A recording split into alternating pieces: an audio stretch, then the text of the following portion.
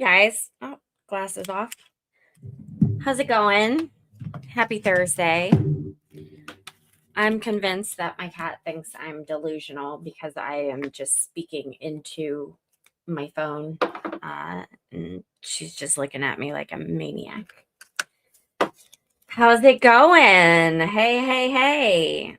So today I am excited because we start a new case. Hooray!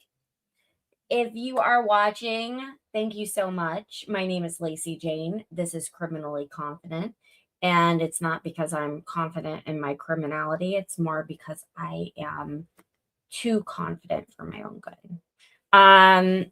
I would kindly ask that you please make sure to hit that thumbs up button so you're liking the stream, and make sure that you subscribe to the channel. That helps me do this. And we are like 40 something people away from my ultimate goal. So no more constantly reminding you guys after we hit this goal.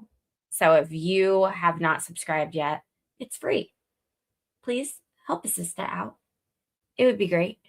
Other than that, the only thing that we might run into that I might have to split my what's it called, my attention with, is the fact that there seems to be a lot of police activity where I live right now. You are on my headphones. I am sorry. Okay. Make that 2 issues: a crazy fucking cat and police issues. They are not related. Hi, Dolly. And hello, Nicole. Thanks so much for being here. It's been a crazy couple hours. It's been a crazy couple hours. So let's go ahead and get this started. At least I got to take a shower. Like, small wins.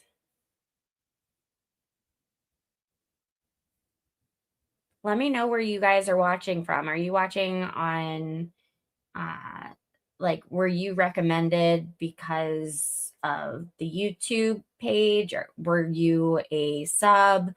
Was it shared with you? That helps me a lot. And I'll make a poll about that.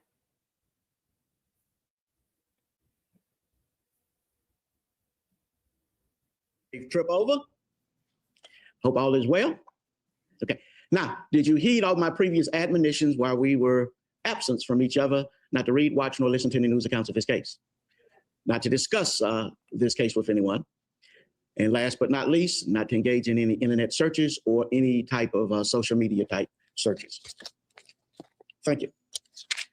Ladies and gentlemen of the jury, you have been selected and sworn as the jury to try the case of the state of Florida versus Casey Marie Anthony. This is a criminal case. The defendant is charged with the crimes of first-degree murder, aggravated child abuse, aggravated manslaughter of a child, and 4 counts of providing false information to a law enforcement officer. The definition of the elements of those crimes will be explained to you later.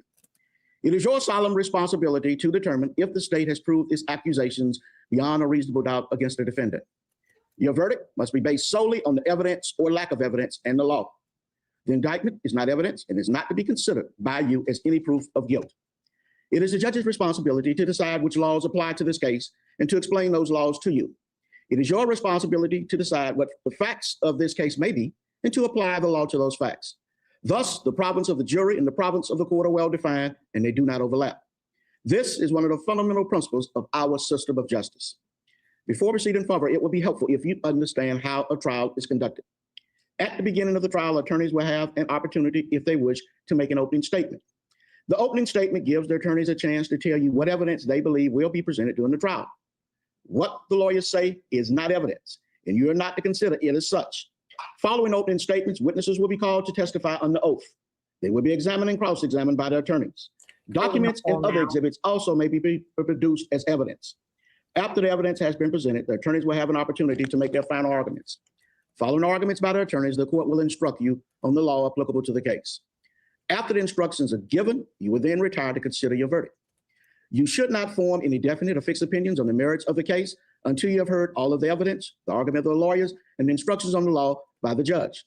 Until that time, you should not discuss the case among yourselves. During the course of the trial, the court may take recesses.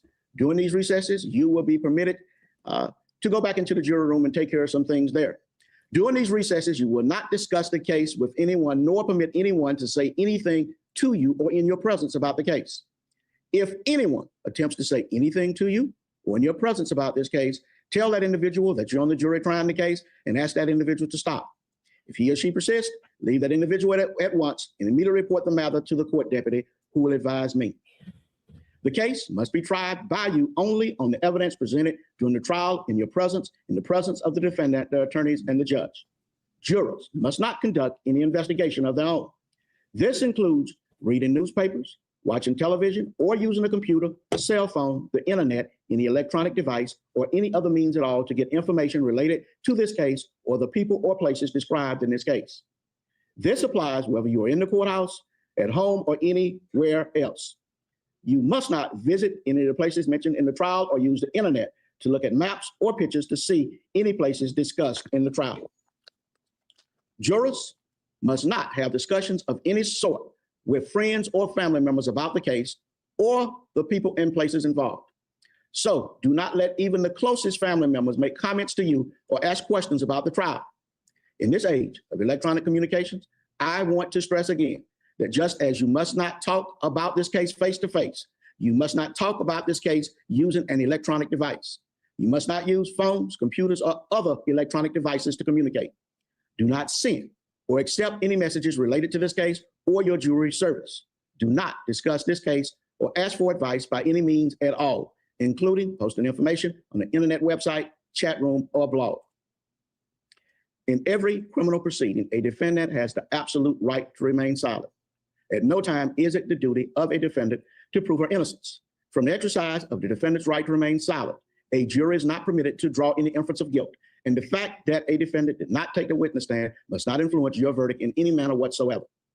The attorneys are trained in the rules of evidence and trial procedure, and it is their duty to make all objections they feel are proper. When an objection is made, you should not speculate on the reason why it is made. Likewise, when an objection is sustained or upheld by me, you must not speculate on what might have occurred had the objection not been sustained, nor what a witness might have said had he or she been permitted to answer. If you would like to take notes during the trial, you may do so. On the other hand, of course, you are not required to take notes if you do not want to. That will be left up to you individually. You will be provided with a notepad and a pen for use if you wish to take notes. Any notes that you take will be for your personal use. However, you should not take them with you from the courtroom. During recesses, the court deputy will take possession of your notes and will return them to you when we reconvene. After you have completed your deliberations, the court deputy will deliver your notes to me. They will be destroyed. No one will ever read your notes. If you take notes, do not get so involved in note-taking that you become distracted from the other proceedings. Your notes should be used only as an aid to your memory. Whether or not you take notes, you should rely on your memory of the evidence, and you should not be unduly influenced by the notes of other jurors. Notes are not entitled to any greater weight than each juror's memory of the evidence. Does the state care to make an opening statement at this time? Yes, Your Honor. You may proceed. Good morning, ladies and gentlemen. Welcome to Orange County. As we have heard several times throughout the course of the jury selection proceedings, this is the case of the state of Florida versus Casey Marie Anthony. However, it is time to tell the story of a little girl named Kaylee. Eventually, at about 8 o'clock that night, somebody at the Anthony home, Cindy, you will hear from the testimony, contacts her son, Casey Anthony's older brother, Lee. Lee Anthony tries to find his sister based on some research he did on people's Facebook pages, where he hears or reads or learns that his sister is going to be at a nightclub in downtown Orlando that night. So Lee Anthony gathers up his girlfriend or fiance, Mallory, and they go downtown, and Lee searches for Casey and can't find her. So many pregnant pauses. During this process, Lee Anthony had sent a message or called Annie Downing, one of Casey Anthony's friends, who alerted Casey Anthony that her brother was looking for her.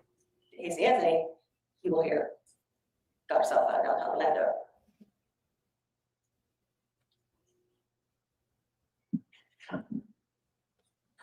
Day 19, Friday, July 4th. This is 1.5 times speed too. Casey Anthony is perpetuating this lie to her mother that they're in Jacksonville. However, she tells her former fiance, Jesse Grunn, that Kaylee's at SeaWorld with a nanny. You will hear from an individual by the name of Will Waters, the guy Casey met July 4th, 2008, that she was at his house planning a party for the 4th of July.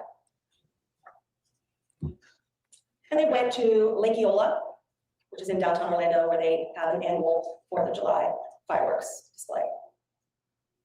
They took a picture. I hate fireworks. Casey Anthony having a good time on the 4th of July, 2008. Tony Lazzaro It always happens. comes home on day 20, Saturday, July 5th. Before he arrives, Casey Anthony is captured on video with Will Waters at an IKEA here in Orlando. No Kaylee Anthony. Is talking excitedly about the fact that her boyfriend, Tony, is coming back from New York. And goes to a place called Buffalo Wild Wings that night with Tony. In the meantime, she didn't forget to tell her mother that her car is now broken down in Jacksonville. And Jeffrey Hopkins is helping her get it fixed. And now we're not going to be back till July 12th. Another week. Buying time, the evidence will show. She tells Cindy that Kaylee Anthony is now staying with Jeffrey Hopkins' mother and Jeffrey Hopkins' son, Zachary. You'll hear from Jeffrey Hopkins that none of that's true. So we go through day 21, 22, 23, 24, 25. It's so messed up. No one knows where Kaylee is. And Casey Anthony is just gallivanting around Orlando, captured on video at Target, captured on video at a Bank of America eventually. And there's no Kaylee Anthony on any of these videos. So where is she? On Friday, July 11th, day 26, Casey Anthony's back at Fusion, a nightclub. On July 12th, day 27, Cindy is getting text messages from Casey that she's still in Jacksonville. She's really at a Winn-Dixie at 9:30 that night. Captured on video. Sunday, July 13th, which is now day 28. Casey Anthony tells her mother that they had to stay longer past July 12th in Jacksonville because of a wedding. Jeff Hopkins' mother's wedding.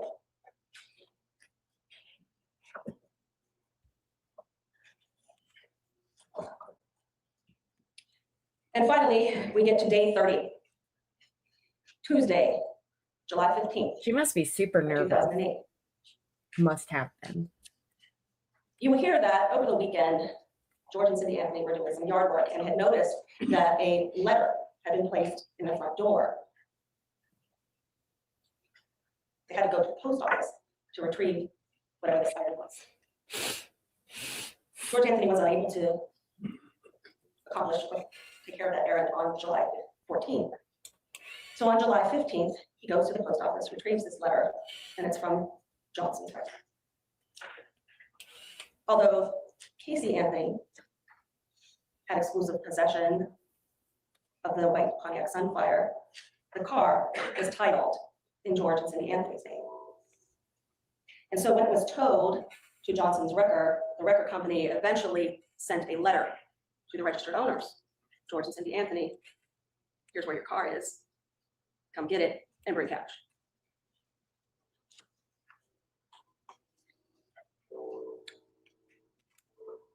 Damn it, that's twice.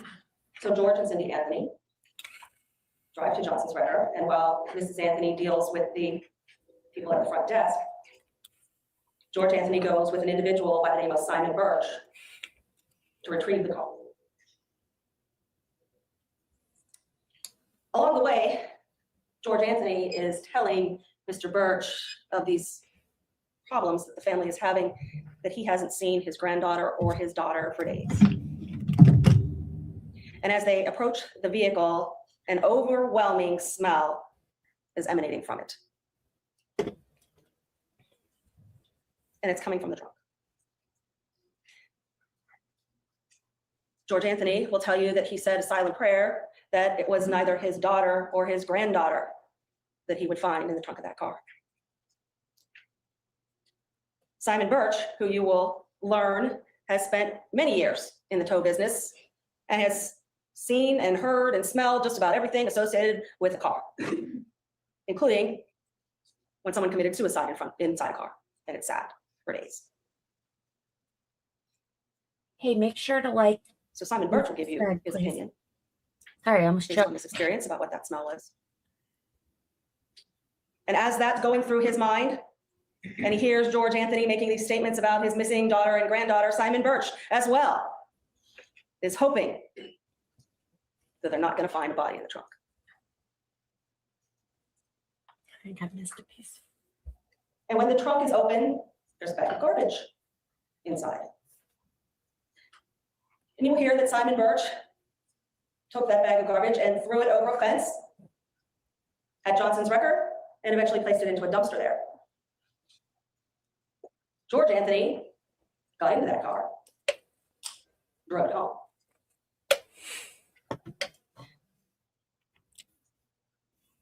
When Cynthia Anthony had her first contact with the car, her words to George Anthony were, "Jesus, what died?" At which point, her husband proceeded to tell her there had been garbage in the car. Is that a cough or a dog? So George and Cindy Anthony go back to their house on Hope Spring Drive. Now, obviously frustrated about the fact that this car is not in Jacksonville, where Casey said she was with Caleb. And that it had been, they learned, at this tow yard since June 30th.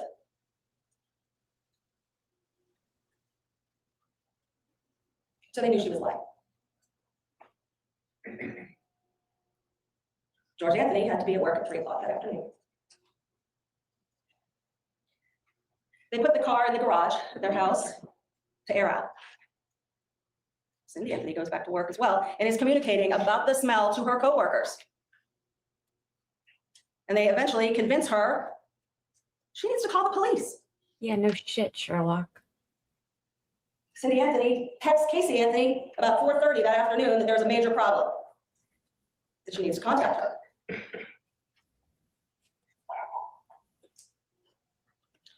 In the meantime, while all this is going on with George and Cindy Anthony, Casey Anthony is happily in her friend Amy Huizenga's car because days earlier, Amy had taken a trip to Puerto Rico. Puerto Rico. And now Casey has her car. And on July 15th in the afternoon, Casey Anthony makes an appointment for another tattoo. Oh. Tells the guy at the tattoo place that she's going to bring Kaylee in with her when she gets this tattoo. Is captured on a Bank of America surveillance video. What a weird thing to do with your child. No? As she's driving to the airport, she speaks with a woman, a girl, a young lady by the name of Erica Gonzalez. Gives Erica the impression that Kaylee's in the car with her. When she picks up Amy, she tells Amy that she got a call from Kaylee Anthony that day on her cell phone. And eventually, Amy Huizenga drops off Casey Anthony at her boyfriend, Tony Lazzaro's apartment. Amy Huizenga, you will hear from the testimony, goes with friends of hers in her car to the Florida Mall. Going to the mall. And Cindy Anthony is at home, trying to figure out a way to get in touch with Casey. And so she goes through items that were left in the car. Kaylee's car seat was in the car. Casey Anthony's shoes are in the car. Some Why'd clothes they are in the sit car. in the back row? There were dryer Do you sheets think? in the car. There are items in the trunk, in a bin in the car. There is a bag that Cindy Anthony thought Casey used for work. And in that bag is contact information for Amy Huizenga, who Cindy Anthony never met. So Cindy Anthony calls Amy Huizenga and asks if she's seen Casey or Kaylee. Well, Amy just saw Casey. She knows exactly where she is. And even though the two had never met, Cindy Anthony on that day, on July 15th of 2008, is not going to be denied access to her granddaughter to the point where she is tracking down her daughter Casey's friends.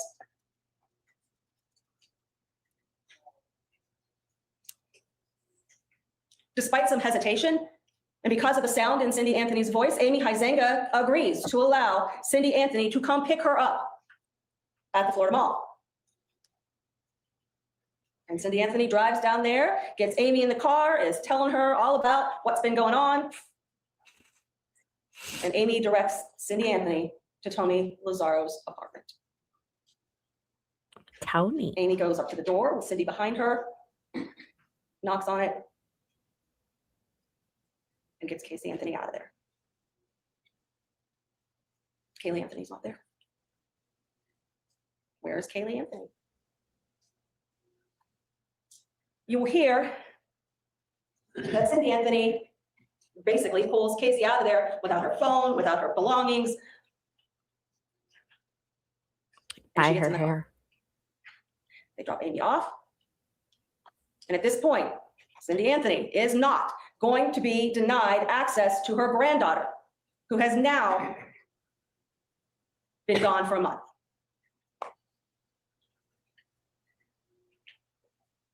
Casey Anthony tries the same old Zanny story with Cindy, but Cindy Anthony will not be denied access to her granddaughter.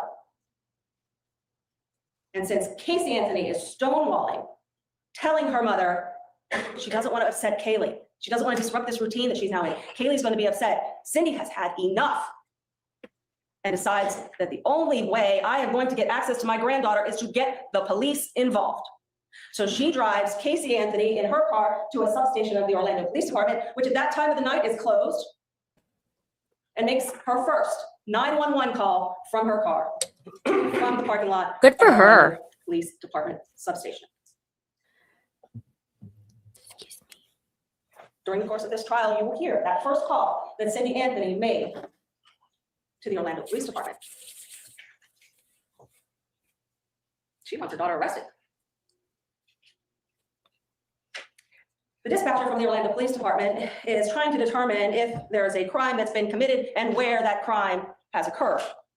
So in making this inquiry, it is determined that the address on Hope Spring Drive where the Anthonys live is actually within the jurisdiction of the Orange County Sheriff, not the Orlando Police Department. And they give Cindy Anthony a choice about whether or not she wants to wait on the side of the road for a deputy to show up or go back to her house and make another call, and she chooses the latter. During this exchange, and while there is some dead air between the dispatcher and Cindy Anthony, you can hear Cindy Anthony threatening to take Kaylee away from Casey Anthony. Oh. And Casey Anthony has to go on with it.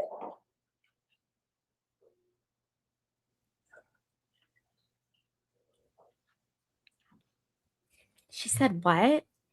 You will learn that during this exchange, George Anthony, who's been apprised of some of this, not all of it, some of it, calls Lee Anthony, Casey's older brother, and says, you need to get to the house. So Lee Anthony, who lives in the area, arrives at the house on Hope Spring Drive just before Cindy and Casey Anthony. And as they pull up, they get out, they rush in, he gets no information. There's the car in the garage. He notices himself that there is an overpowering smell, indescribable smell associated with that call. Okay, I was And as told they to all rewind rush in the 15 house, seconds. Cindy Anthony basically The thing tells is, Lee I to can't. get information from your sister. Okay, so She's not telling me anything. House on Hope Spring Drive, just before Cindy and Casey Anthony. And as they pull up, they get out, they rush in, he gets no information. There's the car and threatening to take Kaylee away. Okay, here. And Casey Anthony has to go on with it. What? Did anyone catch that? I'm not going to do it again. You will learn that during this exchange, George Anthony, who's been apprised All right, of some of whatever. this, not all of it, some of it, calls Lee Anthony, Casey's older brother, and says, you need to get to the house. So Lee Anthony, who lives in the area, arrives at the house on Hope Spring Drive just before Cindy and Casey Anthony. Are they Italian? And as This they is pull up, very they get out, excitable. they rush in, he gets no information. There's the car in the garage. He notices himself that there is an overpowering smell, indescribable smell associated with that car. And as they all rush in the house, Cindy Anthony basically tells Lee to get information from your sister. She's not telling me anything. I want her to take me to Kaylee now. Shortly thereafter, Cindy Anthony makes her second 911 call, which you will hear. This time it goes to the Orange County Sheriff's Office. And she again talks about having her daughter arrested and mentions at that time a possible missing 3-year-old.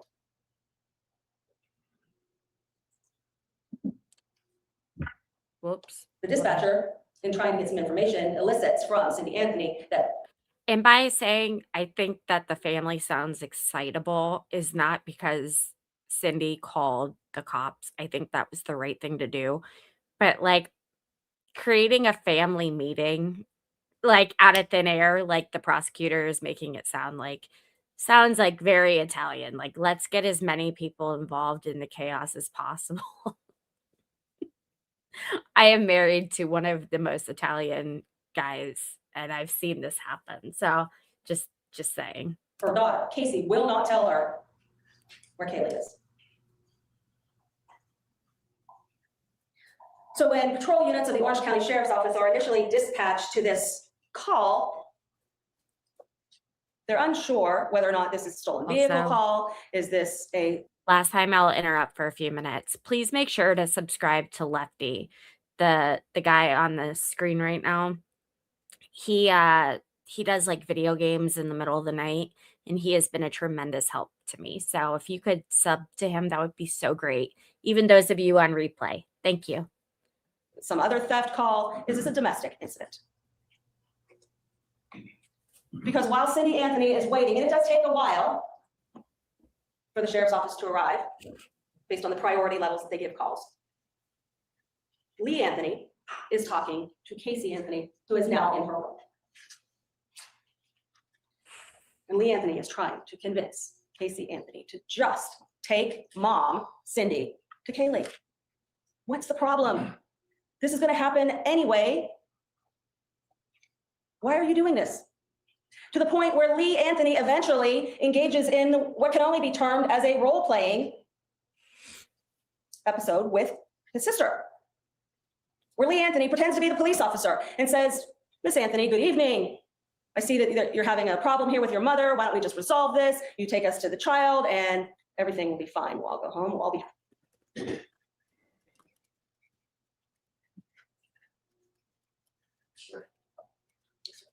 Let's stop for a moment.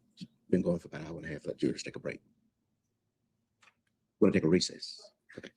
Okay, ladies and gentlemen of the jury, we're going to take a 15-minute recess at this time. I'm going to ask you not to discuss this case among yourselves nor with anyone else. Please remember all of my previous admonitions. We'll be in recess for 15 minutes. Shout out to Valeheimer Media. Okay, state recognized persons jury. That's the defense. Members of the jury, did you heed all my previous admonitions? Ms. Burdick, you may continue.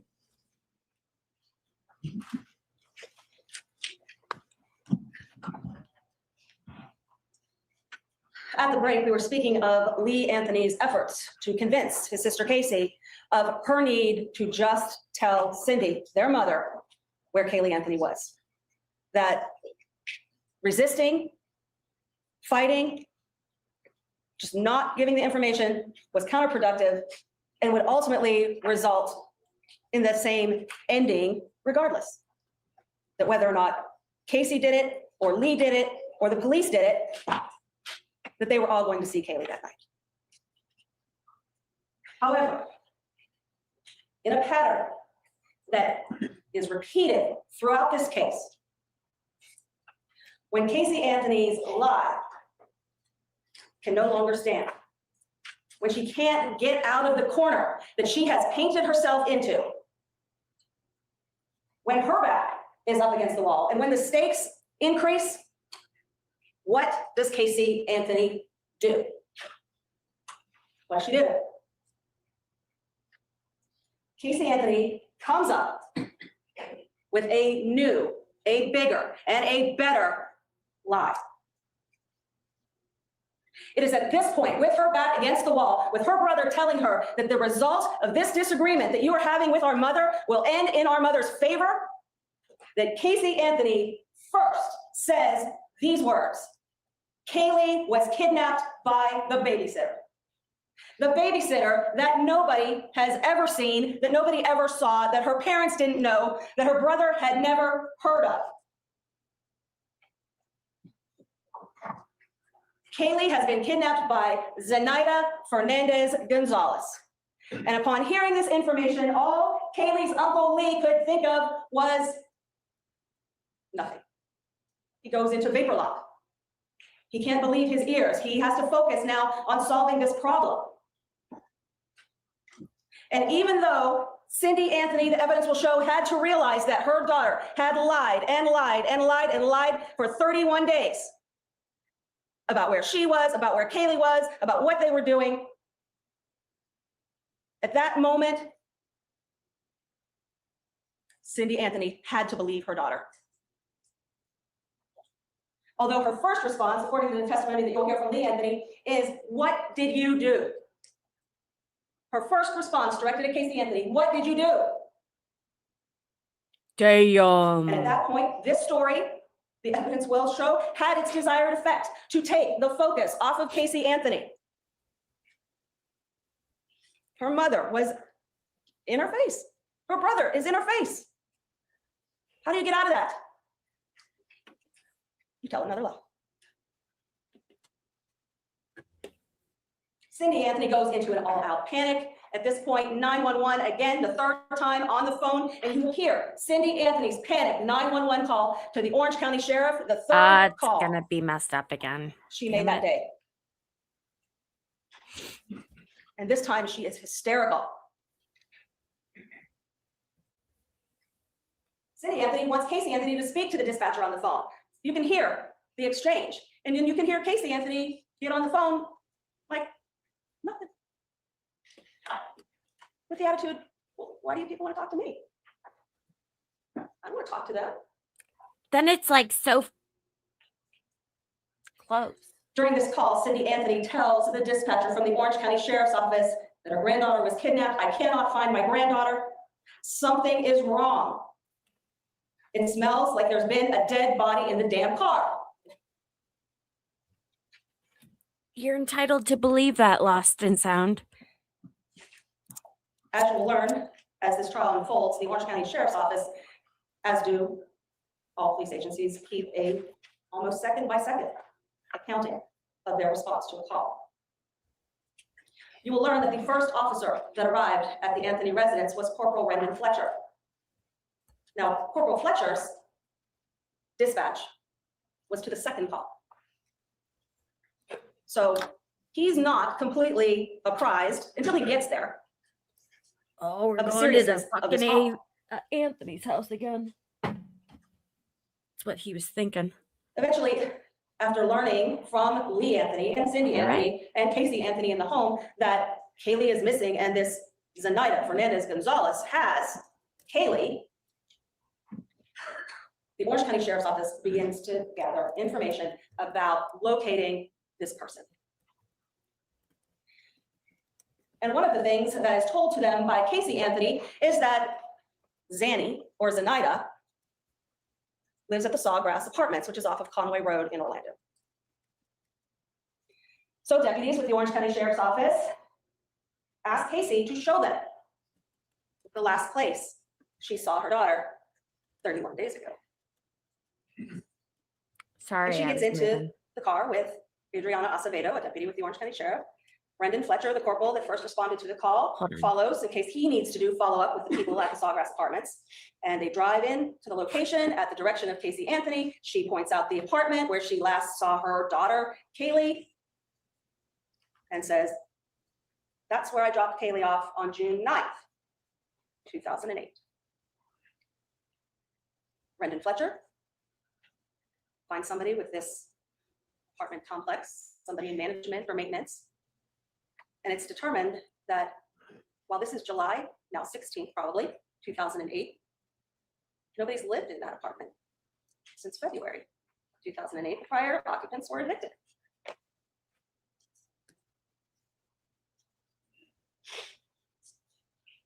So when these deputies from the Orange County Sheriff's Office returned to the Anthony home with Casey and no Kaylee, what does Cindy Anthony do? She continues to insist that something be done.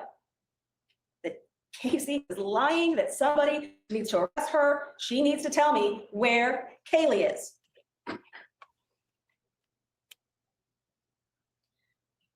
During this process, deputies send somebody to Tony Lazar's apartment where Casey's cell phone was.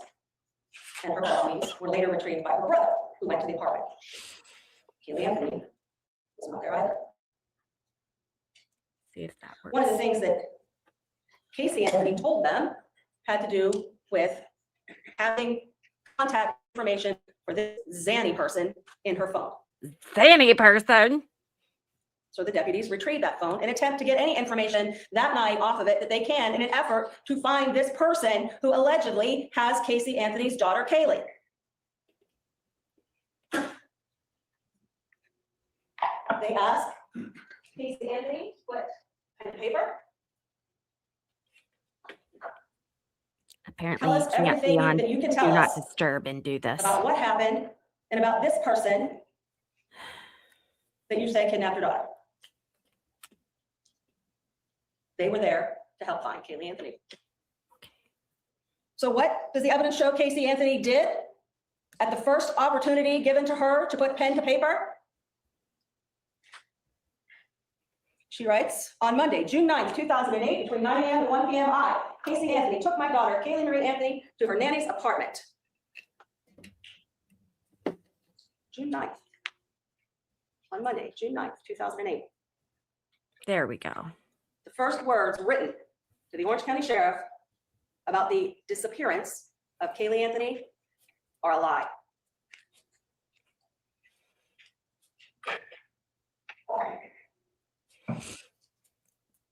This statement is single-spaced, 4 pages, and during the course of this trial, you have the opportunity to review it, and you will see that it's 4 pages of lies.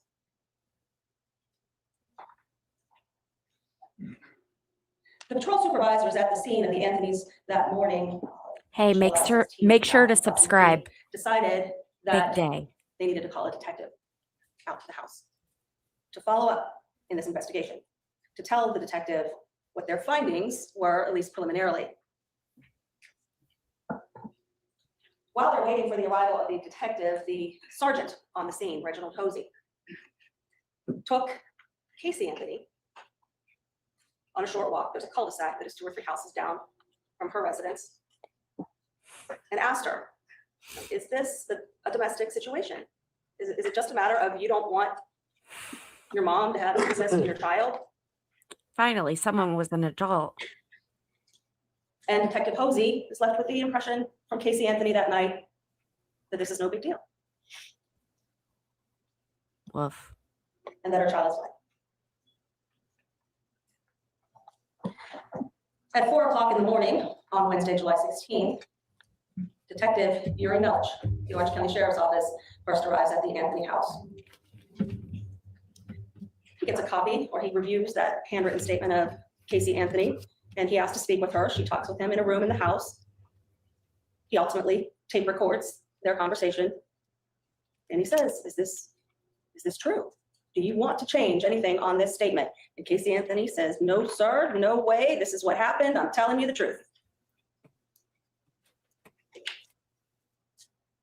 One of the things that she had relayed to the Orange County Sheriff's Office was that she had a phone, another phone that was lost at Universal Studios where she worked, that there were people who were employees of Universal Studios who she had told about this situation.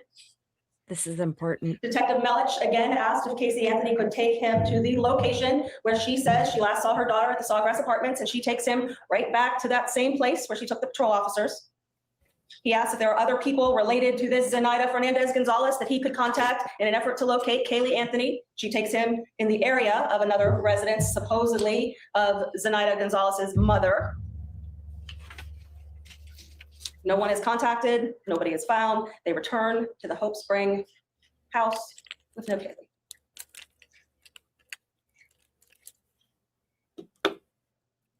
Casey Anthony goes back in her house, and Yuri Melich begins his investigation. And that investigation begins at Universal Studios. Dum, dum, Yuri dum. Melich contacts a employee of Universal Studios by the name of Leonard Tutura in an effort to determine where Casey Anthony works. I was going to where say, these is other that people that she said HR? can be contacted work, how they can be contacted. And Detective Melich learns Casey Anthony doesn't work at Universal Studios. Wow. Casey Anthony hasn't worked at Universal Studios for years. Wow. These people that she told you were here, they don't work here.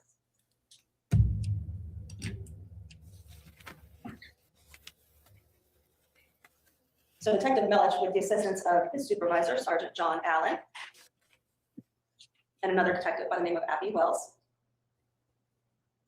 made contact with Casey. The first contact is made by Detective Melich over the phone, where he calls Casey Anthony and says, you work at Universal Studios, and this is the information, verifying what she had told him before. She's like, yes, absolutely, of course. Yes, you're right, that's it. He knows, it's a lie.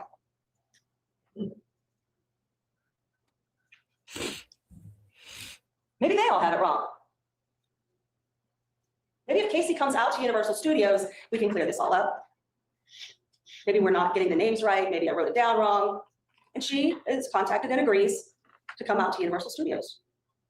So Detective Melich is there with Leonard Tutura, and John Allen and Abby Wells go to the Anthony house, pick up Casey Anthony, and she accompanies them to Universal Studios. She drives them to the park, just has idle chit chat with them on the way, and they get to the security gate at Universal Studios, and she's denied access. They're suggesting she doesn't work here. They ask her for her identification. She tells them, I forgot, I don't have it. Oh, God. Leonard Tutura, who's there with Yuri Melich, allows them to come in anyway. And there, Casey Anthony is supposed to show them the office where she works and where she lost her phone, or where there might be some information about Zenaida Gonzalez. And you will hear testimony that Casey Anthony walks with purpose through that security gate and heads towards an administration building, walks in, and Ron, you'll have to stick around and watch. true to what we've seen, or you will see during this case, is at the end of the hall. And she puts her hands in her back pocket and smiles. All right, I don't work here.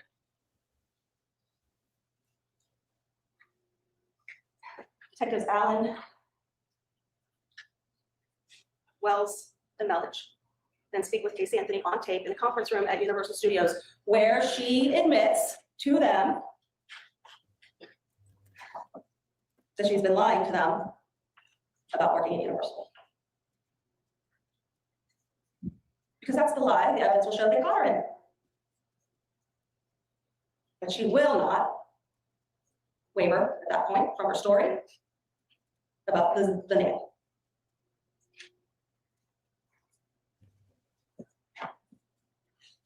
So in an effort to find this person she insists exists, the detectives take her from Universal and show her pictures in the driver's license database of individuals with the name Zenaida Gonzalez.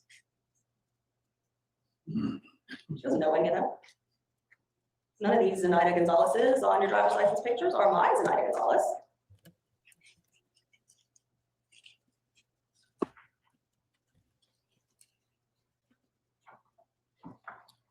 At this point, since Casey Anthony admitted to them that she lied during the process of this investigation, she was arrested. And at this point, the investigation, by necessity, takes two different paths. There was the investigation that continued into attempting to locate this person that Casey Anthony insisted had her daughter, this Zenaida Gonzalez. There were tips and phone calls and sightings of Kaylee Anthony all across the country, on airplanes, in gas stations, all over the place. Tips that were followed up by members of the Orange County Sheriff's Office, the Florida Department of Law Enforcement, the Federal Bureau of Investigation, local police agencies in different states know Kaylee Anthony and know Zenaida Gonzalez.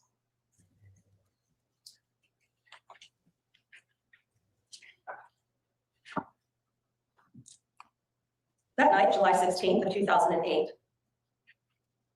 with the permission of George and Cindy Anthony, the Orange County Sheriff's Office seized Casey Anthony's white Pontiac Sunfire. And you will hear testimony from crime scene technicians and ultimately the individuals who evaluated and analyzed evidence taken from that truck during the course of this trial.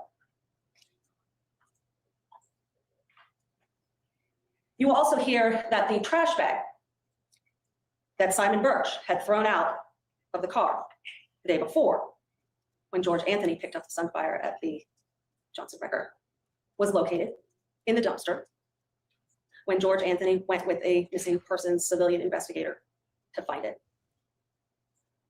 Was there something in that garbage that would help the Orange County Sheriff's Office find his granddaughter? George Anthony wanted to know.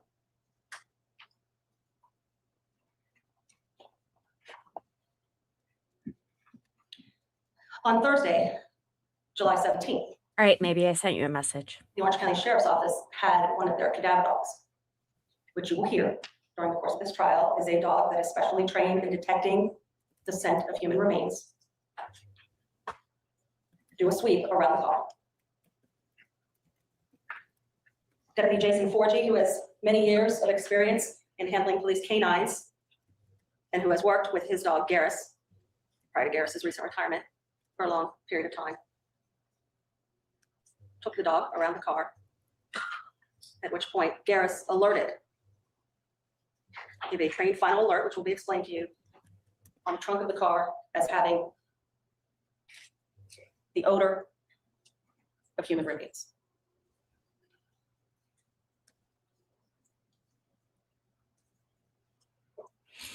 Later that day, Garrus was taken to the Anthony residence, where, again, George and Cindy Anthony had given permission to the members of the Orange County Sheriff's Office to look in their yard to see if there was any evidence that would help them learn what happened to Kaylee. Where was Kaylee? And then again, in the backyard, near Kaylee's playhouse, Garrus alerted to the odor of human decomposition. Oh.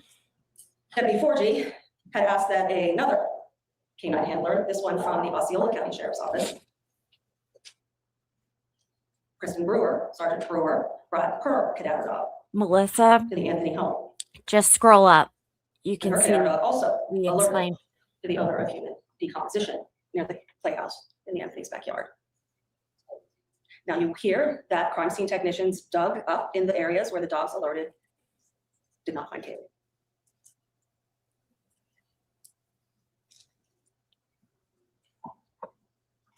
Evidence from the car was also preserved: hair, air samples, samples from the carpet lining the trunk, samples from the spare tire cover were cut and collected in tin cans by members of the Orange County Sheriff's Office.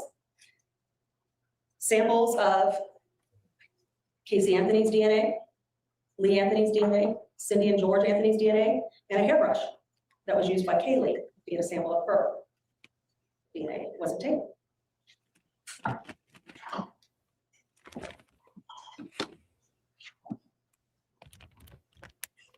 The hair and other debris collected from Casey Anthony's Pontiac Sunfire was sent to the Federal Bureau of Investigation's laboratory in Quantico, Virginia. And you will hear that the evidence and testimony in this case establishes that forensic science has discovered that there is a distinctive band of discoloration that occurs at the root end of a hair under very specific and unique circumstances. According to these scientific studies, you will hear this artifact occurs only and has only been seen in hairs taken from decomposing human bodies. Of the many hairs that were found in the trunk of Sunfire, one hair exhibited the classic characteristics as described. This supports the prior investigative findings, not only as it relates to the alerts by the trained cadaver dogs, but also the ability of those people who have smelled a dead body before to know what it is. These findings led to the inescapable conclusion that, in fact, a dead body had been in the trunk of Casey Anthony's car. And you will learn that the FBI compared the hair that I just described to hair collected from Kaylee Anthony's hairbrush through the use of mitochondrial DNA, which will be explained during the course of the trial, as well as microscopic analysis, and determined through the unique characteristics of the hair that they were indistinguishable from those of Kaylee Anthony. The testimony in this case regarding the analysis of this hair will convince you that it was the hair of Kaylee Marie Anthony that was found in that trunk. Nevertheless, in order to further establish the nature of the odor emanating from Casey Anthony's trunk at that point, the Orange County Sheriff's Office contacted an individual who is the leading expert in the field of the biochemistry of the odor of human decomposition. That individual, Dr. Arpad Voss, will be testifying for you during this trial. And in 20 years of studying the chemistry of the odor of decomposition, he has spent the last 10 concentrating on identifying the chemical composition of the very distinctive odor of decomposition, of human decomposition. Dr. Voss will tell you that when he opened this can that was collected by the Orange County Sheriff's Office that contained samples of the spare tire cover in the trunk of Casey Anthony's car, he immediately recognized the unmistakable odor of human decomposition. Now you will learn that his research and others' research into this area is ongoing. And he will tell you about the instrumental analysis that he performed on the odor from the substance from this piece of spare tire cover taken from the trunk of Casey Anthony's car. What you will learn is that these compounds are consistent with a decompositional event occurring in the trunk of the car, possibly of human origin. But Dr. Voss will also tell you that during his analysis of those pieces of spare tire cover, that he found something unexpected. His instrumental analysis found the highest concentration of chloroform that he's ever seen. And while he will tell you that small amounts of chloroform have been found in human decomposition under specific circumstances, his analysis of the evidence in this case showed a concentration of chloroform thousands of times greater than he had seen produced by human decomposition alone. I tried my best. The amount that he detected simply cannot be accounted for by human decomposition alone. You also hear that different sections of this same spare tire cover, the samples from it were sent to the Federal Bureau of Investigation, Crime Laboratory, and they independently confirmed through separate analysis the presence of chloroform. Upon receipt of this information, the Orange County Sheriff's Office detectives contacted the forensic computer analysts with their agency. You will learn that of the items collected from the Anthony household, one was a desktop computer. The hard drive from that desktop computer had been in the possession of the Orange County Sheriff's Office since July 16th or 17th of 2008. And when this information was passed along to these examiners, based on Dr. Voss's findings, which occurred at the end of August or beginning of 2008, the computer analysts were asked to perform a keyword search of the hard drive of that desktop computer for the word chloroform. No. And you will hear, in this case, testimony from Sandra Osborne, who is a forensic computer examiner, that her analysis of the computer revealed searches on March 17th and March 21st of 2008. What you will hear is that internet searches were conducted by a user in the Anthony home using Google. You will hear that on Monday, March 17th of 2008, between 1:43 and 1:55 in the afternoon, Google searches were done on that computer for the words chloroform, alcohol, acetone, and peroxide. You will hear that on Friday, March 21st, 2008, between the hours of 2:16. Oh my gosh. Have you guys made sure that you're subscribed to the channel? Because I don't know if you see the big pinned message. Today is the day, which means the next stream is going to be bonkers. So make sure you're subscribed, like the stream. Let's freaking go. And 2:28 p.m. Google searches were conducted for, quote, how to make chloroform, quote, how to make chloroform with a different spelling, quote, self-defense, quote, household weapons, quote, neck breaking, quote, shovel. That's awful. In addition to those Google searches, there were Wikipedia searches conducted on March 17th, 2008, between the hours of 1:53 and 1:58 p.m. for the words inhalation, chloroform, alcohol, acetone, peroxide, hydrogen peroxide, and death. On Friday, March 21st, 2008, between 2:16 and 2:28 p.m., a Wikipedia search was done for the word shovel. Also on that date, there were searches using websites blogspot.com, scipot.com, druglibrary.org, instructables.com for these words, quote, making weapons out of household products, quote, chloroform habit, quote, chloroform, quote, how to make chloroform, and quote, chloro 2. You will learn that Cindy Anthony was working on those days and at those times. You will learn on March 21st, George Anthony was working on those days and at those times. And you will learn from the forensic computer examiners that the context, searches surrounding before and after these searches were done on that laptop, on that desktop computer at the Anthony home, revealed that there could have been no other user making those searches than Casey Anthony. Oh dear. You will hear that despite the mounting evidence that made it more and more obvious as we got into September of 2008 that Kaylee Anthony was dead, that the Orange County Sheriff's Office and many thousands of private citizens continued to search. These search efforts, you will hear, in many areas were hampered by the passage of time and standing water that was created by Tropical Storm Faye in late August of 2008. Many additional attempts were made to locate this Zenaida Fernandez Gonzalez. Go figure. She's never been seen. George and Cindy Anthony held out hope that their precious granddaughter would be found alive. However,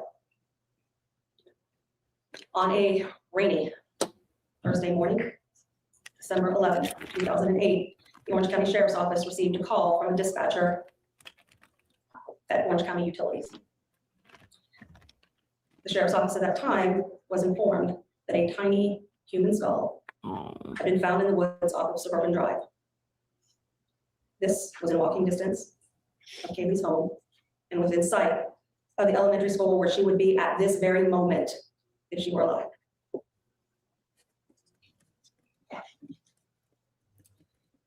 Examination of that scene revealed that the body of Kaylee Marie Anthony had been wrapped in a Winnie the Pooh blanket, stuffed into multiple garbage bags, shoved into a laundry bag, and thrown into a littered swamp like she was just another piece of trash.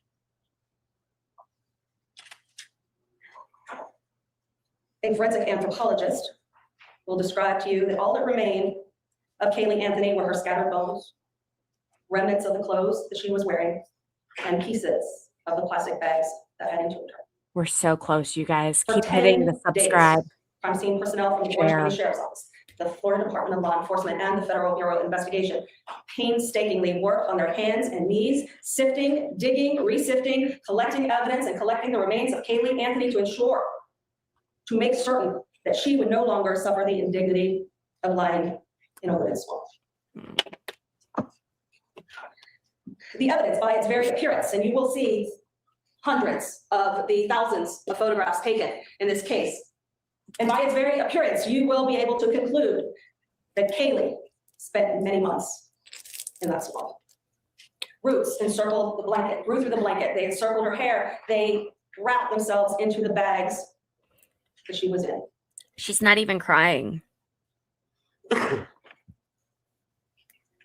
As you have seen in the photograph taken at the scene on December 11th of 2008, duct tape covered the nose and mouth area of that tiny human skull. The cotton and polyester backing of that duct tape was disintegrating in the harsh environment in which she lay. You will learn that 3 pieces of overlapping duct tape covered the nose and mouth of Caylee Anthony. You will learn that the duct tape was placed on her prior to decomposition as it held the mandible or the jaw to the head. You will learn that the duct tape was stuck in the hair, indicating that Caylee's killer never intended that it be removed. You will learn that the brand and style of the duct tape are distinctive and not widely available.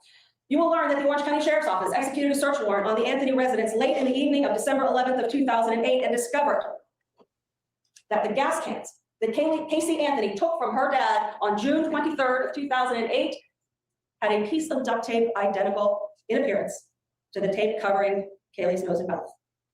Oh.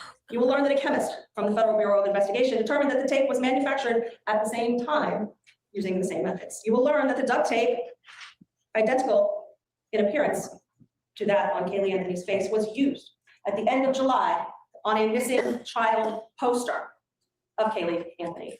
You will hear that the pieces of shirt that remained Well, it had to be and the plastic logo that once appeared on that shirt, "Big Trouble Comes in Small Packages," were captured in photos of Caylee and Casey Anthony taken in January and March of 2008.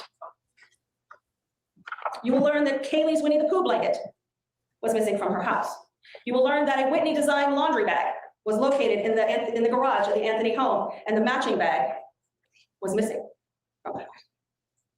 You will learn that upon autopsy, there was no evidence of any trauma to Caylee's bones. And you will learn that the only evidence indicating the cause of death of Caylee Marie Anthony are the 3 pieces of duct tape covering her nose and mouth.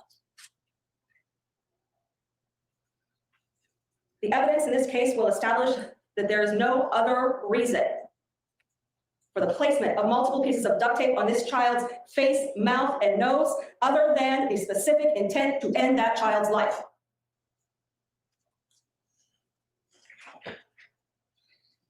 As difficult as it may be for anyone to accept that a mother would intentionally kill her own child, from the evidence that you will hear in this case, there is no other conclusion that can be drawn. Caylee Marie Anthony was not kidnapped by a nanny or any others. No one but Casey Anthony had access to all the pieces of evidence in this case: the duct tape, the laundry bag, the blanket, the shorts, the shirt, the car.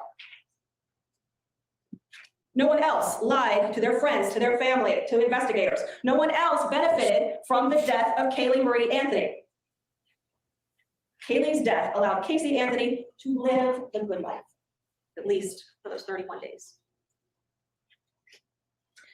At the end of this case, you will have no trouble concluding that Caylee Anthony was murdered by her mother, Casey Anthony. And at the conclusion of all of the evidence and argument in this case, we will be asking you to return a verdict that reflects the truth of what happened to Caylee Anthony. And that is that Casey Anthony is guilty of the crime of murder in the first degree. All right. Let's go ahead and whoops.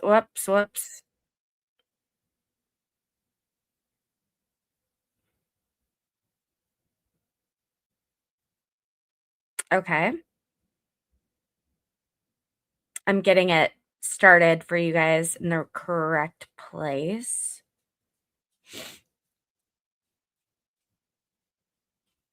StreamYard is being frisky with me.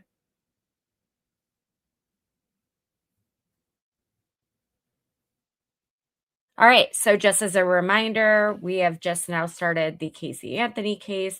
This is an older case, but it goes along with my December theme of just stay away from crazy women, especially around the holidays. So if you could double make sure that you are subscribed to my channel, that is going to do a tremendous amount. It's going to make me really happy. Started off the sentence wrong. And please like the stream. That will help boost the algorithm so this gets in front of more people. And I'm here every day, every Tuesday through Friday, starting at 3:30 Eastern. I'd love to have you here more regularly. This is what we do. My chat is awesome. All right, let's continue this. Good afternoon, ladies and gentlemen. On behalf of the defense, I want to thank you for the sacrifice that you've made in your jury service and coming here and helping us see justice. We know it's no easy task, and we intend, I'm sure, both sides on getting you home as quickly as possible once you have all of the information that you need, and not a moment before. We are here, and you had to leave your homes because of an onslaught of publicity that lasted for 3 years. In the middle of sound bites and sensational media coverage, Casey Anthony stands trial for her life. Now, what I'd like to cover with you, I organized my opening statement into several different ways. I'd like to cover with you what I'm going to go over first. First off, I'd like to tell you what happened. We sat through almost 2 hours. There was day 1, day 2, day 3, day 4, and so on and so on. And no one ever told you what happened. But today, you will be the first people to know exactly what happened to Kaylee Marie Anthony. I will also discuss with you Mr. Roy Kronk. That name was silent throughout the first 2 hours of this morning. And I think you're going to find after I conclude that it's going to be shocking why that name wasn't mentioned to you previously. And what, if any, role Mr. Kronk will have in your evaluation of the evidence. I think that's very important, and we're going to cover that. After that, I'd like to talk to you about the investigation. This investigation was extremely thorough when it comes to focusing in on Casey. Probably the most comprehensive investigation that you will ever come across and in the history of the state of Florida. It was directed at one person and one person only. Now, the problem with this investigation that you'll find is that it reached a level of desperation. And that's going to be covered throughout my opening statement and my opening remarks. At what point do we stop speculating? At what point do we stop guessing? At what point do we stop being so desperate? Now, after the investigation, I want to talk to you about Suburban Drive. Suburban Drive is a location which is right around the corner from the Anthony home, and it is where Kaylee's remains were recovered. And there are numerous suspicious circumstances surrounding that location, and I want to make sure it's brought to light to you. I want to make sure you all understand what was there, who was there, and for how long. And then after that, I'd like to discuss Ms. Anthony's car. Now, 27 as you noticed from this freaking morning, people away. there was a significant amount of time that had to deal with this car. And the evidence, or the lack of evidence, or the confusion of the evidence that surrounds this car will probably double, if not triple, the length of this trial. And at the end of it, you may find yourselves asking yourselves, after so much time, is that really relevant? Does it answer the question? Does it tell us how Kaylee died? And that's why you're all here today. We're not here to talk about day 1, day 2, day 3, day 4. We're not here to talk about how inappropriate Casey acted, her foolish actions. We're here to talk about, and we're here to find out exactly how Kaylee died. And that's the key issue throughout this entire case. You may get distracted by emotion, and you may get distracted by what some might say reaches the level of bizarre. But you cannot lose focus, and you cannot forget that you're here on a first-degree murder case, a death penalty case, where they want to take someone's life. And that's what we're here for. And you're going to find that this is not a murder case. This is not a manslaughter case. This is not a case of aggravated child abuse. This is none of those things. But you can't be distracted. We all chose you because we thought you were the best jurors to sit on this case. You wouldn't be distracted by emotion that would let the law guide you in making a just decision. The death of a child is a horrible, horrible tragedy. Ugh. And no one here is going to ever say otherwise. But we have to remain focused. We're not the media. We don't have the opportunity to speculate and to draw in viewers and to sensationalize life. And that's what we're going to talk about throughout this trial, is life. Some of the happy things, but many of the ugly things that come along with life. And that's what this case is going to be about. Afterwards, I want to talk about the forensics. Exactly what reliable forensics you can rely on, and what isn't necessarily science, but more like science fiction. And you'll see that throughout the course of this trial as the state reaches that level of desperation. And then I want to conclude with my parting remarks and tell you where I think at the very end of this trial we will end up. Now, everyone wants to know what happened. How in the world can a mother wait 30 days before ever reporting her child missing? Yeah. It's insane. It's bizarre. Something's just not right about that. Well, the answer is actually relatively simple. She never was missing. Kaylee Anthony died on June 16, 2008, when she drowned in her family's swimming pool. You're going to hear that Kaylee loved to swim, and Kaylee could get out of the house very easily, and did so on that day. We hear about it every day, or once a week, or once every other week. We hear of a story on the news, or we'll see a little blurb on the newspaper Heard about it about today. some poor child who accidentally drowned in the family swimming pool. Well, the reason we're all here is because not of the commonality of this tragedy. Well, that's unfortunately, it's far too common. In fact, in the state of Florida, it is the #1 way that children die, is drowning in swimming pools. But what makes this case different? What makes it unique? It's the #1 way that children die under the age of 4, aside from motor vehicle accidents. Get your kids swimming lessons. I used to be a swim instructor for little kids. It's so important. Sooner the better. The reason we're all standing here today is because not of the commonality, but of the uniqueness of the family that it happened to. You will hear stories about a family that is incredibly dysfunctional. You will hear about ugly things, secret things, things that people don't speak about, things that Casey never spoke about. Come with me to 4937 Hope Spring Drive, where, as you can see, it looks like the all-American home. In fact, you can drive by any home in the United States and never know what goes on behind closed doors. You never know what secrets lie within. You never know what's going on.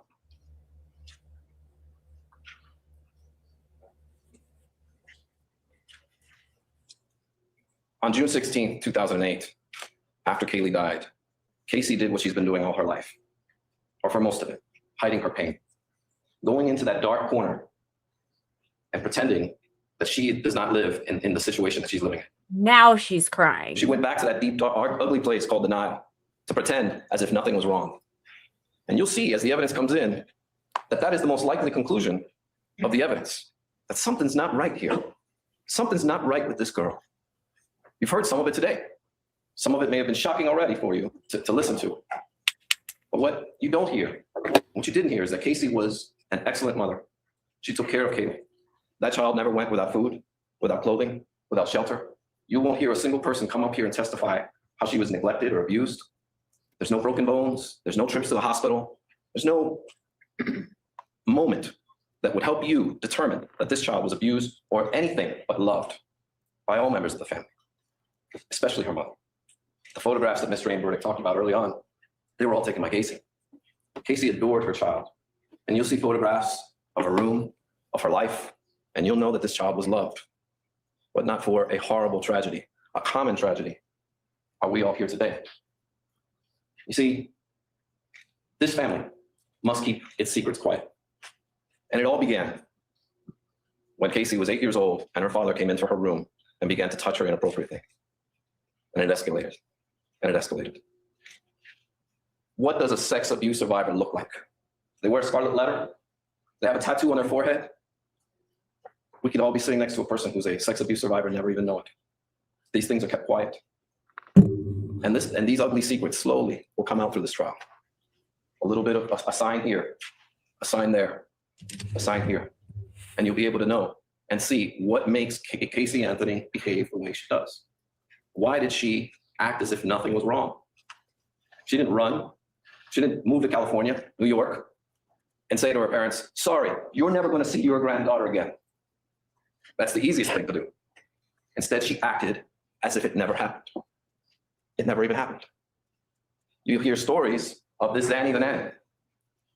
It's true. For 2 years, she pretended she had a job and pretended she had a nanny. Is that normal? Is that what normal people do? They get dressed up. They pretend that they're going to work. They have fake emails from work. Well, there was a reason behind this. Something's not right here.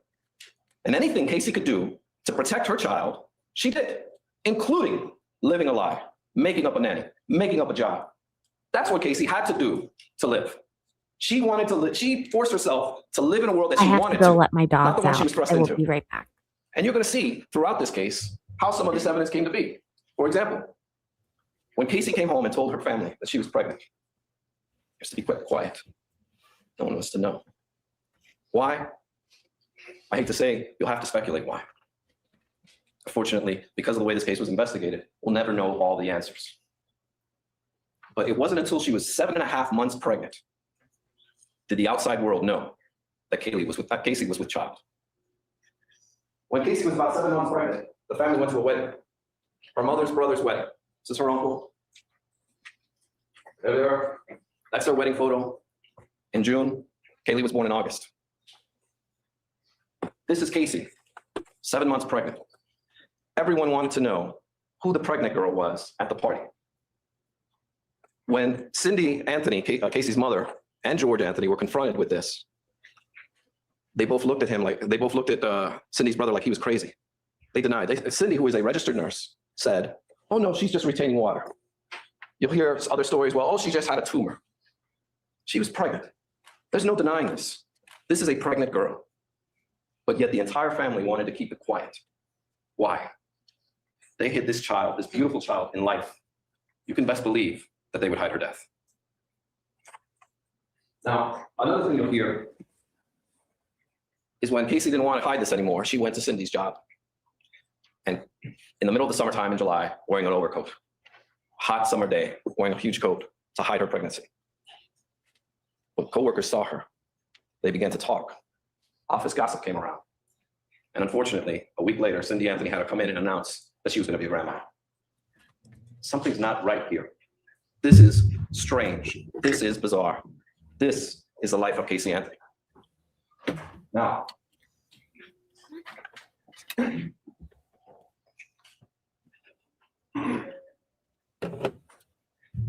as this case was being investigated, this all came to light. Everyone was aware that they hid this beautiful child like a flower in the attic. They treated this pregnancy as if it never happened. And yet you're that's here, a Claire. little suspicious. Hey. And you'll hear evidence that Casey has a brother, and he too wanted to follow in his father's footsteps. And on certain occasions when he was a teenager, he attempted to also touch his sister, although it didn't go as far. It got so bad that the FBI did a paternity test to see if he was Kaylee's father. What?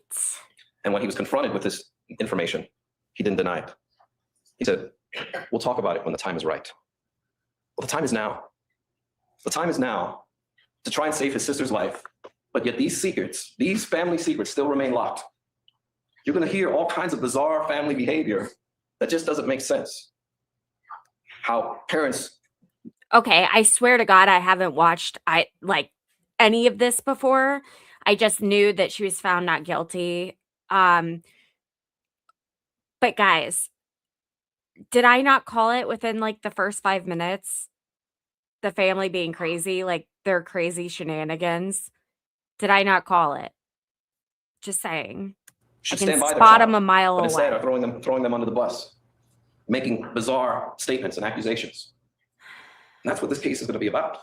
You're going to hear all kinds of interesting behavior from all parties, not just Casey. And once you see some of this behavior, you'll realize that the apple doesn't fall very far from the tree. We are what we are because of who brought us into this world and how we were raised. Casey was raised to lie. This child, who at 8 years old, learned to lie immediately. She could be 13 years old, have her father's penis in her mouth, and then go to school and play with the other kids as if nothing ever happened. Nothing's wrong. That will help you understand why no one knew that her child was dead. That's the most important thing you must keep in the back of your mind, is that, Did he just say that? Sex abuse does things to us. It changes you. Some people are fortunate to live with it. Others are not. And in this sad tragedy, it had to happen to Casey.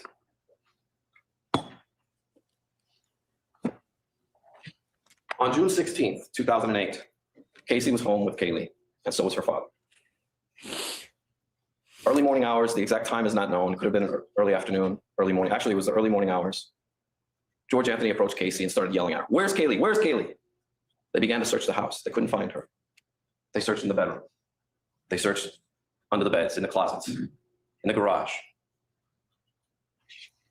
Then they went outside.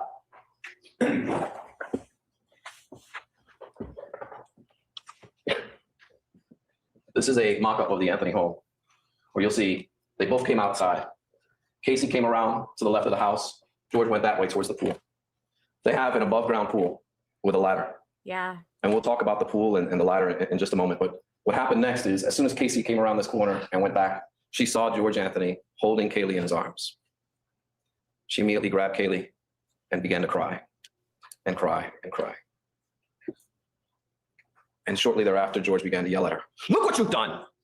Your mother will never forgive you, and you will go to jail for child neglect for the rest of your freaking life." She cried and asked for her father's help. And it was shortly thereafter that George did help. It's at this moment that Casey should have been stronger. Casey should have called 911. Casey should have done the right thing. And that's what she's guilty of. She's not guilty of murder. This is not a murder case. This is not a manslaughter case. Yeah, I don't This is a sad, tragic accident.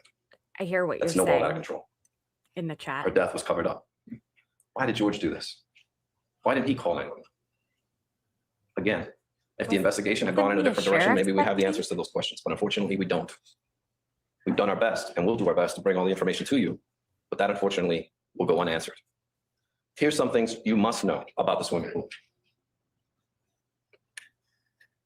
Cindy Anthony will testify that on June 15th, as Ms. Drain-Burdick mentioned, Cindy Anthony and Kaylee went swimming. That was Father's Day.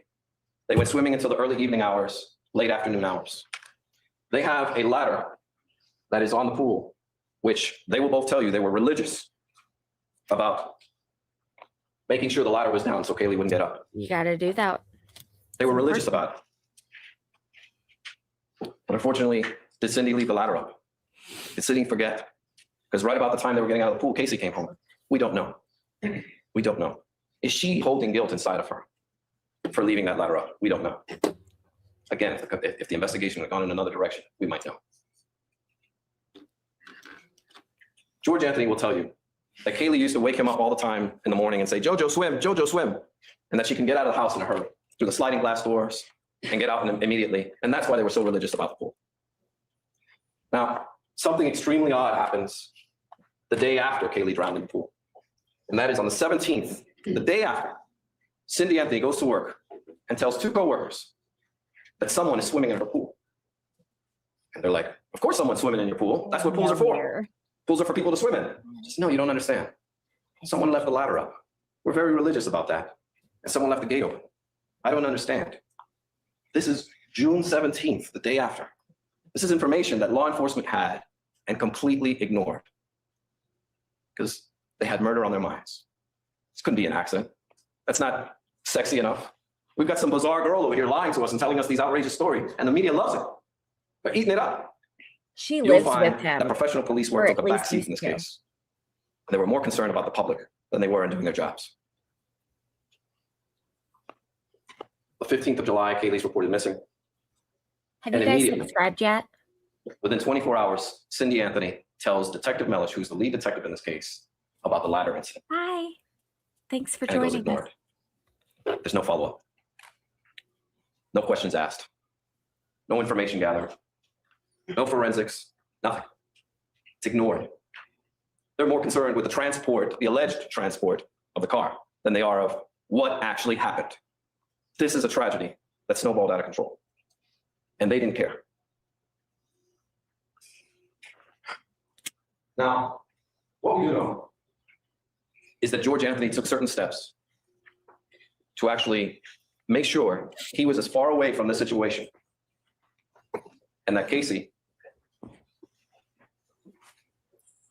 would end up taking the blame for this. Why? Well, if Casey comes forward and is lying her butt off, who's going to believe a liar? Especially if they cry sexual abuse. So you'll see evidence, conclusive evidence, that he took actual steps to throw his very own daughter under the bus just to protect himself. On June 20th, you heard Ms. Jane Burdick tell you about Casey running out of gas. Well, what she does do is she does what she always does, and that's go in the shed and take gas from the gas cans. Everybody knew she wasn't working. George Anthony knew she wasn't working, but it's all part of the lie. It's all part of the facade. Nobody cares. So what he does is on the 24th of June, 9 days after Kaylee drowns, he reports gas cans missing. He calls the police. Now, this is an ex-detective. Who knows? When you report gas cans stolen, there's no detective that's going to come out and investigate the case because you've got some missing gas cans. You'll ask yourself when you hear this, who would report gas cans missing? Who? Well, the answer is George Anthony will. And the reason why will come to light 6 months later. Kaylee's reported missing on the 15th. On the 17th, Detective Wells comes to the house and he asks to look around the backyard. He then searches the shed and asks George, can I take a look inside the shed? No problem. And he doesn't mention anything about this alleged gas can fight that Casey had with George Anthony, where he claims that she wouldn't let him near the trunk, and where, as Mr. Amberg said, here's your fucking gas cans. He doesn't say anything about that. But you will hear from the very first night, George Anthony was telling anyone and everyone who would listen, that car smells like a dead body. Oh my God. Something dead was in that car. 16 people away. But he only did it secretly, not around Casey, not around anyone. In fact, he took a special trip to the sheriff's office to make sure he could speak with detectives alone, away from his wife, away from his son, and also so Casey wouldn't hear it. She's already in jail. On the 30th, he tells the FBI about this fight. He doesn't tell Detective Wells on the 17th or the 18th, 19th, 20th, and so on. He waits for about 2 weeks before ever mentioning these gas cans and mentioning how they were stolen. And the police do what normal police do, and they say, oh, wait a minute, there might be some evidence on them gas cans. So they take the gas cans. And this is a photograph that they took on August 1st of 2008 when they confiscated these gas cans. If you notice the duct tape that's there, the unique brand of duct tape that Mr. Amberg mentioned is right on there. We've all seen duct tape, but it's very rare when you see duct tape with a logo on it. And this duct tape has a unique logo of a company right on it. And that's what makes it so distinguishable. And you will find that when Kaylee's remains are found, there was duct tape with the remains. 3 pieces of duct tape with the same brand. And is it a coincidence that the only place in the house, not on the pipes, not in the garage, not on some other, on some kind of repairs that may have been done in the house, the only place in the entire house that this duct tape is on this gas can. Just a couple of inches, but it's on this gas can that was coincidentally reported missing. Is that a coincidence? Or something more, or is there more to the story here? Well, on August 1st, right around this weekend, August 1st, August 2nd, George Anthony is at a Publix passing out flyers of his missing granddaughter that he knows is dead. He's passing out flyers and asking for donations, but a news crew is filming him. In fact, 2 different news crews are there, and he interviews with them. And right behind the donation jar is a roll of duct tape. The duct tape hidden right behind the donation jar. Mind you, this is first week of August. Casey has been in jail for 2 weeks. All you have to do is follow the duct tape, and it will point to you who put Kaylee's remains where they ultimately ended up. Or maybe not. And I'll get into it in a moment. Mr. Amberg told you that the only one who had access to this duct tape was Casey Anthony. Well, that's not true. It's not true at all. Picture tells 1,000 words. He was at that command center. He was home on the 16th. The only person and the only piece of evidence, the only physical evidence that you will find in this case that connects Kaylee's remains to anyone at the home. I've gotten a lot of jewels. Thank you so much. And that's why these gas cans become such a critical piece of information and such a critical piece of evidence. You cannot deny it. You can see it. You can feel it. You can touch it. This is evidence. And this tells you. Your Honor, I'm going to object to argument by the man.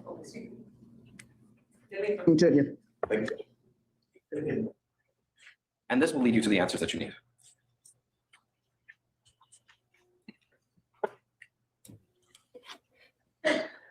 Now, most importantly, you're going to hear evidence that while at this public supermarket passing out flyers of his missing granddaughter, George Anthony met a younger woman by the name of Crystal Holloway. They became close. They started dating, or they had an affair, whatever you want to call it. He then began going to her house and visiting her. And on one day, before Kaylee's remains were found, her name is Crystal Holloway, and they began to carry on this relationship. This is the woman in the circle looking over at George at Kaylee's memorial is Crystal Holloway. Right around that time, George Anthony sent her to sex. Well, he has denied and will deny on this stand that he ever had a relationship with her.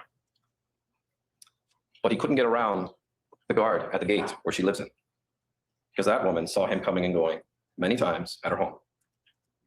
And Crystal Holloway will tell you that one day they had a conversation, her and George Anthony, and George began to break down and cry.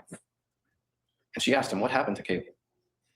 And he said, it was an accident that snowballed out of control. This is before Kaylee was ever found. This is while he is out passing out flyers, asking for donations to help find his missing granddaughter.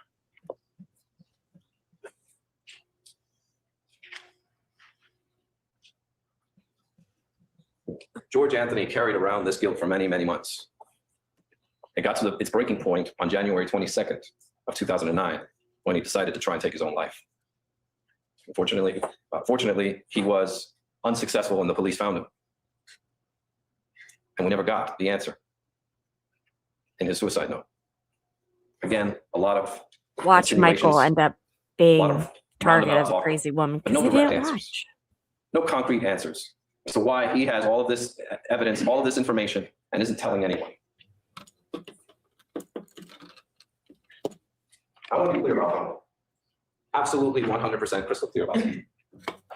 We are not, nor will we ever, say that George Anthony killed Kaylee, or that he had something to do with her death. And the reason's simple. It's not true. It was an accident. And despite how easy it is to point the finger and say there's something sinister here, and maybe play on your emotions, the fact of the matter is, this is an accident that snowballed out of control. This is not a murder case. This is not a manslaughter case. This is a tragic accident that happened to some very disturbed people. People with significant issues, unresolved trauma. And while it's been fodder for the media, and these bizarre stories just go on and on and on, the fact of the matter is, it's an all too common tragedy, an unfortunate one. Now, I'd like to talk to you briefly about Mr. Roy Kronk, the name that you hear during the stray verdict's open statement. Mr. Kronk is the person who found Kaylee's remains off of Suburban Drive. And I'm going to show you right now a brief diagram and the interesting circumstances surrounding Mr. Kronk and his discovery. Now, before I start, I want to tell you that Mr. Kronk, You're not wrong, and again, John. we are not saying Mr. Kronk had anything to do with Kaylee's death, but Mr. Kronk is a morally bankrupt individual who actually took Kaylee's body and hid her. And anything that you derive from the scene off of Suburban Drive is completely unreliable because of the actions of Mr. Kronk. There was a $225,000 reward in this case, but it was for a live Kaylee. Mr. Kronk didn't read the fine print, and he thought he had himself a lottery ticket. Let me tell you and show you how Kaylee was recovered. First of all, the Anthonys live on 4937 Hope Spring Drive. Right down the block, around the corner, there's a wooded area. What's unique about this is it's the closest wooded area to the home. And it is the absolute first place anyone would look for a missing child. The first search party should have been and was probably there. Kaylee Anthony was found within 20 feet off the side of the road. She wasn't found in the woods. She was found off the side of the road and was missing for 6 months. Let me give you an example of just how far that is, actually, Mr. Tyler. Actually, this one. Now you're 4 feet away from the actual wall. This is how far Kaylee was from the street, where you're sitting. And you take into consideration that there's grass that's about 5 feet. This is how far, if you were mowing the lawn walking by on your way to school, or walking your child to school, walking your dog, this is how far away you would be. And for 6 months, with thousands of searchers looking for Kaylee, hundreds of people off Suburban Drive, every character with an agenda was out here looking. We had psychic dog handlers. I'm serious. We had a psychic dog handler. We had psychics, private detectives, bounty hunters, search volunteers, police officers. In fact, in October, there was 2 people called 911 because they heard of a screaming child in the woods. So police were dispatched. Helicopters were deployed. Okay, I feel like I'm getting a lot of the same question. We're watching this as a PSA to go along with our December theme of stay away from the crazy broads, especially around the holidays. This is like their peak mating season. So red flags, ways to turn them down, everything that you can think of. Just stay away. We will help you stay away from them as long as you are willing to open your ears and listen. And for that reason, I hope that you will tune in Tuesdays through Fridays, 3:30 p.m. Eastern is when I start, and I usually roll out around 8:30. And we are covering this case because she is peak crazy. She is, I'm not going to say whether or not she's guilty yet because I haven't watched this trial all the way through. Everyone says she is, right? But I want to see and hear the testimony. So I think that's what everyone should do, to be entirely honest. But that's what we're doing. And I would love it if you made sure you liked this stream and you are subscribed to my channel, because we are today, I know it's happening today. We are about to hit a huge milestone, a huge, huge, huge milestone. Last time I saw it was like 27 people, if I did my math correctly. We are 27 subs away from a huge goal. So please make sure you are subscribed, share, X, Facebook, Insta, Discord, wherever. I don't care. Text message. Let's get back to this. And thank you so much. And they searched this entire perimeter area. They didn't find anything.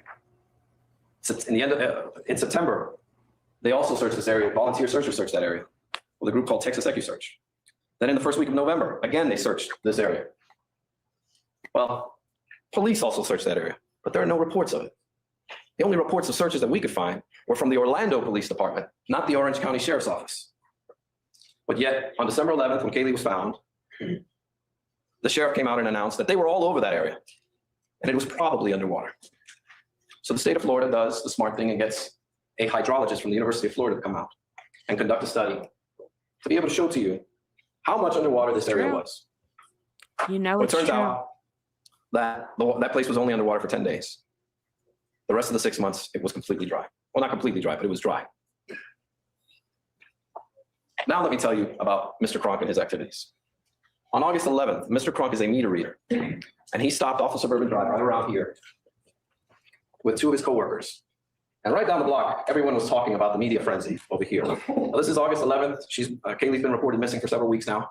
And there are about 5 or 6 news trucks parked outside of the Anthony home, and everyone's heard about this case, especially here in Orlando. Come on, subs. One of Kronk's coworkers says to him, you know, this would be a good place to dump a body. They should search here. Who thinks that? Mr. Kronk says, yeah, you're right. He then goes into the woods to urinate. And while he's urinating, he tells his friends, hey, I think I see a skull over here. And they start, oh, you're crazy. They start walking towards him and they see a dead snake. And they get so distracted by the snake that they forget about the skull. Mr. Kronk will later be asked, how sure were you that you saw a skull? He'll say 99.9999%. I was certain on August 11th, I saw a skull. He doesn't tell his friends, forget the snake, come look at this skull. He doesn't come down here and get a news van and say, I found Kaylee. Does nothing, goes back to work. Doesn't mention it again to any of his coworkers. Well, later on that afternoon, Mr. Kronk calls 911. Says, you know, there's 2 little areas that you can go in, and there's one long big tree laying down, and a bit further up, I saw something round and white. Not saying it's Kaylee or anything like that, but You may want to check it out. Okay. Officers respond, but they drive by, they don't see anything. August 12th, he calls again. And he talks about a suspicious gray bag, vinyl-like bag, even the material, vinyl. And he describes an area where someone ran across with a mower, but the weeds are still high, and a fallen tree that looks like someone tried to cut it with a white board. I'm sorry, someone tried to cut it, and there was a white board hanging across. A lot of details he's giving. Well, the police come out again, they drive by, they don't see anything. The next day, they tell him, why don't you come out tomorrow after work, and you show us where exactly this happened. Well, he comes out, and he meets a deputy.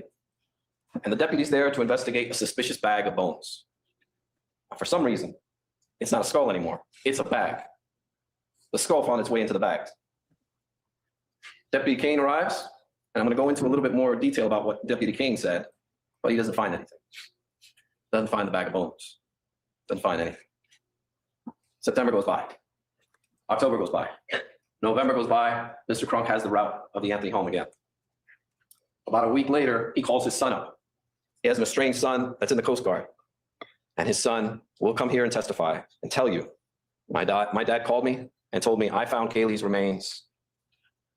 Watch for me on TV because I want to be rich and famous. Ew. This is almost a month before he finds Kaylee's remains. December 10th, Mr. Crunk, his car breaks down and he has a bill of $1,084. This is significant because he's broke. It's time to cash in his lottery ticket. I'm putting on the waterproof mascara As luck would have it, because I might get emotional. And goes into the same wooded area and finds Kaylee's remains.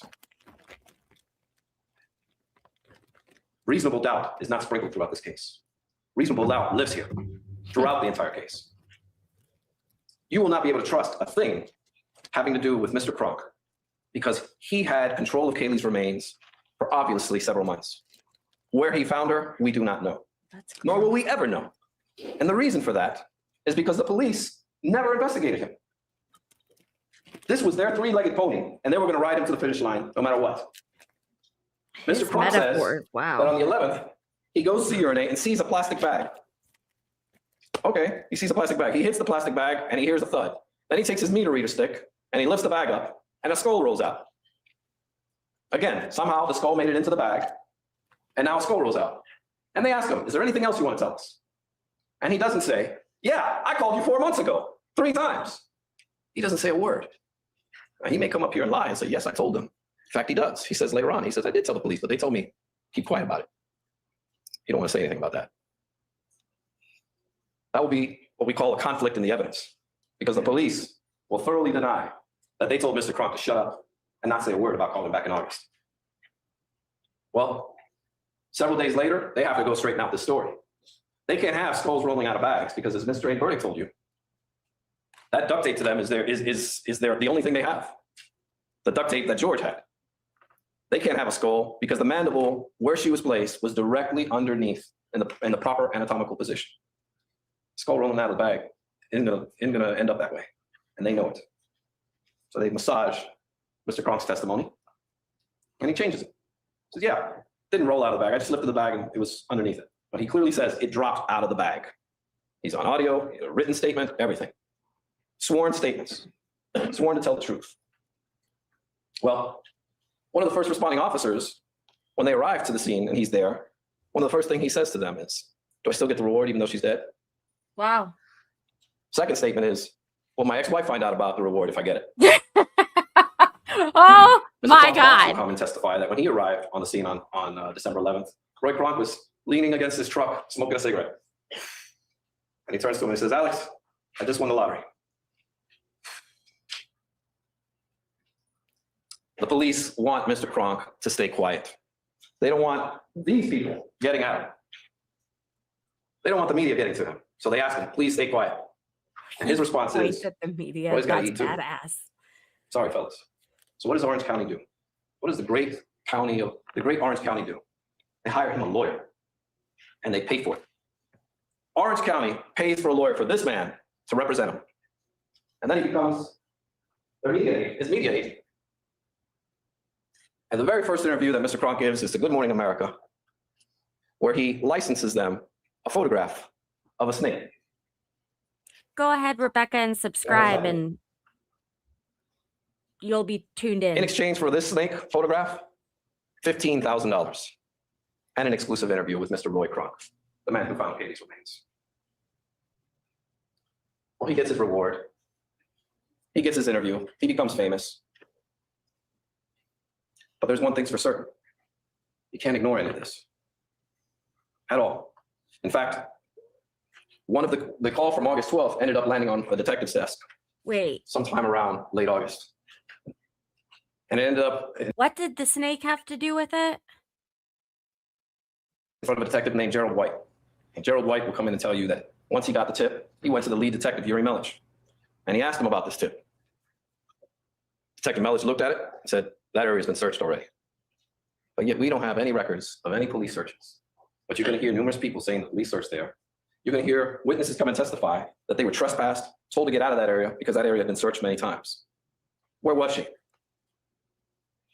What did Kronk do with her? Why did he place her there that way?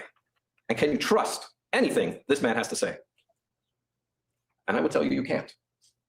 You will clearly see that you can't. The bright lights and the spotlight and the promise of fame and fortune took this man to take away all of the answers that you seek throughout this case. We would love to have more than just a photograph of the duct tape with George at Publix. We'd love to be able to tell you more and show you more, but we can't. And one thing you will know is that despite all of the ridiculous, stupid things that Casey did, that Mr. Burdick told you about, there's not one piece of evidence, one single thread of evidence that links Casey to Kaylee's body.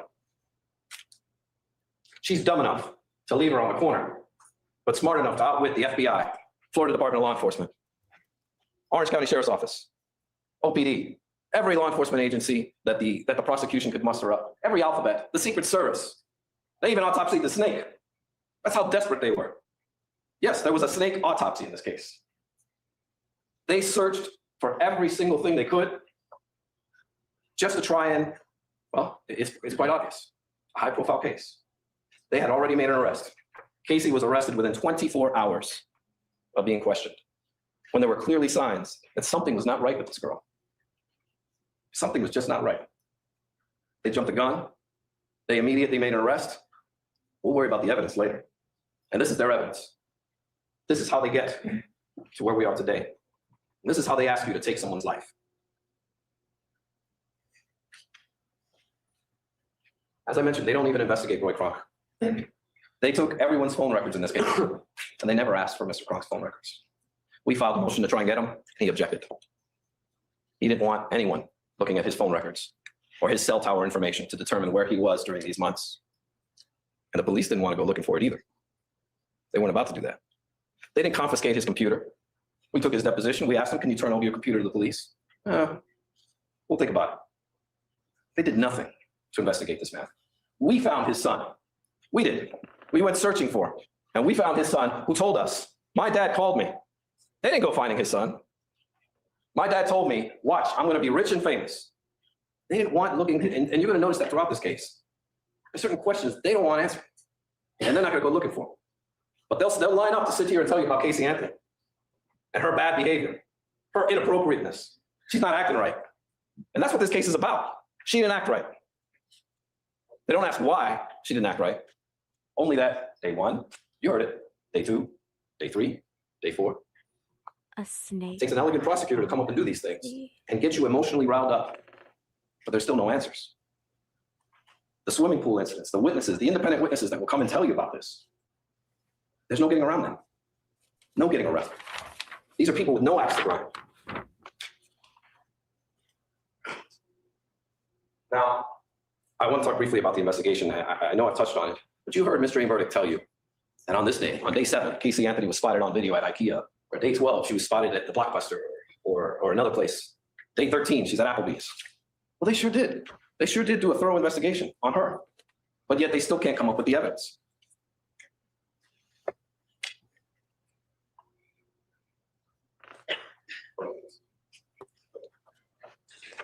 This is Sergeant John Allen. He's one of the lead investigators in this case. He's about 5 feet from the road And he's pointing at Kaylee's remains. But yet for 6 months and all of that investigation, no one could find her. Look how close he is. She was placed there to be found, not to be hidden. But unfortunately, she was placed there by Mr. Kronk, and we will never know the answers.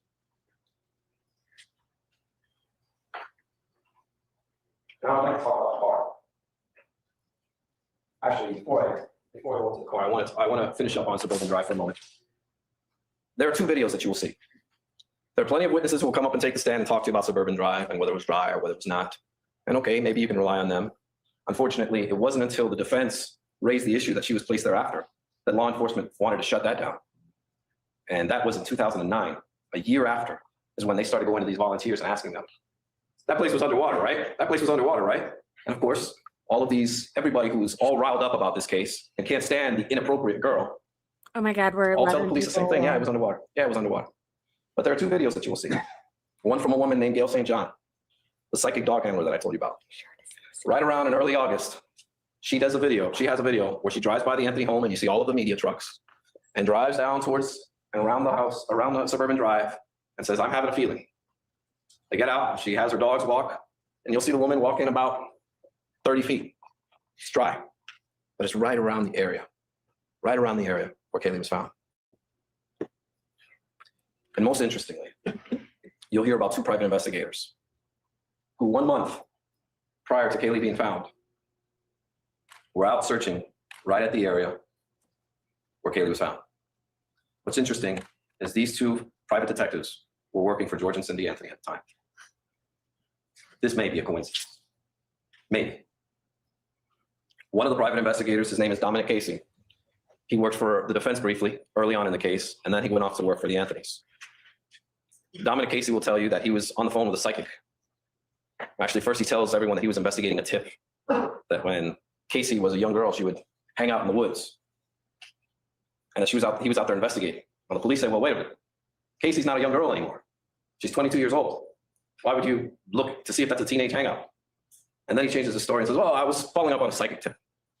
Well, it turns out this psychic was introduced to Dominic Casey by Cindy Anthony. It could be a coincidence. But on December 20th, when the sheriff's office decides to issue a search warrant of the Anthony home, one of the first words out of Cindy Anthony's mouth is, I had people search that area and the body wasn't there. That video, you will clearly see the water, the area is dry. Now I want to talk about the car. As I mentioned to you, actually, if you need a break, we can take a break. Your Honor? Can't see you. I can keep going. Members of the jury, you need your break now? Okay, you can continue. All right. The car, as I told you, this car will be the subject of much debate. And you will hear evidence in this case that has never been admitted in a court of law throughout the United States. The air samples that Ms. Drain-Burdick told you about. The hair has never been admitted in the state of Florida. The evidence that Ms. Drain-Burdick told you about. As well as you're going to hear from a dog. While the dog can't get up there and testify, his handler is going to talk about the dog and what his dog allegedly said or reacted or alerted to. And we're going to get into that when we talk about the forensics. But one of the important things that I want to talk about is everyone talks about the smell of this car. And there's some things you don't know, things you should know. And here they are. June 16th is the day Kaylee drowned. On the 20th of June is when Casey runs out of gas for the first time. Now, it's going to be the state's contention that Kaylee was in the trunk of Casey's car from the 16th through the 20th. Well, Casey runs out of gas, and she calls her boyfriend up, Tony Lazaro. And she does what she's always done, goes and gets the gas cans. They break into the shed, they take the gas cans. Now, Tony Lazaro's testimony will go unimpeached.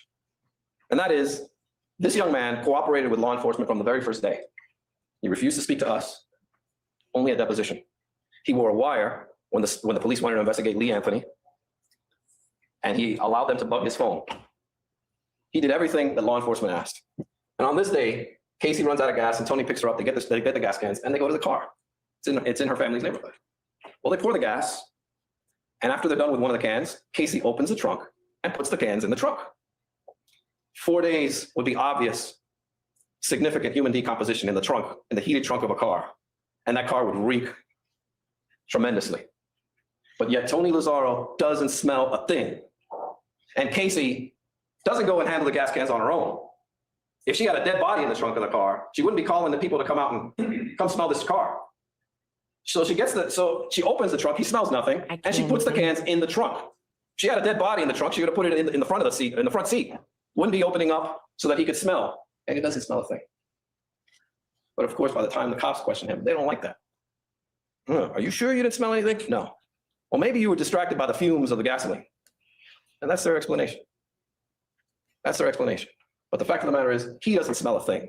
And this is 4 days after, when he had complete access to that car and was right next to it, didn't smell a thing. Please subscribe. On the 24th is when George files that famous police report. And he alleges this fight happened, even though he doesn't tell anybody until 2 weeks after he reports Kaylee missing. He doesn't say he smells anything in the trunk, if you believe that argument ever happened to begin with. On the 27th, Casey is throwing out garbage.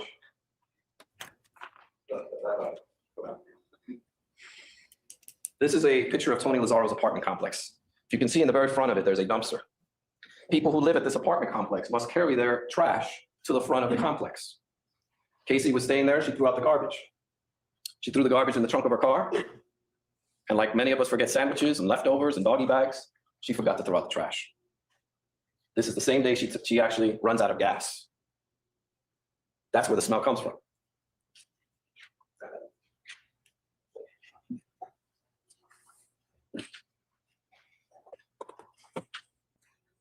This is the garbage from the trunk of the car. It's wet, sticky. And what do the police do when they're done with it? They take it into an air room and they dry it out. So it can't, and you will see, once it dries out, the smell goes away. And there's absolutely nothing that can be done to independently test or verify anything from this garbage. It's destroyed evidence. It's intentionally aired out. But this was in the trunk of the car for close to almost 3 weeks. The car is towed on the 30th. The tow truck driver doesn't smell anything. The tow yard company has to wait 4 days before they send out a notice. Your car's here. We have your car. Come get it if you want it. That would have been the 4th or the 5th of July. The Anthony family should have gotten that notice around the 7th or the 8th. Well, they don't go pick up the car until the 15th. George doesn't pick up the car until the 15th. Why? Why wait a week? They will tell you they didn't see the notice. But yet that car sat there for almost a week after they had notice. Again, questions we will never be able to answer for you. So Mr. Anthony goes and picks up the car. And one of the very first things he does is he starts telling anyone that will listen, my granddaughter's missing. She's been missing. I haven't seen her for 30 days. You see, I found my daughter, but I haven't found my granddaughter. And then he walks up to this car and asks for a witness to open the trunk. And as Ms. Greenberg said, he'll come up here and say, oh, please don't let this be my Kaylee. And he will say, like he told detectives on numerous occasions, that he smelled a dead body in the trunk of that car. And it's a smell you never forget. Once you smell it, you never forget it. Of course, he's never, nor has anyone else in this case, had trash in the trunk of a car for 3 weeks in the Florida hot sun, so we don't know how to compare it to. But he is certain that what he smelled was a dead body. And what does he do? He doesn't pick up the phone and call Casey. Are you okay? Honey, are you okay? Where's Kaylee? Is she okay? He's a detective, an ex-police detective. He knows he's smelling a dead body, and this is a possible crime scene. And what does he do? He gets in the car and wants to drive it home. And then he goes to work, making 0 attempts after not seeing his granddaughter for 30 days. And all of these, day 1, day 2, day 3, day 4, suspicious activities that Mr. Greenberg told you about. Happy whatever fuck day it He is. wants to distance himself. Stay away. I have nothing to do with this. What's interesting to you, that you should also note, ladies and gentlemen, is he also had access to this car. He shows up. I need 8 people right now to please hit the subscribe button and like this stream. 8 people. That includes you. That includes you watching. Please just do it right now. Hit the button. Do it. Do it. Please. Thank you. to pick up the car with none other than the gas cans. How did he know that car was out of gas? He's going to tell you he hadn't spoken to Casey in over 2 or 3 weeks, and that they found out through the notice that the car was there. How did he know to show up with gas cans? Well, he's going to tell you it was a lucky guess. Why doesn't he call the police? Why doesn't he call Casey to find out if she's all right? Or Kaylee to find out if Kaylee's all right? He doesn't do any of that because he knows. He knows exactly what happened and how it happened and when it happened. Questions that nothing the state will present to you will be able to answer. But he knows all the answers and doesn't say a word.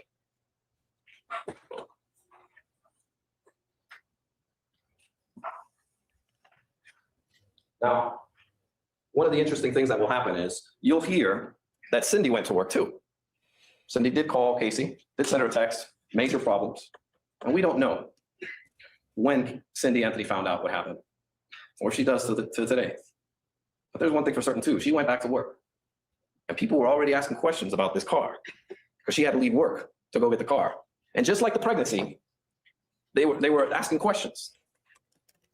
And they said, Cindy, you need to call the police. And Cindy says, no, I'll call Casey later, I'll deal with it later. So what does she do? She goes back to her desk and starts to work.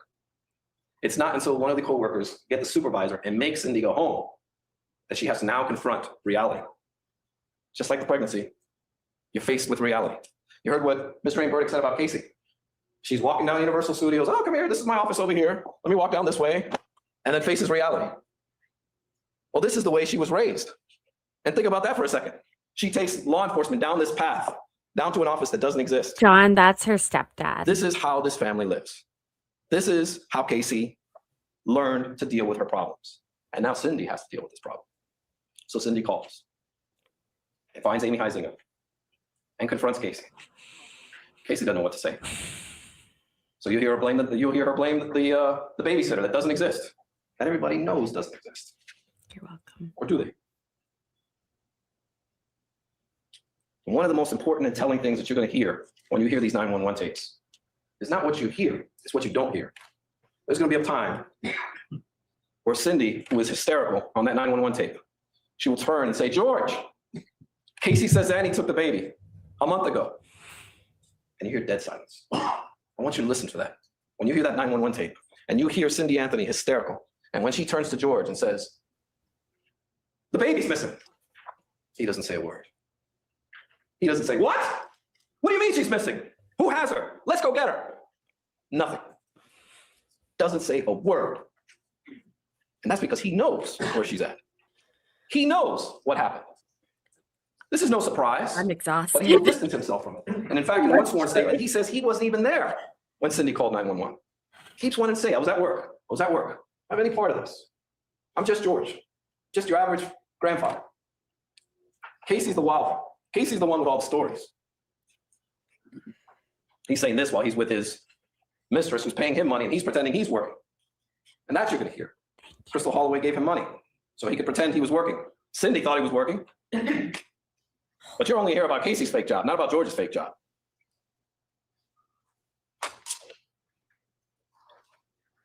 You can get the dry razor.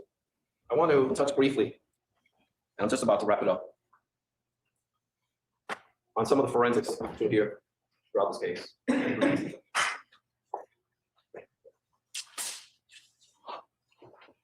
We want to hear more about the dog psychic and the snake autopsy, sir. Please You're tell going to hear us. about the car evidence and a possible hair.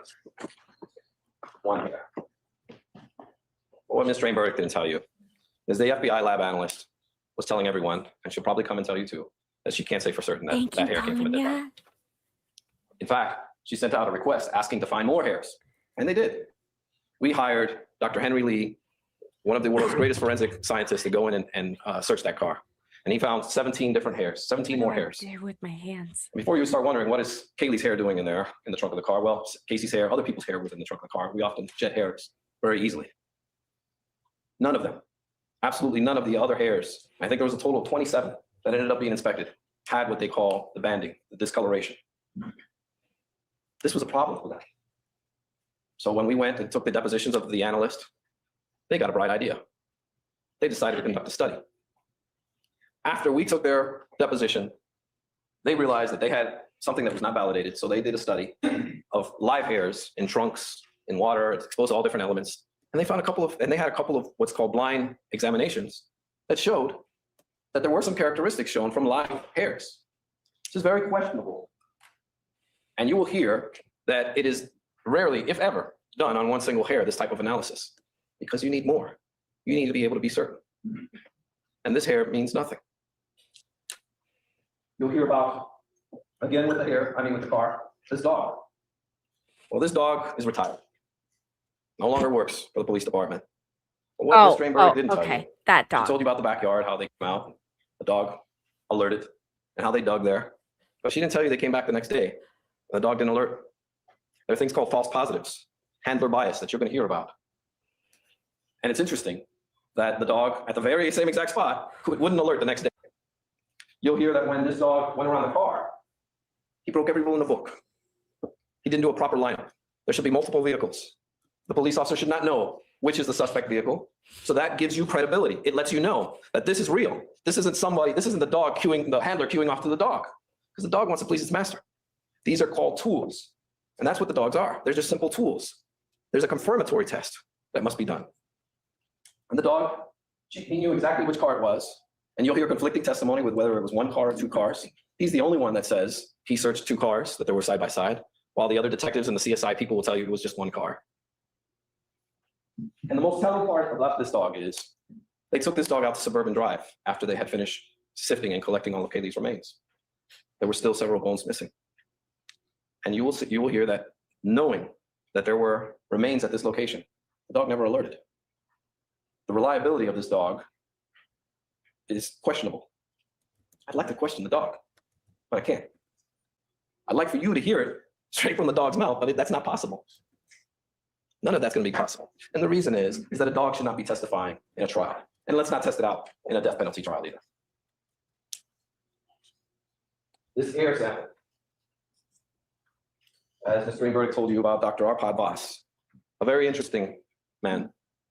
Again, throughout the United States, this evidence has never been admitted in a court of law. And this is an experiment that he conducted, nothing more. An experiment in which you will see flaw after flaw after flaw. It's never been validated. It's never been independently tested. And he can't find a single person in the entire world that would agree with his theories. It's going to be long, drawn out, and boring. But the fact that We also just maxed out on the most concurrent viewers at one time. the matter is that they're getting desperate. Air samples, pure desperation. You'll hear that this scientist is somewhat of an inventor. In fact, what he's doing is he's invented a sniffer machine. It looks like a metal detector, so that he can sell it to law enforcement agencies across the country. And what he's using to determine the chemical composition of human decomposition is this database. Well, it's now being validated in this courtroom. And he holds a patent to that machine. And he stands to make millions, and has an inherent bias by his testimony. You'll also hear that he has some other great ideas, like putting electronic leashes on flies to find dead bodies. And he also claims to be able to find hidden graves with a coat hanger. He's an interesting individual, and you'll get to hear plenty of his testimony, and it will be highly debated. Now, this is the evidence that Mr. Rainford talked to you about. Get this.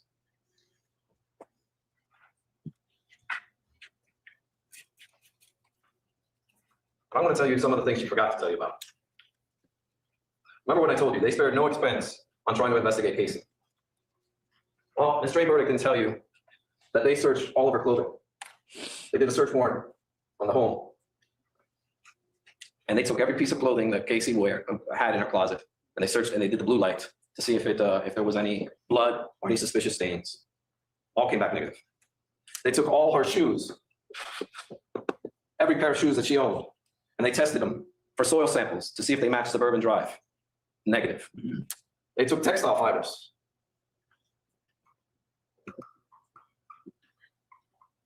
Sorry if you can't. I know my handwriting's getting pretty bad there. They took textile fibers that they found off Suburban Drive. They compared it to her car and to their home. No match. They checked the duct tape. The duct tape had no fingerprints. They ran every kind of fingerprinting exam you can. No fingerprints on the duct tape. One of the easiest ways of being able to lift fingerprints is off of duct tape. Yes, the duct tape was deteriorated to a certain extent, but they still tried at the FBI. They also searched the duct tape for DNA. No DNA of either Casey or Kaylee. But yet they want you to believe that she had duct tape wrapped around her mouth and was decomposing, completely decomposed, and not a shred of DNA on there. Misspeak. There was DNA on there. DNA from an FBI analyst. They contaminated the duct tape. DNA is so sensitive, so easily attachable, that an analyst in the documents department contaminated the duct tape. And there's also another profile on there who they don't know, partial profile, someone they don't know. But it's only at what's called one marker. So it's impossible to find who that DNA belongs to. But it is not impossible to exclude both Casey and Kaylee. They're completely excluded. There's usually what we call 13 different markers where they test DNA. And unfortunately, this is one, only one. Could be contamination or could not be. But there's one thing for certain. There's no forensic evidence that ties Casey to this. Again, she's too stupid. She's dumb enough to leave the body off the side of the road, but yet smart enough to leave zero forensic evidence. Something's not right here. Something doesn't make sense. Well, they tested more hairs that they found. They did all kinds of tests. They all came back negative. Negative, negative, negative. The only thing that they are trying so desperately to tie Kaylee to is the car. But one, if we get back to its basics, if we get back to the very basics here, that is, how did Kaylee die? How did Kaylee die? The car doesn't shed any light on that. At best, it tells you she was transported. But you'll hear some testimony about a lie that George Anthony told that Casey was driving her mother's car on one occasion, and that George chased her down the 408, which is a highway here. And they asked him for the toll records. They said, you should have the receipts. He said, oh yeah, I'll get them for you. We didn't get them. The investigators had to go get them. And they found out he lied. But he didn't get arrested for lying to law enforcement. At the end of this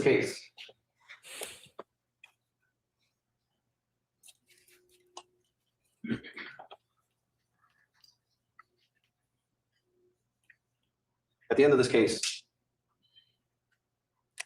when you go back home and you're back in Clearwater and you're sitting around the dinner table and someone says to you, why did you find Casey Anthony not guilty? You're going to say, well, I was fed a wealth of information, like a V. All this information came, but it all boiled down to one thing. They couldn't tell me how she died. They couldn't prove this was a murder. They couldn't prove this was a manslaughter case. There was no evidence of any child abuse. And that's why we voted not guilty. You're going to see throughout the entirety of this case. I'm getting desperate here with this marker. That use color.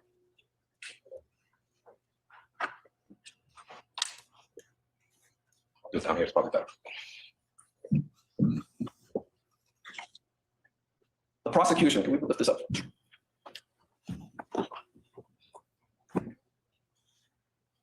The prosecution in a murder case is supposed to prove their case beyond and to the exclusion of every reasonable doubt. Not forced doubt or speculative one, every reasonable doubt. They've got to present to you a case A to Z to prove their case. Well, if the A is George Anthony and saying that he was the last person that saw Kaylee, you really can't trust that, no, can you? In fact, if you remember the indictment, it says from June 15th, not the 16th. Makes you wonder if they even believe him. If you can't trust George Anthony, and they don't know how she died, because the medical examiner will testify that her death was a homicide, but by undetermined means. They don't know how she died, but they're going to tell you it's a murder, or at the hands of another. So if you don't have this, you don't have A, and Mr. Kronk represents Z, you don't even have that. We'll never be able to answer all those questions, and partially because it was never looked into. But the fact remains, this is not a murder case, and this is certainly not a manslaughter case, and there's definitely no evidence of any child abuse. When you've heard all the evidence, we're going to ask you to render a verdict of not guilty. All this aside, as important as some people think this case is, That was a good it's opening nowhere statement. near as important as it is to Casey. They didn't know her. They didn't love her the way Casey did. They didn't breastfeed Kaylee every 2 hours when she was born. They didn't wake up every 3 hours to feed her. They weren't there when she first walked. They weren't there to take care of her. Casey was. And you can never bring Kaylee back for Casey. But you can help end this nightmare by sending her home. I'll ask you all, individually and collectively, Scared the shit out to of render a me. verdict of not guilty. Thank you. Sorry, guys. I don't have my inhaler on me, and I literally felt like I needed my inhaler. And eventually This married? is wild. I am so thankful. I'm so thankful. I need to collect my thoughts a little bit, but I want to thank Maybe and Lefty, expert, Memo. We've been through this. This is a theme on my channel this month, that we are showing crazy women so that men can avoid them. Also lesbians, I suppose. Because it is peak mating season for the crazy women, with it being the holidays. So this is more of a PSA month of stay away from the crazy broads. And she just so happened to be nominated as one of the crazy broads to display during this themed stream, month of streams rather. So if you are enjoying the content, please make sure to like and subscribe. Okay, let's get back to it. No one wants to hear me talk. Yes, And when did you marry? in 1981, And where did that occur? also in Warren, Ohio. Now, at the time that you met Cindy, were you working as a law enforcement officer then? Yes, sir, I was. And in what capacity were you working when you two first met and began to see each other? I was working as an undercover drug agent with the Sheriff's Department, where I was employed. In your time with the Sheriff's Office, could you just describe for us what different positions you held or responsibilities you had? Well, I had a brief stint as considered an auxiliary officer. I was immediately asked to become a full-time officer, which I did. I was in 2 years road patrol. I advanced pretty quickly to become a detective, and I was working at different times in auto theft. I mean, it was a lot of different things, and homicide. I did a lot of different varied things as a detective. How big an agency was the Sheriff's Department? Well, is it Warren, Ohio Sheriff's Department or It's called the Trumbull County Sheriff's Department. Trumbull County Sheriff's Department? How So big you is the, guys remember Sheriff's when Department you is that? didn't believe me when I said that my ex took Casey Anthony's mom to prom? Now you know why. Suck it. At the time that I was employed there, we had a road patrol, or at least a full-size staff of about 110, maybe 112 sheriff deputies. And how about the detective divisions? How many detectives did you all have? Somewhere in the neighborhood about 10 to 12. It wasn't a real large agency, but I would say roughly about that. So during your period as a detective, did you investigate a number of different kinds of crimes? Right. I originally started out with, as far as, like I said, the auto theft and also like break-ins and things like that. But from time to time, you would be brought into other realms of investigation. And occasionally even homicide cases, I think you just said. That could happen from time to time, yes, depending on what was needed and the number of staff that had to be utilized. Now, during your marriage, were you blessed with children? Yes, fortunate enough to have 2 children with Cindy. Okay. The oldest, could you tell us the name and gender of that child? My oldest is my son, Lee. He is going to be 29 years old this year, And what year was he born? in 1982. And how about your daughter? Casey, which she's a thought it female. was She was her born in 1986, stepdad. and so now she's 25. Now, did there come a time during the time you lived in Ohio when you got out of law enforcement and got into another line of work? I got out of law enforcement for 2 reasons. My father had asked me to come back into a family established car business, and after numerous incidents that occurred within the sheriff's department through being hurt on the job, different other things made me change my mind to get out of law enforcement and go back into a family business. That I know, number one, would be more stable. I would be able to provide more for my family. Now, were you still working as a law enforcement officer when Casey was born, or did that happen during your second career? Let me see. Casey was born after I had left the sheriff's department. And you said you went into a family business. What type of family business was that? My father started a automobile agency back in 1947, so he had been in the business for numerous years. Did there come a point in time when, so you did go to work for your father then? Yes. Did there come a point in time when your father left the business or you left his business? Oh, my father was sort of in like a semi-retirement when I joined him in 1984. And shortly thereafter, we had some incidents occur between him and I. We decided to part ways. I believe that was in 1987. I'm roughly thinking about that was by the time. And did you decide to basically go out on your own in that same type of business? Right. I started to start my own automobile agency, a small used car dealership, and provide for my family. Yes. When Casey was born, were you still working for your dad, or were you on your own at that point? Casey had just been born, and it was like about a year after Casey had been born that I went out on my own, I started another business. Now, at some point, did you and your wife decide to leave Ohio, where you had grown and lived, and move to Florida? Yes, we decided for a lot of reasons. One, my parents had retired here in Florida. Cindy's parents also had retired in Florida. And through my job at the company that I had established was suffering financially. Just a lot of different reasons came into play for us to decide, well, the children were young enough. Why not go to Florida? I mean, that's somewhere where both sets of grandparents were at. Fresh start. Give us just another opportunity to start over. Now, during your, during your marriage, through the birth of your children, did your wife Cindy continue to work? Cindy had, she started working part-time when Lee was first born to provide for him and be there for him. And she started working full-time. And I know she took some time off a little bit when Casey was born. And she still worked, I can't remember the exact amount of hours she had been working during the week, something like that, but it wasn't a lot. She took time to help raise our children. Now, about what were the ages of your children when you all moved to Florida? Lee was just shy of being 7 years old, and Casey was just 3 years old. When you got here to Florida, did Cindy go to work in her profession? Pretty much immediately. She was hired by a orthopedic clinic in Winter Park, and it took me about 3 months before I was employed. Had you considered going into law enforcement when you got to Florida? I did go down to the Orlando Police Department and look into being hired by them. And because of having a law enforcement background, I thought it would be an easier chance for me to get reestablished and start having pretty much established an income right away. And did you decide not to pursue that? Right after thinking about some of the drawbacks of law enforcement and how telling it can be and hard, it's a very hard line of work to adhere to every single day. It's very demanding. All right. And was your wife part of that decision-making process? Oh, right. Going back in? I apologize. Yeah, she didn't want me to go back in law enforcement because she's seen what could potentially happen. I mean, you could be going to work one day and not come home the next. It's a very tough position, very profession. At some point, did you get into the private security field? Yes, I was hired by the city of Orlando and started working at what was considered the Centralplex at the time, with Orlando Arena. Bob Carr was that. And in the years leading up to the events we're going to discuss, did you work in that field pretty consistently? Pretty consistently. It's unfortunate that from time to time you lose a position or you have a chance to move on somewhere along and you make some decisions to go into another line of work or get back into something that you know. And yes, I did some more security work, yes, over the years. And did Cindy continue to work in her nursing profession? Yes, Cindy has been very fortunate. She's only had 2 positions of employment since we've been here all these years. Now, did there come a point in time when you learned that your daughter was pregnant? Yes, I did. I think it was like May or June of 2005. How did you learn that she was pregnant? My daughter and my wife sat me down in our living room and said they had something to tell me. And first hearing about it, extremely excited to be a grandfather, to see my daughter be a mother, but also concerns about, how she's going to raise a child because she's a single mom. I never really thought too much about who the father could be. That was a discussion I wanted to have maybe a little bit later. I wanted my daughter first to be happy, to get through the pregnancy fine, to enjoy that special time of becoming a mother, that I thought was very important. Now, you kind of touched on this a little bit. At the time that you learned of the pregnancy, your daughter was not married at the time. Sorry, was she? Yeah, Casey's never been married. All right. At the time that you learned of the pregnancy, was she involved with someone where you would assume that person was the father?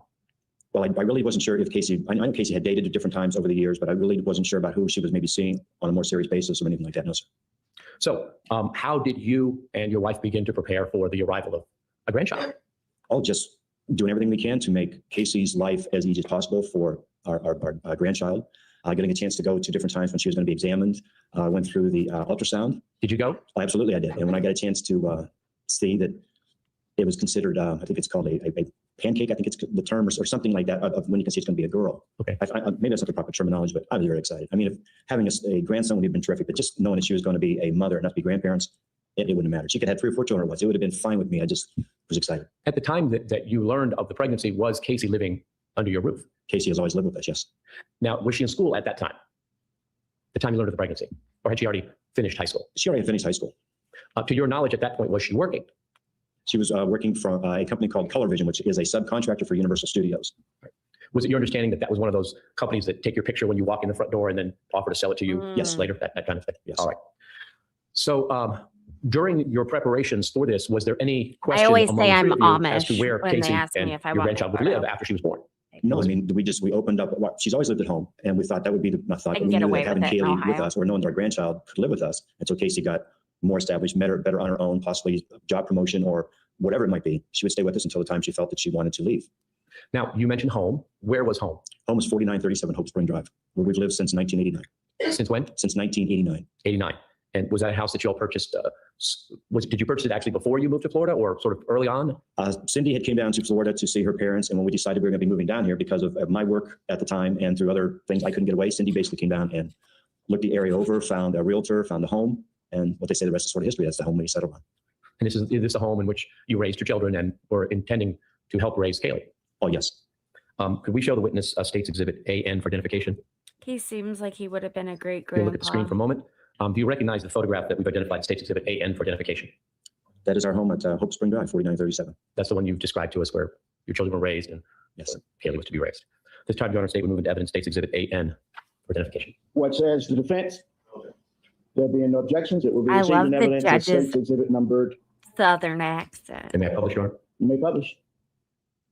Now, this, during the time that you were Holy shit. assisting with the pregnancy and waiting for your grandchild to come around, did Casey continue to work? Casey worked up until I think it might be about at least 2 or 3 weeks prior to Kaylee being born. I might be off maybe a week or so, but at least it's in that short time period. Tell us about Kaylee's birth. Aw. Where were you when you found out? I'll try and help you with this. Where were you when you found out that it was time? We were, Cindy, Casey, and I were all at home. And Casey had been starting to become a little bit ill, or she was showing signs of possible labor. I mean, she was throwing up. She had some other small issues that made us think, okay, maybe this is something that's going on. It's something we need to look into and get her some assistance. So we took her up to the hospital, and I think in a few short hours, the doctor was called in, her pediatrician, and You mean her obstetrician? obstetrician. I'm sorry, That's okay. Obstetrician, yes. And the lady helped her bring Kaylee into the world. Were you actually there in the delivery room, or did you have to wait outside? Oh, I was in the delivery room. I was in the delivery room for my own 2 children, but also being there for Kaylee, which was to me not only amazing but also embarrassing to a point. Sure. And if I might say that there's sometimes in your life as a father, there's some things of your child you don't want to see again, growing up, but something, it's just an experience that it's hard to put into words just how elated you are and how happy you are to see your own child give birth to another child. It's just amazing. And was the birth, Kaylee, okay? Kaylee was fine. I mean, there was a little complication here or there, but it wasn't anything that the doctor couldn't take care of, because the doctor was right there the whole time, and other nurses and things like that. So it was well taken care of. Now, during the pregnancy, at some point, was the subject broached about who the father of Kaylee was or was thought to be? I can't remember if we exactly talked about it prior to just Kaylee being born or right after, but I know then it was brought up because, I wanted to know, because I feel it takes 2 to make this child, and this father needs to be made aware of that he's going to be a father and who he could possibly be, and it'd be great to meet him and see what his obligation would be. And I felt where the fathers needs to have an obligation for this child. Did you have an occasion then to meet the person that, at least at that point, was thought to be the father? There was a name brought up that Casey believed could have been the father. All I remember is the last name was Baker, I believe, and that was about it. But if I can take another step forward, Sure. Casey also had been seeing another gentleman who had been employed at Universal Studios by the name of Jesse. I do know that shortly after the trial, she did, there were multiple sightings of Casey up in Trumbull County. Because I was with my ex-boyfriend living in Cleveland, this is about like 35 minutes away from Cleveland.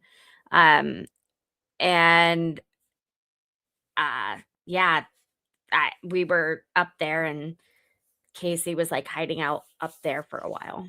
That I got to understand and get to know that he could have also been a father. So he was, one of 2 guys possibly. Now, when did you first meet Jesse? I met Jesse for the very first time on the day that Kaylee was born. That had been August 9th. How did that go? Not very well, truthfully. I was elated to be there to see my daughter, to see my granddaughter, but Jesse did not make the best first impression with me. All right.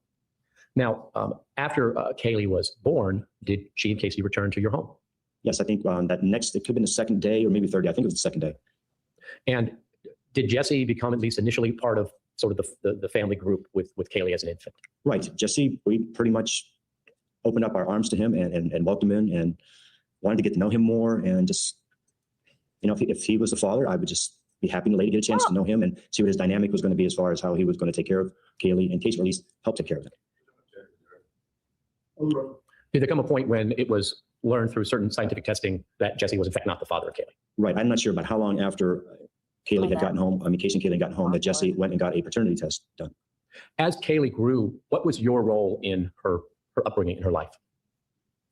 I'm just her grandfather. I mean, I probably acted sometimes maybe like as a father with her because I was around her every day or nearly every single day. And to me, that was pretty awesome to have not only my daughter there, but also to have my granddaughter to be around. That's just, on a scale of 1 to 10, you have to give that probably a 20 or better because it's double the excitement. Now, what role did Cindy take in raising Kaylee? Oh, just being a great grandmother. I mean, helping any way she could, help babysit from time, or take care of Kaylee from time to time, same way as I did. I mean, Cindy did it more frequently than I did because of my work schedule, but to be a fantastic grandmother, help provide for Kaylee in any way she could or I could. As Kaylee began to grow and be able to speak, did she have names for you and Cindy and other members of the family? Well, Kaylee started calling me JoJo, and I know how probably JoJo came about because my daughter Casey used to call me Papa Joe, and that happened to be through another friend of hers that we just became very close with over the years. But JoJo was just probably easy for Kaylee to say better than grandpa, or grandfather or something. So you were JoJo. I was JoJo. How about Cindy? How did Casey? Cindy became Cece, or possibly Grammy sometimes, but mostly it was Cece.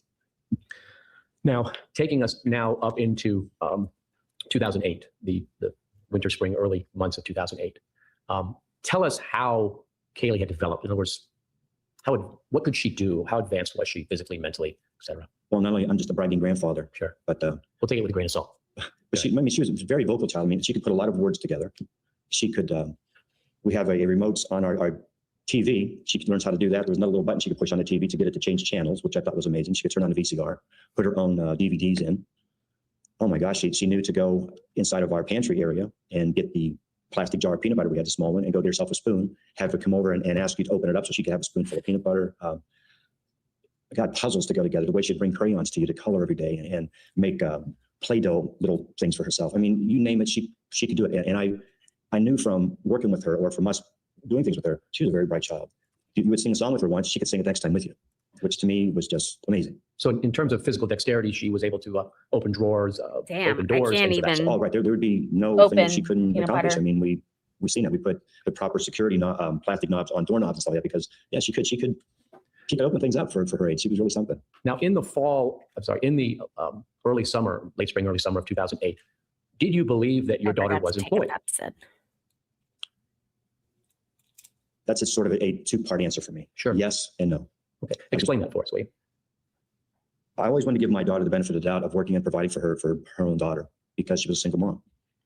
But at different times, when I would question about her money or things like that, how she was providing for Kaylee. Okay, let me stop you for a second because I don't want to go too far afield of this. But what was it that she told you about her employment, let's say in May and June of 2008? What was it that she told you about? Well, that she was still employed by Television. She's moving on as an event planner, I believe, through Universal Studios at the time. But also she was starting to work a part-time job at Sports Authority, not too far away from our home. Oh, I remember that place. As far as the Universal Studios job, did you believe that she was actually working there in May and June of 2008? I was wanting to believe that she was working there, yes, because I mean, she still had a Universal ID. Every time I would be talking to her and asking her prior to me going to work, "Are you on work today?" "Yeah, I've got something going on at Universal. I'm doing this event planning and things like that." So yeah, I was believing and hoping that she was working there, yes. Did she have a routine reflective of someone going to work? Pretty much so. I mean, I know she worked a lot more like a early afternoon to an early evening type shift. And just went at 1 or 2 o'clock, midnight, come home until like 8 or 10 o'clock at night. I mean, it could vary. I know working in event planning that she had explained to us, sometimes you could work just during that particular event that you're scheduled for, which could be 4 or 6 hours long. So I just took it as she was there for that period of time, yes. What did she tell you? Well, at this point in time, let's say May and June of 2008, was Cindy working with your wife? Yes. What was her work schedule? Cindy was Monday through Friday. She could be leaving the house anytime between 7:30, 8 o'clock. And she would work till 5, sometimes 6 o'clock in the evening. Could be a little bit later, but generally that was her general work schedule, Monday through Friday. How about you during that same period of time? What was your work schedule? I was working an afternoon shift. I was working 3 p.m. to 11 p.m. Some people call it a second shift or an afternoon shift. I was working in security for a company out of Altamont Springs. And were you working the same Monday through Friday schedule as Cindy or different? No, I worked Sunday through Thursday. I was off on Fridays and Saturdays. Now, during the periods of time when Casey, you believed, was at work, and you and Cindy were both at work, did she indicate to you who was watching Kaylee? Well, there was a name that was brought up, and I don't think it was maybe a year prior to all this stuff occurring from us. I think it was probably just shortly after the first video that I can basically remember a girl by name of Zanny's name was brought into it, or I guess the name came out later on as Zenaida. But that's what I was told. So her lady was taking care of Kaylee's name was Zanny. She was a babysitter when you and Cindy were not available. Yes. Now, I want to direct your attention, excuse me, to June the 16th. Well, before I do that, could we have State's Exhibit A? Let me unpublish first. Could we have State's Exhibit A for the monitor for the witness? You recognize that picture? That's Kaylee. That's my granddaughter Kaylee. This time, Your Honor, move into evidence State's Exhibit A for identification. There being no objection, to be received in evidence as states Yes, number. sir. And I've published it to the jury. Do you know approximately when this was taken in terms of its proximity to the last time that you saw her? This would have to be probably the early part of 2008. I'm just going to guess somewhere in that January to March, April time. I'm just taking a wild guess. Probably in the first quarter of 2008. Does this fairly accurately depict her appearance the last time you saw her in terms of general appearance and hair and all those kinds of things? Generally, yes, it does. I mean, she could have her hair back from time to time. She could have glasses on. But this is definitely Kaylee. Now, take us to the morning of the 16th of June of 2008. It was a Monday morning. Tell us how that morning began for you. With me waking up probably about the time that my wife had just left for work or going to work. Me getting up and having my normal cup of coffee. Just starting my day off a little bit early like I generally have. And having Kaylee come out and be able to spend some time with her. Was that a normal course of events for you to have some morning time with Kaylee? Well, absolutely. I mean, there would be times that after she'd be in Casey's room with her, she would come out and I'd take her first thing is to make sure that she would freshen herself up, brush her teeth, go use the facility or whatever she needed to do because she was starting to do that. And just, maybe wash your face off and just say, hey, this is how you want to go with JoJo and get some cereal and things. So that was the start of our day. That was pretty much not an everyday occurrence, but it was pretty regular. Okay. And is that how it went on this So picture? you can tell they're from Northeast Ohio. If you heard it, he said, wash her face. That's my husband is guilty of that. He's from Pittsburgh. So like Trumbull County is like an hour away from this place. That makes sense. Good morning. Oh, absolutely. It was a great morning to just have some fun together. Her and I act silly and dance around and watch a video or whatever it might be. So color. What was your favorite video? Did you have a favorite? Oh my gosh. Lady and a Tramp was a fantastic video for her to watch. 101 Dalmatians that she called Dalmatians. There was just a lot of different things that just captivated her that she loved. I wish I could remember more right now, but those two, I know she watched quite frequently. And Can you imagine living in Orlando as a child? When you first saw Casey? Probably could have been about 9, 10 o'clock that morning, roughly right around there, her just getting up and getting her day started and just, I can't remember exactly what she did to get ready that day for work or something like that. I know it was to me, it was a lot of precious time for me to spend with Kaylee. So whatever Casey could have done that morning, been on the computer, whatever she was doing, I'd let her do her thing because when you got time with your grandchild, your own child sometimes takes a backseat to that. Okay. Was it just a normal morning? Anything out of the ordinary occurred? Anything different than the usual mornings that you had? Not really anything I can really say that really stuck out at all. I just know that I was just so thankful to have time with Kaylee, talking to Casey. I'm sure we had a conversation about work or something. I don't remember the specifics about that aspect of it, but I do know that it was, when people talk about a typical or routine morning before they went off to work, it's probably just one of those typical times that we all sort of just take for granted sometimes. All right. So did there come a time when Kaylee and Casey left the house that day? That is something that is forever in my mind that I can't forget that day because that's the last day that I saw Kaylee and Casey together. I was watching a specific program on TV. It's on the Food Channel on one of our local cable TVs. And this gentleman who has the show called Drive Up Diners and Dives. I've just been amazed by his stuff. I just like him going around. But what's really just amazing is I remember the time because it was a commercial break on TV. And I remember Kaylee coming out from Casey's room, dressed in a nice little pink top. She had her blue jeans, little shorts on. Okay, I do want to address this. I agree with this so much. I think it has to do with the temperature as well. I am moving there for a month.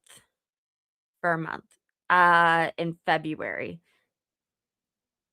as a test to see if I can actually live there. Because of my rheumatoid arthritis, I'm really excited about it. But Christopher just commented something about her marrying her attorney. I have watched all of the Casey Anthony, like most recent documentaries. I didn't hear that. I know she ended up living with him, but I didn't hear about her marrying him or getting pregnant, which someone else in the chat has claimed. So if you want to drop links, that might help. Thanks. Her white sandals, pink socks, her white sunglasses, her hair pulled back, and she had a little backpack on. And I said, where are you going? And she says, going with mommy. And I said, oh, really? I said, where are you going?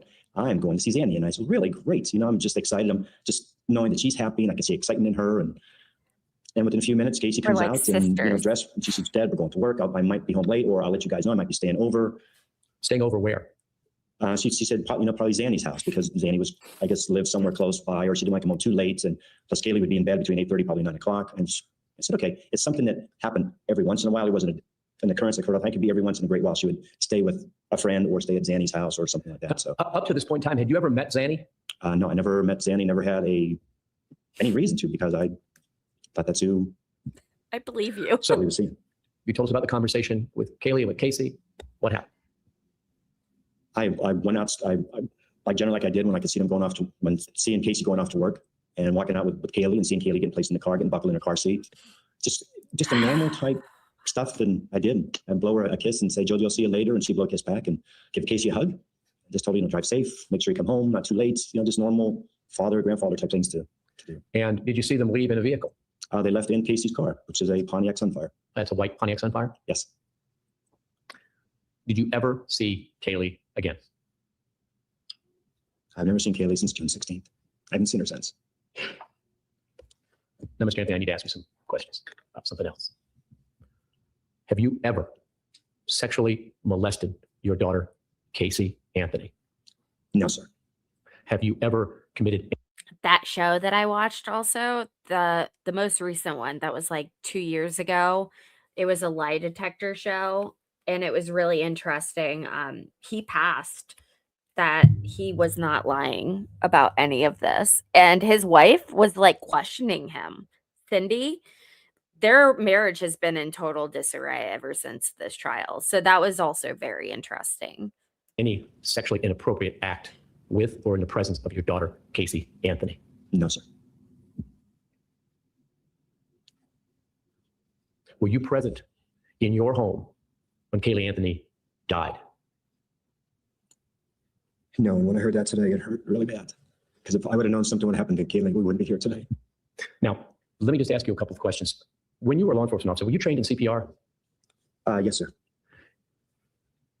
Is there any extent that you would not have gone to save Kaylee's life?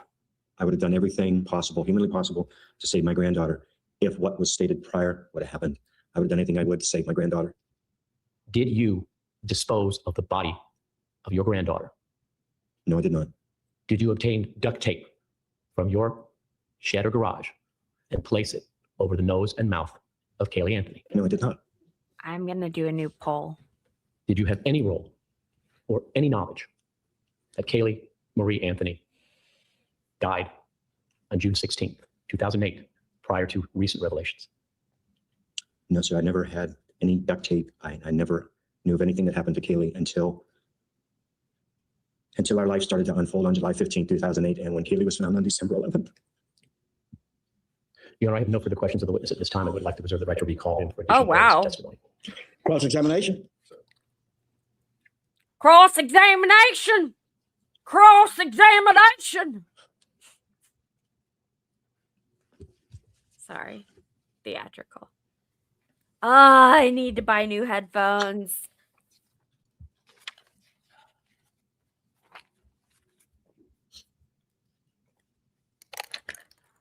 Mr. Anthony, when did you first find out your daughter was pregnant? I believe it was sometime in May or June of 2005. So she was 7 months pregnant when you first found out? 6, 7 months. It could have been right around that time, yes.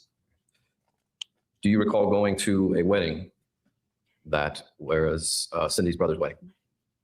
I went to Myrtle Beach, South Carolina, but I did not attend the wedding. Were you ever confronted by Rick, her brother, about Casey's pregnancy? We had a brief discussion about it, but I told Rick it was none of his concern, none of his business. Whatever was going on with Casey it would be handled through Cindy and I. We were there for Casey. You don't have to worry about it. So is it your testimony today that you knew she was pregnant and you just didn't want him to know, or you didn't know she was pregnant at the time? I didn't have an exact knowledge of the time that she was, when I found out that she was pregnant, I didn't have that exact knowledge at the time. Did I have a feeling? Possibly, yes, no. But no, I mean, I did see a change physically in Casey, but nothing that I know that Cindy and I weren't going to, help her with or attend to. So the photograph that you saw here today, Hi, Henry. Have a great you night. don't believe Thank you so much for everything. Yes. Yes.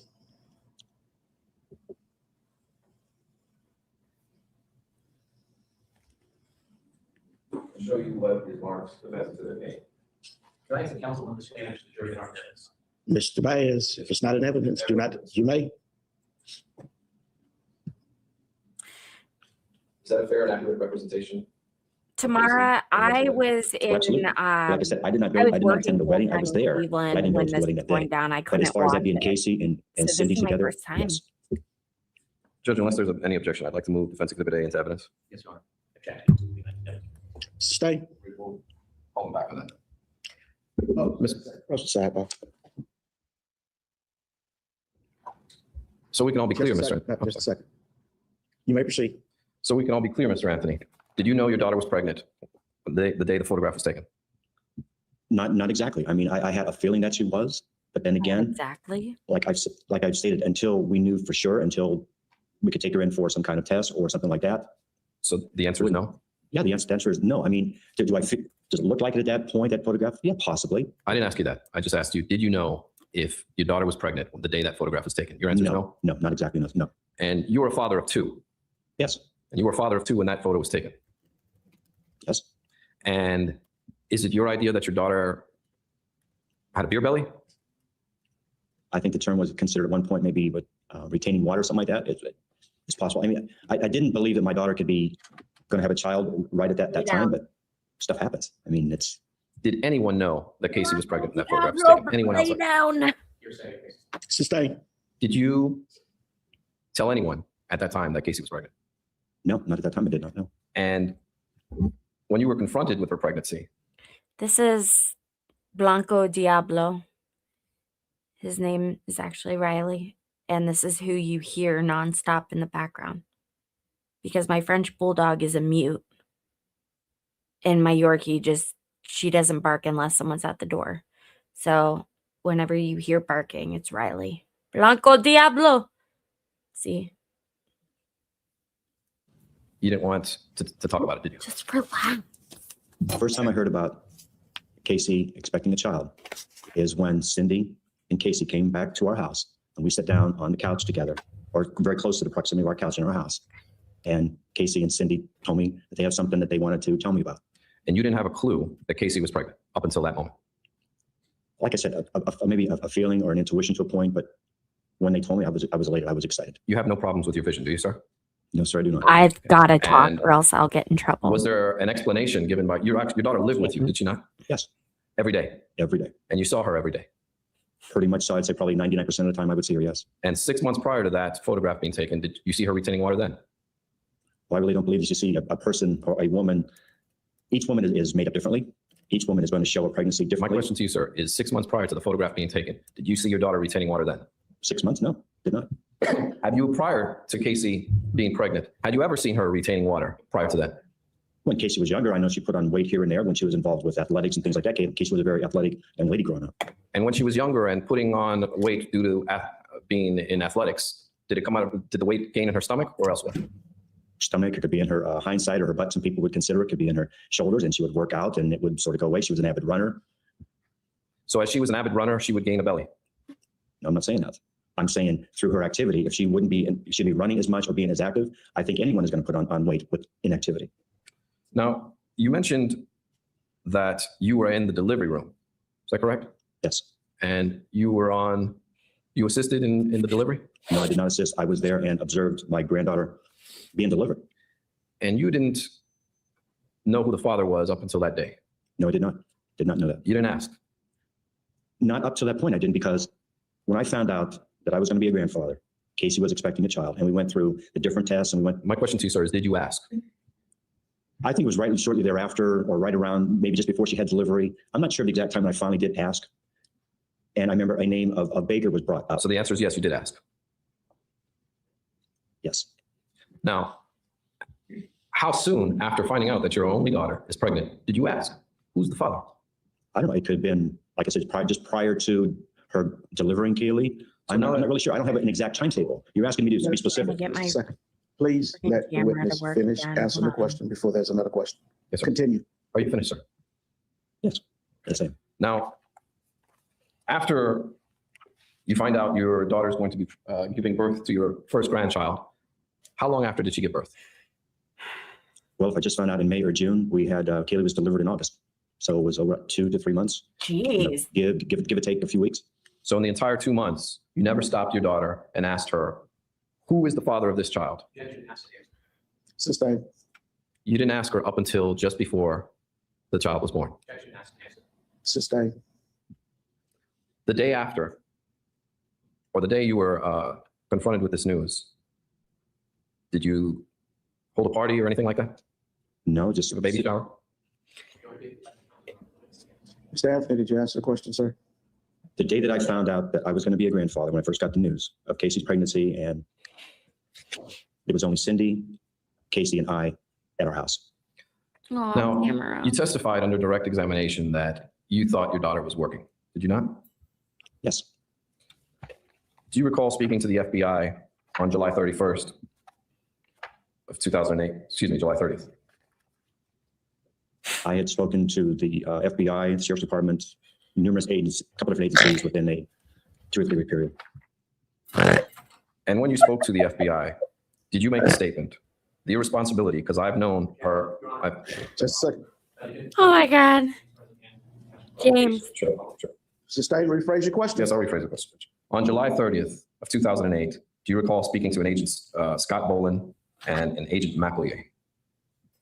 If that was the date that you have written down, that's probably the date that I did. I can't be specific on the timetable because I don't have information in front of me, but I'm sure that probably Page is the date. 35, council lines 1 through 4.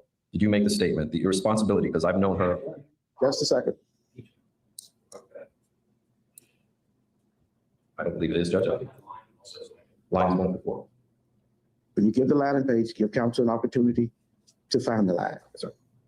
Okay, next question. Did you make the statement, the irresponsibility, because I've known her, I've had a feeling for the last 2 years my daughter has not worked? Did you make that statement, Mr. Anthony? I did.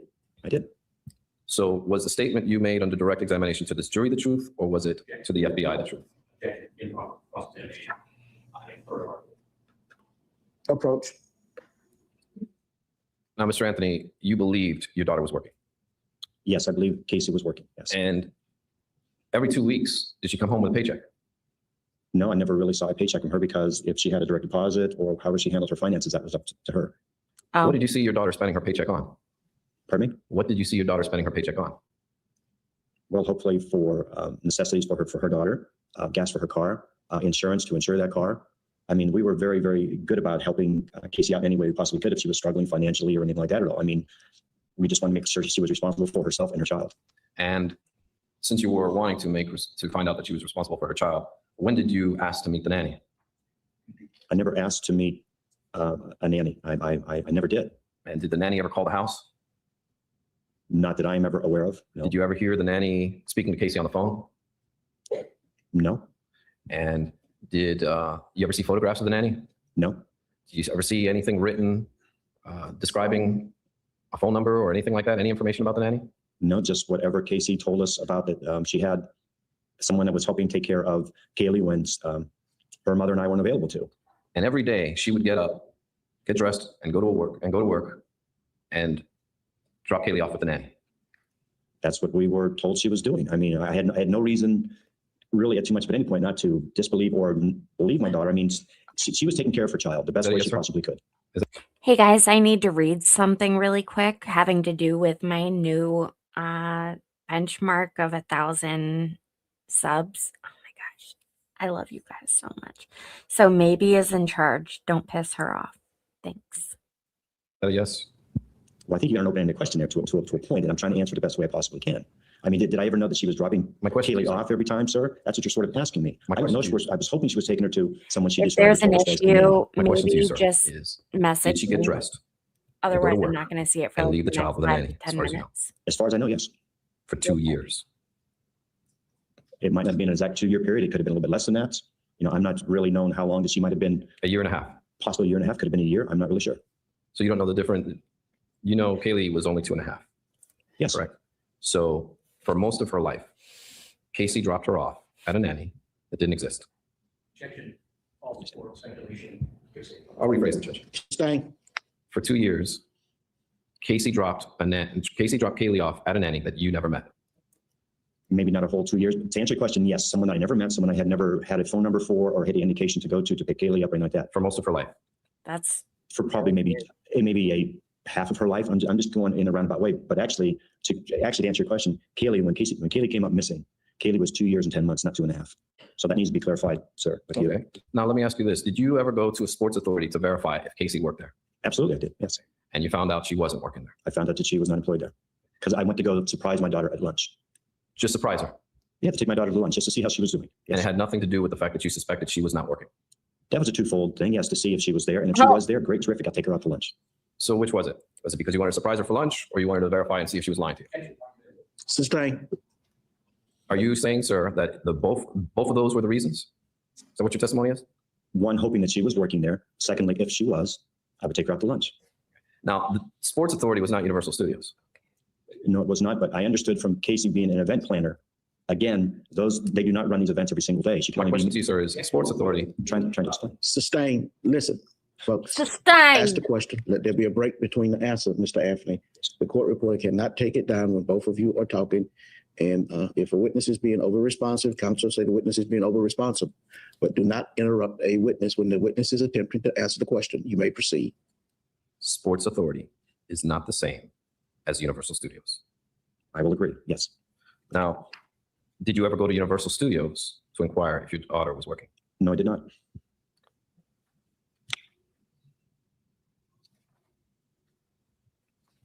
I want to discuss June 16th of 2008. Do you understand? Yes. You said you had breakfast with Kaylee. Yes. Kaylee would often have breakfast with you. Numerous times. Yes, we'd have breakfast together. Yes. Kaylee loved to swim. Yes. And Kaylee would almost go swimming every day. She would go as frequently as I know that Cindy would take her or Cece would take her. I rarely ever got in the pool with Kaylee unless Cindy and I were there together with her. Kaylee would wake you up and say, "Jojo, swim. Jojo, swim." She did a few times, yes. And Kaylee could get out of the house relatively easily, correct? Relatively easy. I'll agree with you to that. Yes. Now, around June 16, 2008, you were having significant marital problems with Cindy, were you not? No, on that particular day. No. Let's go back for a little bit. Once Kaylee was born, you moved out, did you not? Approach. You may proceed. Now, when Kaylee was born, you moved out No. around that time. How many months before you moved out? November, towards the end of November, first part of December, 2005. Sorry? Towards the end of November, the beginning of December, 2005. So Kaylee would have been just a few weeks, a couple months old? If I'm not mistaken, from August to December could only be almost 4 months. I'm sorry? From August to December could be almost 4 months or going into like a 5th month. She was an infant when you moved out. Yes, yes. And Lee also moved out. Lee was out on his own, trying to establish himself as a young man in the world, just trying to get out to be on his own, to have some responsibility. And the issues with you moving out of the house was because Casey didn't want you around. No, that correct? that wasn't the reason. That wasn't the reason. What were the reasons for you moving out of the house? Cindy and I had some financial difficulties. We were going through a really tough marital time, and that is a personal matter between her and I, and that's not for the court to decide. I'm not on trial here for that. Oh, This is when you damn. told Cindy you had a gambling problem, correct? I'd done some gambling on the internet. Yes, sir. That's well established, and I'm not going to deny that. I did it. Now, did you tell the FBI that it wasn't a gambling problem, that you fell for some Nigerian bank scam? There was a Nigerian bank scam and also some minor gambling that was done on it. So, I mean, I didn't lie to them. I told them the truth. I'm telling you the truth today. So it's both. You were gambling and you fell for a Nigerian bank scam as well. And I believe there's other people that have happened to. Yes, sir, did. Yes. And when you moved back, the tension between you and Casey continued. Not really. There was some tension because I had moved out of the house, but it wasn't because of prior tension between Kaylee and I or Casey and I or anything like that. I mean, Cindy and I were going through a rough time. It happens. But as far as when I came back to the house, things were a lot better because I didn't just come back all of a sudden. It took months for me to gain some confidence back with Cindy and our marriage and stuff again. And it's something we're still working on today. Now, going back to June 16th, after you had breakfast with Kaylee, what did Kaylee do then? Oh, we watched a DVD. I'm almost positive we did. As far as which one, I can't remember specifically. But just spending time with her, coloring a coloring book was something we did pretty much an everyday occurrence. And Just spending time with her. And it's your testimony that both Casey and Kaylee left the house at 12:50. 12:50 or shortly thereafter. Yes, sir. Positive. I know that for a fact. And what time did you go to work at that day? Shortly after 2 o'clock, 2:10, 2:15. I only had about a 10-minute drive to go to work, and I just lived a short distance. I worked a short distance away. Now, you described to the ladies and gentlemen of the jury what Kaylee was wearing that day. Yes. And that was a pink top? Mhm. Is that a yes? Yes. And jean shorts Yes. and white sunglasses She had white sunglasses. Yes. and a backpack with monkeys on it. Is that correct? When I first was asked the question by Out the state, there I about said to a go backpack. But yeah, it crazy. did have what I believe was a monkey design on it. Yes. What did Cindy wear that day? I have no idea. I can't remember what Cindy wore that morning because Cindy would leave sometime between 7, 8 o'clock in the morning. What's I mean, Cindy she was very professional wearing. It could have been a pair of slacks and a top. I don't know. I couldn't tell you. What did Cindy wear the next day? Overall, as to that question. What did Cindy wear the next day? Again, it could have been slacks. It could have been a dress. A nice. I don't know. I don't know what Cindy wore the next day. Now, you weren't asked about what Kaylee was wearing for 1 month after she went missing, correct? You're going to have to give me a little bit more of a question here for me to give you an. Nobody asked you what Kaylee was wearing the last time you saw her until July 15th, 2008, 1 month after you last saw her. That's correct because I didn't know that we would be having a missing child in our lives and be thrown into this. I didn't know anything about that, but I specifically know what she wore because that's the last time I saw her and that's what she had on. And you had no idea when you saw her for the last time that would be the last time you saw her. That's correct. But yet 1 month later, you still remember what she was wearing. Sustain. Did you remember 1 month later what Kaylee was wearing? Sustain. But you can't recall what your wife was wearing. Sustain. Do you remember what your wife was wearing last Tuesday? Sustain.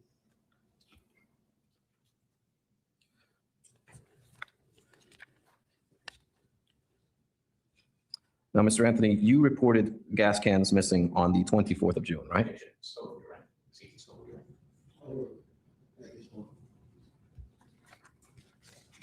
So yes, May I answer, Your Honor? Yes, you can answer. On June 24th of 2008, yes, I made a report to the Orange County Sheriff's Department about a break-in of a shed. Someone forcibly broke into a shed and removed gas cans. and you did that because you were concerned that someone was burglarizing your shed. Sustain. Mr. Anthony, you knew Casey would take gas from the gas cans, did you not? Sustain. Mr. Anthony, when you got the gas cans back from your daughter, how did that occur? Sustain. Mr. Anthony, did you ever notice any duct tape on that gas can? Yes. You may continue.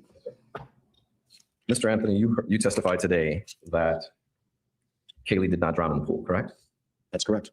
And you said that when you heard this today, we would not be here if that were the case. Do you remember saying those words? Yes, sir. But you've heard this previously, have you not? Okay. Was the question is phrased? Yes. Okay. Now, and you've heard this previously from several different areas, do you not? Did you not? No, sir, just one area. You've also heard from the prosecution that that's how Kaylee died. Did you not? You may. Objection sustained. Rephrase the question. Mr. Anthony, you met yesterday with the prosecutor. No. Yes, for a brief period of time, I talked to Mr. Ashton. Yes. Actually, I'm gonna use the restroom. Oh, man. I'll be right back. Maybe Briefly, yes, still we in just charge. discussed how I'll I be would back in less than 5 basically minutes. questioned by the state, by him. And there was no exact questions or anything like that. We just went over a generality of things. Yes, sir. So you were prepped and No, sir, I was ready not to go. prepped. No, that's a misconception. I was not prepped. I was just told that I possibly, or it looked like I'd be the first person called and that we would talk about my granddaughter. And we've done that. How long did you meet with Mr. Ashton? About an hour, roughly. I'm just roughly guessing. And he told you the questions he was going to ask you. No, sir, I already answered Just that. a second.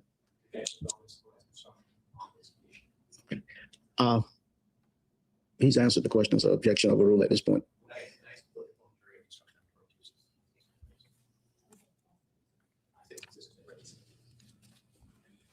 Now, Just a second.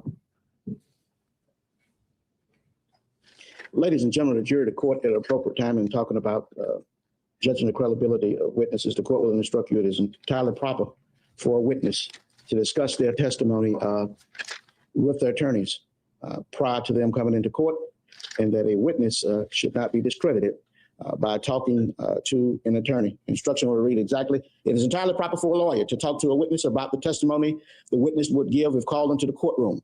The witness should not be discredited by talking to a lawyer about his or her testimony. You may continue. you currently have a lawyer, do you not? Yes, I do. And within 24 hours of reporting Kaylee missing, you had a lawyer then by the name of Paul Kelly, did you not? Overruled at this point. Mr. Paul Kelly is a workers' comp attorney. I did seek his advice when this first occurred because I had no one else to turn to. And with him having legal knowledge, yes, I did, but I did not retain him. He was there just as, we brought him in as a friend to help us through the first hour, the first few days, whatever it's going to be. He was never, we'd never retained him. He was there just to counsel us through something, help us go in the right direction if we needed some kind of assistance. You sought legal advice from him within 24 hours of calling law enforcement, did you not? We had Mr. Kelly to our house the day that we first met you at our house. If I am pretty much on point with that. My Prior to question that, is, I never talked to Mr. Kelly. you sought legal advice from Mr. Kelly. Is that a yes? I didn't ask you when, Okay, I will answer that yes right now. and that was within 24 hours of calling the police in this case. It possibly could have been within a 24-hour period. I'm not sure. Okay, I'll say yes at this point. And then after you mentioned he's not a criminal defense lawyer, then you retained a criminal defense lawyer subsequent to him, did you not? You may. Objection sustained. Next question.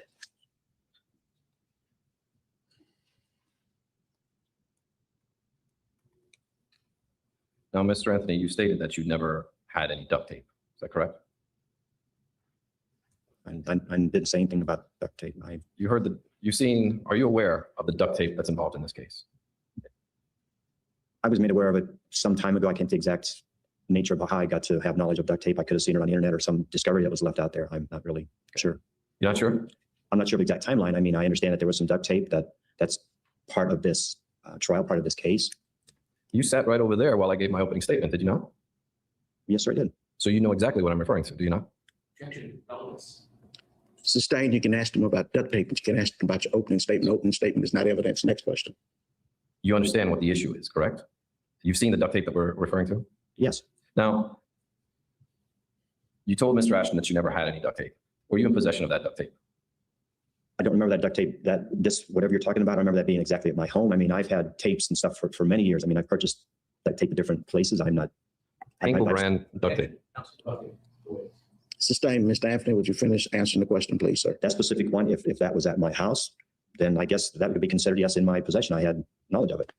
And you did not put the duct tape on that gas can, correct? Sustained. Were you in possession of that duct tape at the public supermarket, the command center, while you were passing out flyers of your missing granddaughter? Sustained. Just may we approach it? No.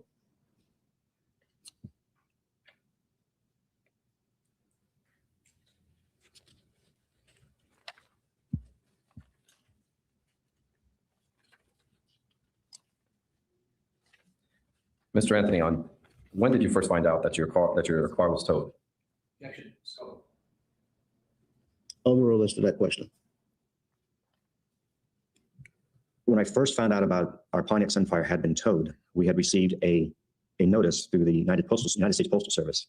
See, like a yellowish color tag, probably about the size of this. And it just had our name on it, the person who had sent it.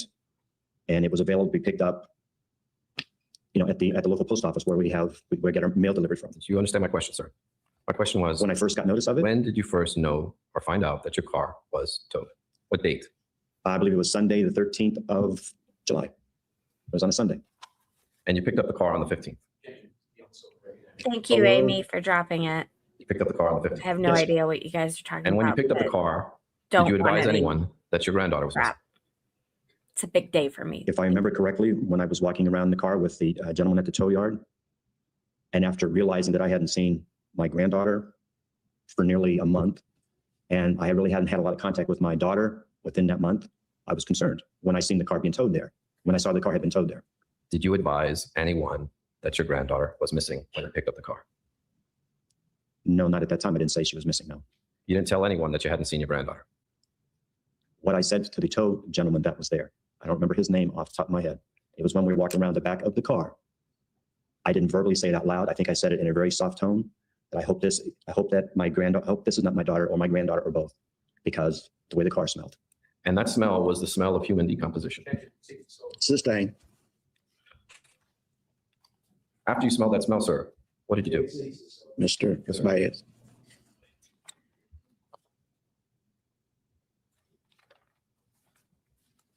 Judge, until this witness is called for further testimony, I have no questions. Can it redirect in those areas? Since Mr. Bias has raised it, tell us about the Sports Authority incident when you went to check on your daughter's work situation. What happened? When I arrived at Sports Authority, I went inside and was met with a younger gentleman at one of the cashier areas. And I introduced myself. I said, I'm George Anthony. I'm Casey's father. Is Casey here? And the gentleman said, who's Casey? And I said, Casey Anthony. And I gave her a brief description. Sustained. No, it's not the truth of the matter asserted. It's simply to establish. Mr. Bias, she didn't hear your objection. If I Go may, ahead. it's not the truth of the matter asserted, it's to establish the events that flow from the statement. I would ask court to reconsider. Sustained. Now, based upon what the gentleman told you, what did you do? I got a little concerned and I asked to see the manager. And did you have additional conversations with him? I Without did. telling me what they were, did you have additional conversations with him? I had more conversation with the manager and found out that my, No, I'll tell you what they said. Now, after that conversation, what did you do? knowing that Casey was not there, I got in my car and left. At some point, did you address this issue with either your wife or your daughter or both? First time I addressed it with my wife, Cindy. All right. And tell us about that conversation. It was not the best conversation to have with Cindy at the time because of feeling that I was invading Casey's privacy to a point, following her. Just should have just left it go and not Was your been the detective of the house to look to go find what was going on. was your detective work well received by your wife? No, it was not. It was not. Did it create additional strife in the relationship that you were trying to repair? Slightly, but we worked through it. Did you address this with Casey as well? I don't remember if I really addressed it immediately or if it was a short period of time after, or we just had a brief discussion. I mean, I don't think it was anything was that bad. I just You just let it go. let it go. Now, can you tell us when, in relation to the last time you saw Kaylee, this would have been the same year, the year before? Can you give us a general idea? The last time I saw my granddaughter Kaylee was June 16, 2008.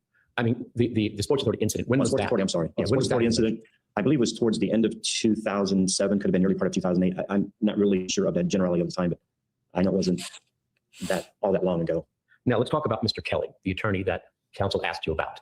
Had he done some work for you in the past?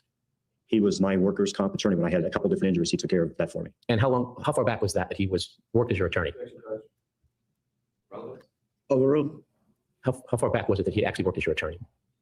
He helped me two different occasions. One time was in, I believe it was 1995, 1996, and again in the early part of 2000. Subsequent to that, had your relationship with Mr. Kelly changed from lawyer-client to something more personal? Oh, we've been just great friends for nearly 20 years. And did you and Cindy socialize with his family? Did your kids socialize together? Was it that kind of relationship? We've been out to dinner a couple different occasions, been to his home and shared a meal at his home with him and his family. And when you had him come to your house the day, I guess the day after you found out Kaylee was missing, was he there more as a friend or more as a legal advisor? Overruled. Friend, but also legal. I mean, it was a combination of both because Cindy and I didn't know where to turn, except to turn to someone that we considered a friend and had legal knowledge. So we were reaching out to just get some help. How would you describe your emotional state on that day, the 16th of July, the day after everything was revealed, and the day that? How were you feeling? What were your emotions then? I believe this is the date counsel was referring. Overruled. Just tell us that. Very, very tired, very edgy. Had nothing to eat or drink since probably earlier the day prior to that. Talk about running on fumes. I mean, you're going in so many different directions. It's hard just to sit down and just concentrate on one particular thing because your whole main objective is to find your missing granddaughter. that's whatever it took. I mean, to say how exactly I felt that day, I do know that we were just devastated. No further questions. Okay, may the witness stand down. Subject to recall. Yes. Okay. Thank you, Mr. Anthony. You may resume your seat.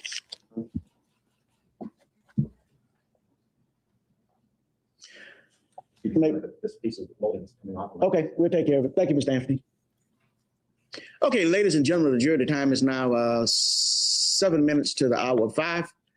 We will recess for the evening. Again, please remember all of my previous admonitions. Do not watch, listen, or read any news accounts of this case. Do not discuss this case among yourselves, nor with anyone else. And please remember my earlier instructions dealing with social media and people contacting you, including your loved ones when you talk to them this evening. Any additional instructions from the state or the defense?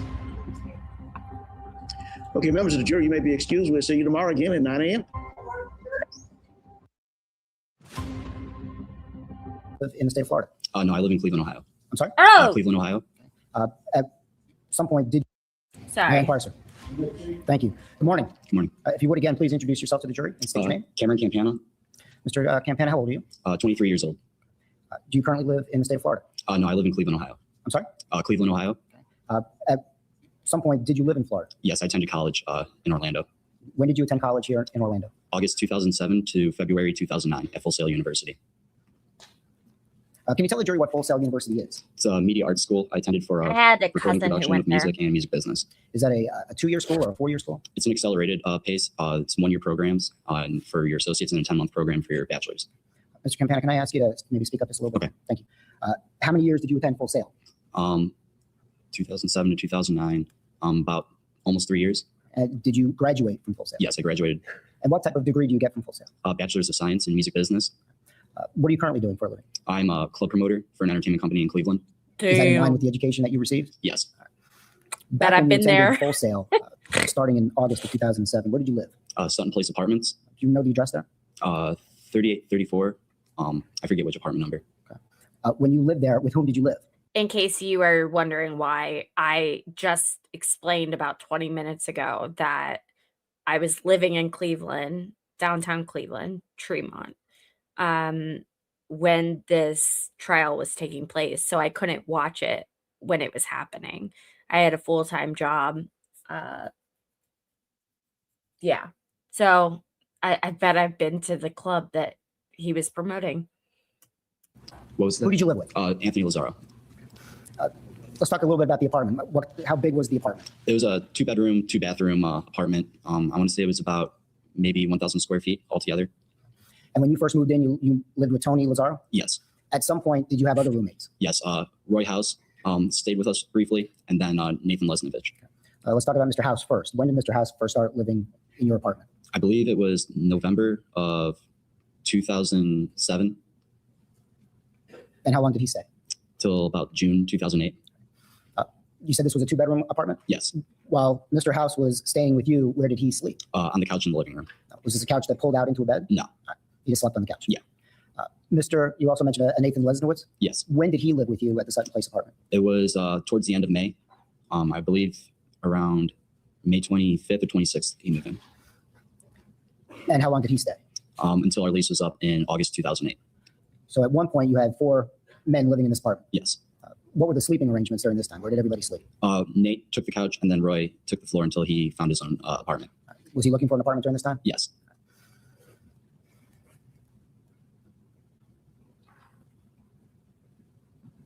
Directing your attention to May and June and July of 2008, can you tell the jury what your school schedule was? We were on a rapid schedule. I was pretty much going to school either 9 to 5 or 1 to 9. It changed every month. It changed every month? Yes. Do you have any specific recollection of what your hours were at school during the month of May of 2008? I want to say 9 to 5. I know June was 1 to 9. Okay. So Approach. may I continue? Just a second. Thank you. You may proceed. Thank you. Mr. Campana, going back to June of 2008, you believe your school schedule was 1 to 9. Yes. Did your classes or your education also entail you working in any way? Oh, no. So after you went to classes from 1 to 9, you were done. Yes.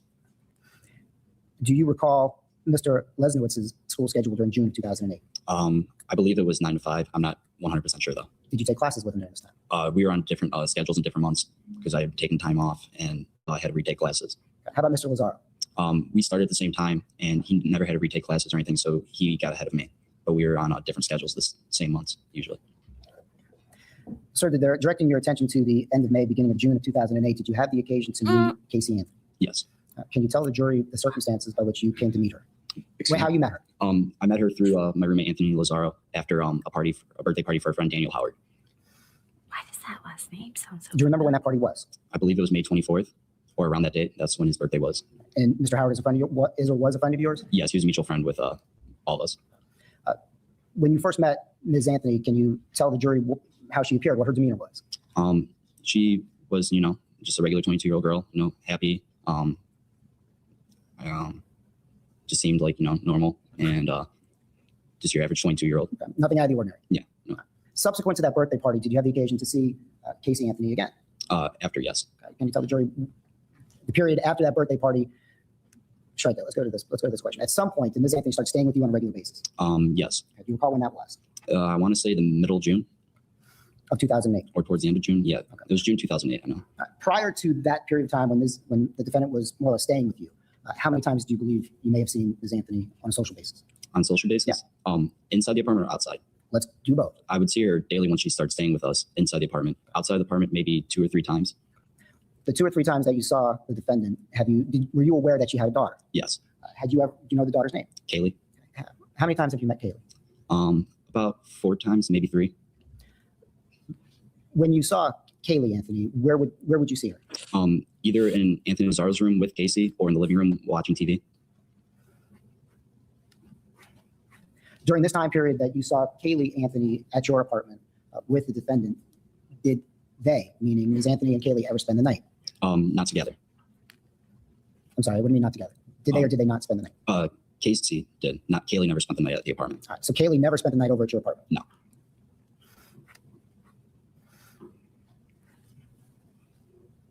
When you first met Ms. Anthony, did you ever have any discussions with her about her employment? She had mentioned to us that she had worked for Universal as an event coordinator. Was that your understanding that that was her job, or she used to work there? That's what I understood that was her job. All right. Did she talk about her job? Every now and then, just brief little things. I don't know specifics, but she had mentioned like picking up tickets for a Batman premiere for The Dark Knight, and just like other little things saying work is stressing me out and such like that. The work was stressing her out? Yeah. Her non-existent job, or did she actually work there? What did Ms. Anthony say about that? She had told my roommate Anthony Lazaro that she was going to get red carpet tickets for the premiere, and it never happened. Statement of the defendant, Your Honor. It goes to her state of mind. Overruled. So you're talking about what the defendant told you or Mr. Lazaro? About the Batman ticket? Yes. I've heard that. No, you heard that from whom? From Anthony Lazaro. Okay. If that was from Mr. Lazaro, objection sustained. Yes, sir. I was gonna say, like, You had mentioned a what? few minutes ago that at one point, Gonna Ms. blow Anthony my nose. 1 second. started staying with you on a regular basis. Is that correct? Yes. And again, when would that have been? Sustained is the last question. Did Ms. Anthony begin staying with you in your apartment? Yes. When was that? Some point towards the end of June, mid-June to end June. Was this something that you had talked to Mr. Lazaro about, that she was going to be moving in? No. Was this something that you had spoken to the defendant about? No. Overruled. When she started staying at your apartment, was there any understanding that you're aware of about how long she was going to stay? No, she had told us that she was looking for an apartment with, I believe it was Amy. Had you ever met Amy? I believe once. But when she first started staying there, did you know who Amy was? No. Now, you went to school this time from the periods of 1 to 9 in June, correct? Mm-hmm. Yes. During the time that you were with the defendant, did you ever see her getting ready to go to work? No.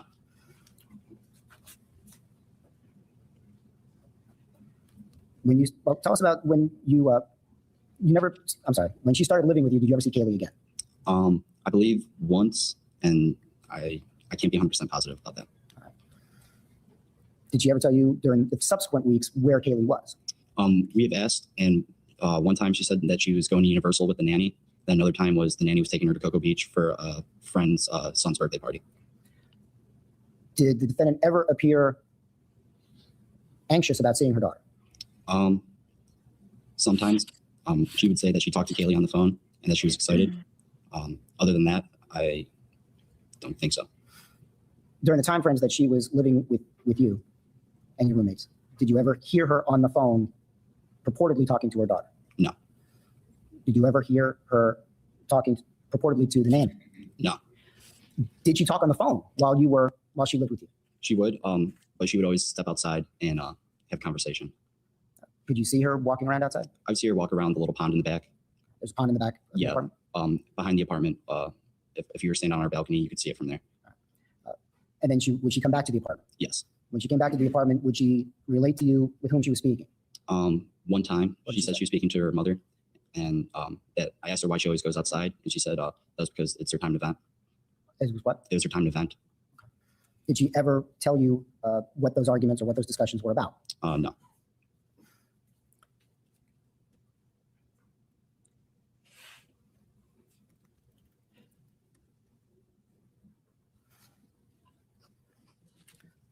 While Ms. Anthony was living with you, how were you guys who was doing the cooking? I mean, everyone would do their part, but once she started staying on a regular basis, she started cooking dinner and buying groceries. Would she ever ask you if anybody needed anything at the store? Yes. And would she return with those items? Yes. Did she ever do laundry? Yes. Whose laundry did she do? Mostly hers. Relevancy? Your Honor, it's relevant to her state of mind and her conduct during this time period. May we approach? Overruled at this point. Thanks, sir. You can continue. It was mostly her laundry, sometimes Anthony's, Lazaro's, and I believe one time she even did mine. Did you ask her to? No. What about cleaning the apartment? Who cleaned the apartment? She helped clean. We all helped keep it. Your Honor, Overruled. We'd all take part in cleaning, but she would help clean more often. as part of your studies at Full Sail, did you have a computer? Yes. What type of computer did you have? Apple MacBook Pro. Was that given to you by the school? That's what Yeah, I it was have. A package deal that we could get with classes. Yup. To your knowledge, did your roommates also have computers? Yes, we all had Apple MacBook Pros.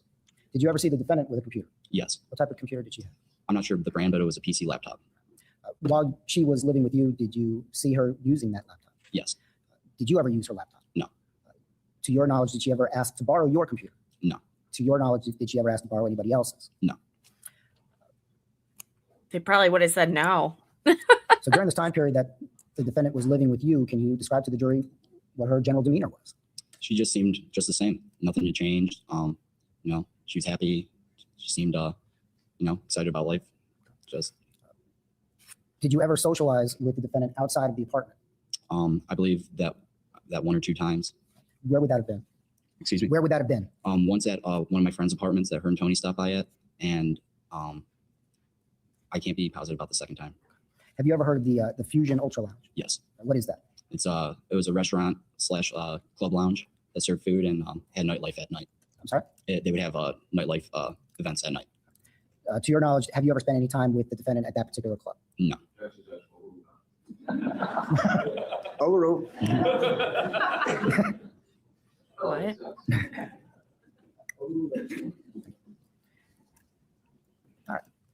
During this time period, did you drink alcohol? Yes.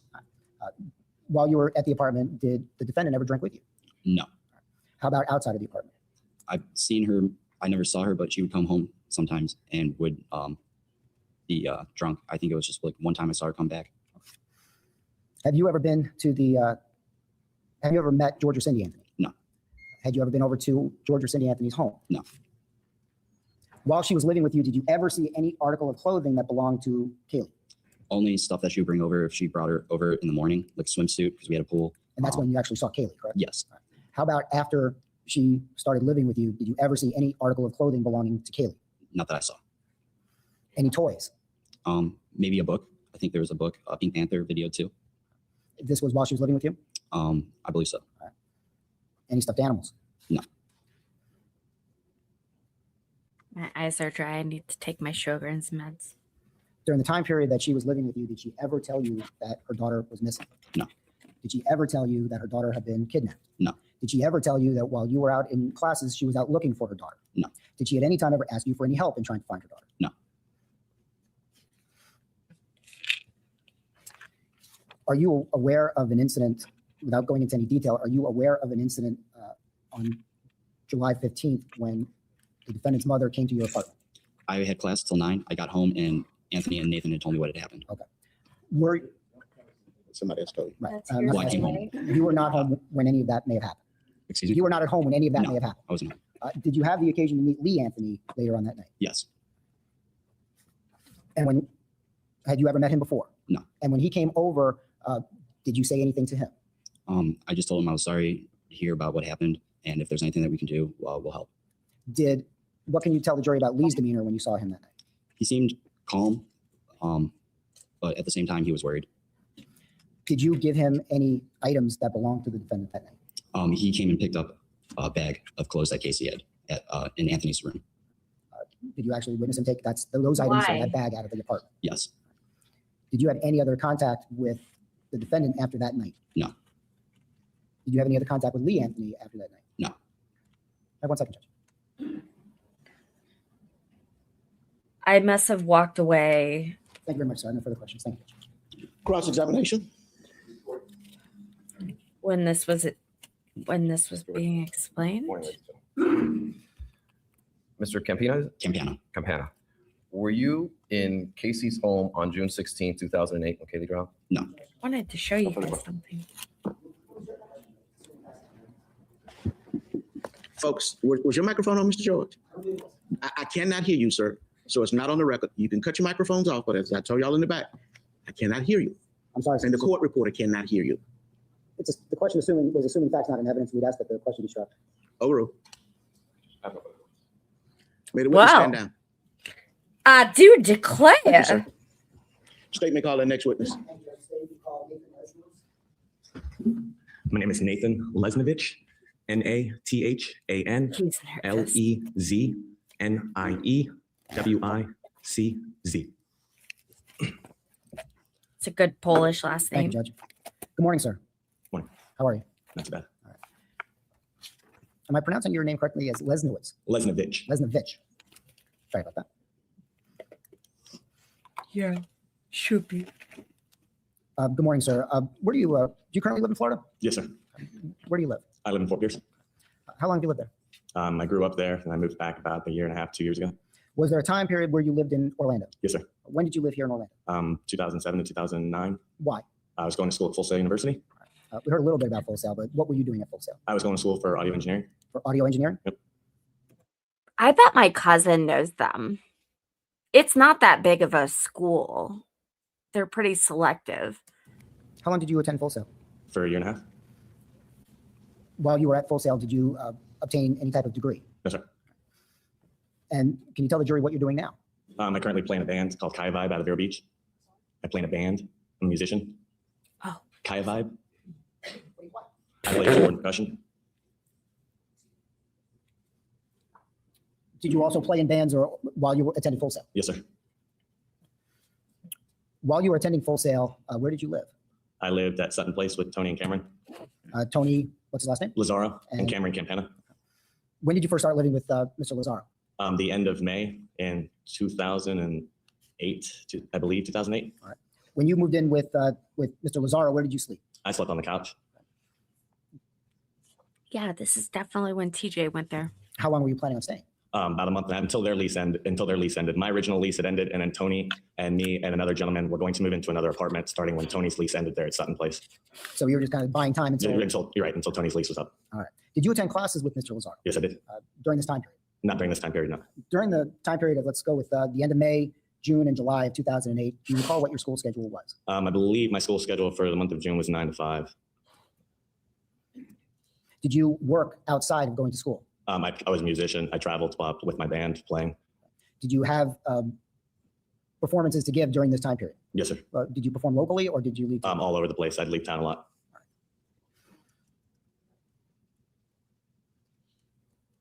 Did there come a time during this time period, May, June 2008, where you met Casey Anthony? Yes, sir. How did you first meet Ms. Anthony? The drummer for my band, Daniel Howard, he was having a birthday party on, I believe it was May 24th. And that's where Tony and Casey first met. And that's where I also met Casey. What can you tell the jury about your first impressions or how the defendant was acting when you first met her? Seemed like just, like a normal 21, 22-year-old girl. I mean, she seemed fine. She was outgoing. She was talkative. How did she and Tony appear to get along? They seemed to get along great. Were you aware at that first meeting that the defendant had a daughter? No, not at first. No, sir. When did you first become aware that the defendant had a daughter? It had to be very shortly thereafter, probably the next week or two to follow. Probably the next few days, actually. Did you ever meet her daughter? Yes, I did. What was her name? Her name is Kaylee. Where did you meet Kaylee? At my apartment. How many times in all do you think you've seen Kaylee Anthony? 2 to 3 times.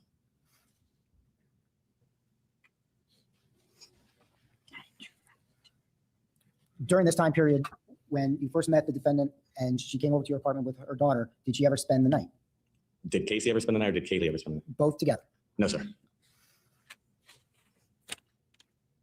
Did there come a time where the defendant started spending more time at your apartment? Yes, sir. Did there come a time when she basically stayed every day? Yes, sir. When was that? Approximately the 3rd and 4th week of June was when her staying over picked up quite a bit.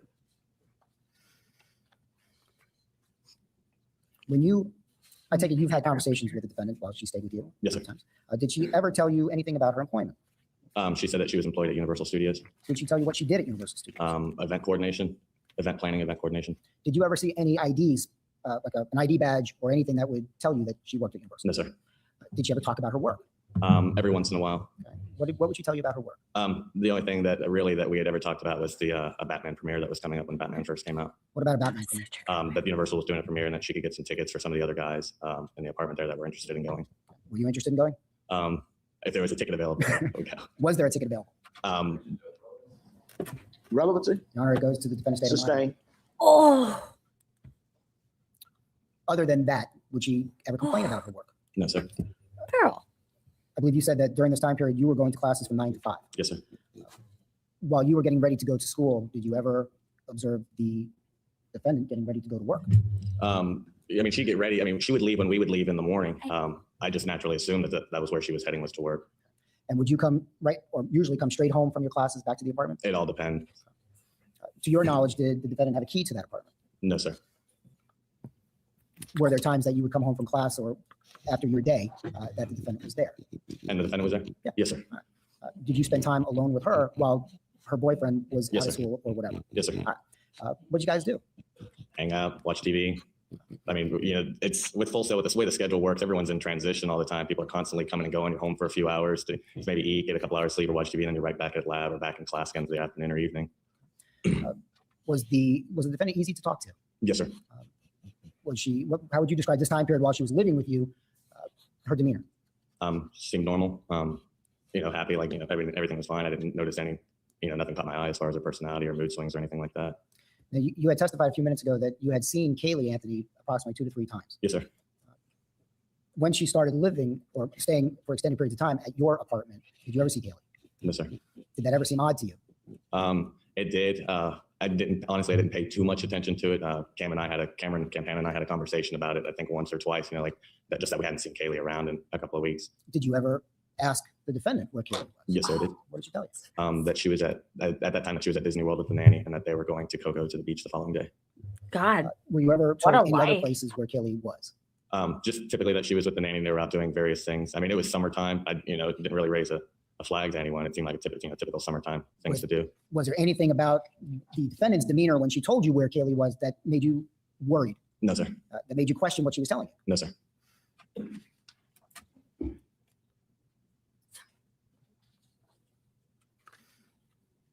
Diablo Blanco has left. While the defendant was living with you, did she ever tell you anything about her parents? Not much, sir, no. You say not much. What do you recall her saying? When her and her mother would have phone conversations, she would leave the apartment to have those conversations because she said from time to time that they would get in arguments on the phone and she didn't want us to have to listen to them argue on the phone. Did you ever hear an argument that the defendant had with anybody on the phone? No, sir. Did you ever hear her speaking purportedly to her daughter on the phone? No, sir.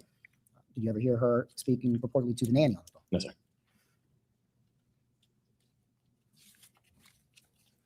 Now, outside of, Lay down. were you aware during this time period that did the defendant have an automobile? Excuse me. Did she have a car? Yes, sir. What kind of car did she have? It was a little white car. I'm not sure exactly what kind of car it was. During this time period, did you ever ride in that car? No, sir. Did you ever get near the car? No, sir. Did the defendant ever tell you that she was having any car trouble during this time period? Just one day when she had broken down around the corner at the Amscott, and Tony had left in the morning to go pick her up. That was the only time that I recall. Were you home when the defendant called regarding that? Yes, sir. Did you see Tony leave to go get her? Yes, sir. Were you at home when they came back to your apartment? Yes, sir. How long was Tony gone approximately? Maybe 15, 20 minutes at the most. Do you have any recollection of them coming home with anything? No, sir. I don't remember exactly if she came home with anything or not. So what type of things would the defendant do while in the apartment? Did she cook? Yes, sir.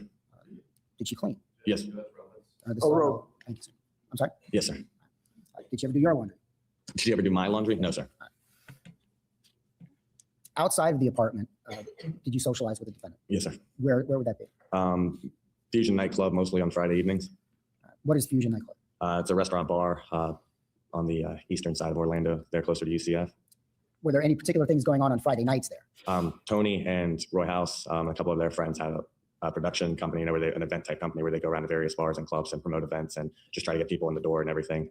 So Friday nights they were working at Fusion. How many times do you believe that you've been at Fusion with the defendant? 2 or 3 times, maybe. Can we bring up the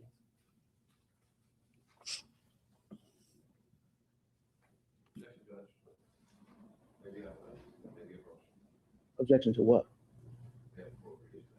Well, it's not being published to the jury. Objecting to the picture? Okay, let's let him look at the picture. I haven't seen it yet, and it's not published to the jury, so let's wait. You see that? Yes, sir. I can't see it. I could understand like 1 or 2 shirts, like work shirts, but like undies, no. No, ma'am. Okay, go ahead and ask your question. Thank you, sir. I'm showing you what's been marked for identification BS. Do you recognize that photograph? Yes, sir. What is that picture of? That is a picture of myself and Casey Anthony. Okay. Do you recall on what date that photograph was taken? I don't recall the exact date, no, sir. Okay. Was there ever a time when you were at Fusion with the defendant that she participated in a contest? Yes, sir. What type of contest was that? It was a hot body contest. Okay. Objection sustained unless you can put it in the date. Well, that's what I was trying to work on, Judge. Well, you need to work on it. Thank you. Because he just said he doesn't remember dates. So The dress that the defendant is wearing, can you see it in that picture? Yes, sir. Does that in any way help you determine on what date that picture might have been was taken? No, sir. Okay. I'd been there a couple times up there, and I don't know exactly which day this was, which Friday this was. Okay. Do you know where that photograph was taken? Yes, sir. Okay. Where was that photograph taken? At Fusion. Was this during the month of June of 2008? was not relevant. As to that question, overruled. No problem, Debbie. I'm kind of worried about Peggy. Not at this point. Can you repeat the question? Sure. Was this picture taken in June of 2008? Yes, sir. And does that picture appear to be a true and accurate representation of what you look like and what the defendant looked like in June of 2008? Yes, sir. And at this time, the state would move what's been marked for identification VS. Let me go ahead and States number 3, I believe. Mr. Baez. try to find Peggy. Okay, you can approach. You may proceed. Objection overruled. Thank you, Judge. Again, at this time, the state would move what's been previously marked for identification BS into evidence of states number 3. It will be entered as evidence of a defense objection as states numbered. Thank you. At this time, Your Honor, may I publish that? Okay, based upon prior motions, you have a standing objection to this line of photographs. You may publish to the jury. Thank you. All right. I commented on an old comment of hers that she made on a video once, hoping that During she the time that you sees were with the it. defendant at Fusion, how would you describe her? I feel like I need Peggy's phone number. She always seemed like she was having a good time. I mean, she's not an introvert by any means. I mean, she's outgoing personality and she liked to go out and have a good time. At any time that she was living in your apartment, did you ever Sorry, I see her have to make distraught? it bigger. Ever see her what? Excuse me? Distraught, No, sir. depressed, No, sir. scared, No, sir. angry, No, sir. worried? No, sir. At any time that you knew Casey Anthony, while she was living with you, did she ever tell you that her daughter was missing, No, sir. that her daughter had been kidnapped? No, sir. That while you were at school, she was out looking for her? No, sir. Did she ever ask you for help in trying to find her? No, sir.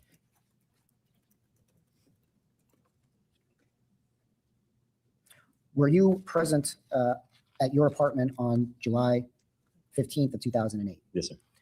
Can you tell the jury what you and your roommates were doing in the early evening hours of that night? The only ones home were me and Anthony Lazaro, and we were playing video games, sitting on the couch waiting for the All-Star game to start that evening. Who else was home? It was just me and Tony, and Casey Anthony was there.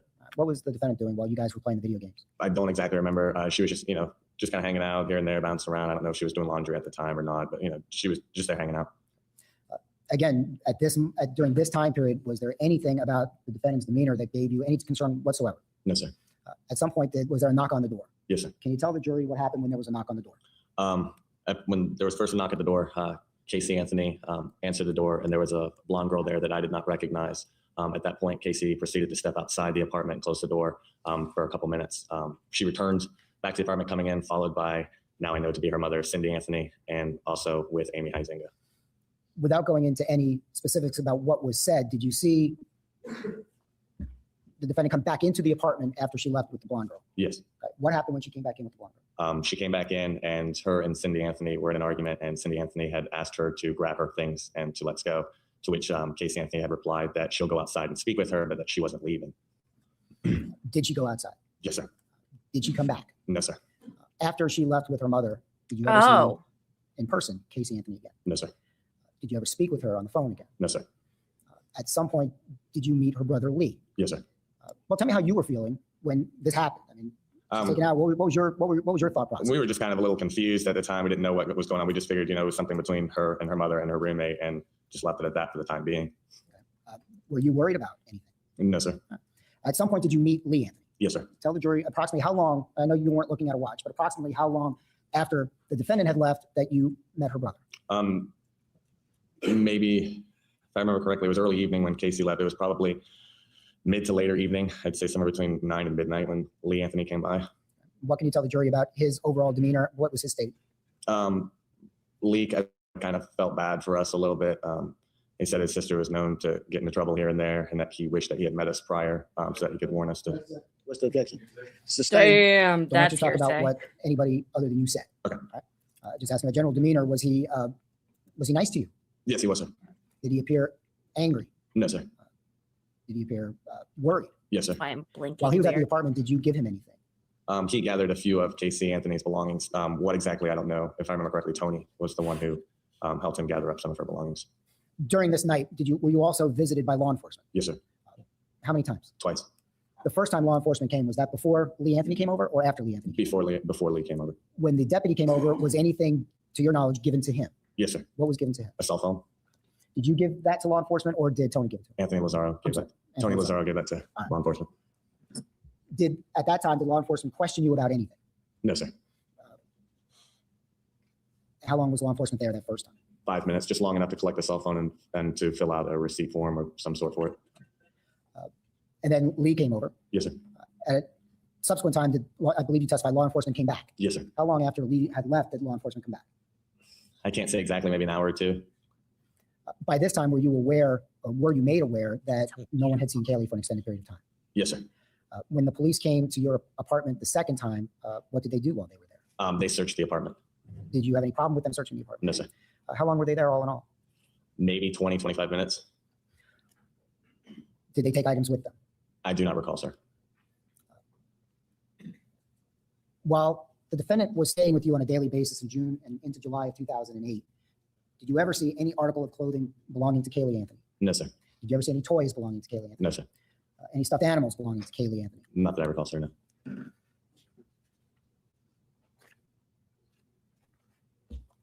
Thank you. I have no further questions of the witness, Judge. Thank you. Approximate length of your cross-examination. That's why I'm asking you approximate length. 5 minutes, okay? You may proceed. Good morning, sir. Morning. I don't want to butcher your last name. Can you repeat that? Yes, it's Lesnovich. Lesnovich? Lesnovich. Lesnovich. Thank Yes, you, sir. Mr. Lesnovich, you saw Kaylee how many times? 2 to 3 times approximately. Did she appear hungry to you at any time? bitch. No, sir. Did she look well fed? Yes, sir. well taken care of? Yes, sir. Can't Was Casey even attentive to her? Yes, sir. pretend to And be appropriate. Casey, did you ever see Casey strike her or yell at her or No, treat her sir. improperly? No, sir. And in fact, in your opinion, she was a good mother from what you saw. I'll rephrase, Judge. I'll rephrase. Okay, rephrase it. Now, subsequent to where you are today, you found out, of course, that during that time that Casey was living with you, that Kaylee was no longer with us, correct? Yes. Now, looking back at Casey's behavior, there was absolutely no indication to you that Casey gave you that Kaylee was dead. No, sir. And there was no signs in any way, shape, or form as far as you and the outside world could see, or as far as you could see, I should say. No, sir. Now,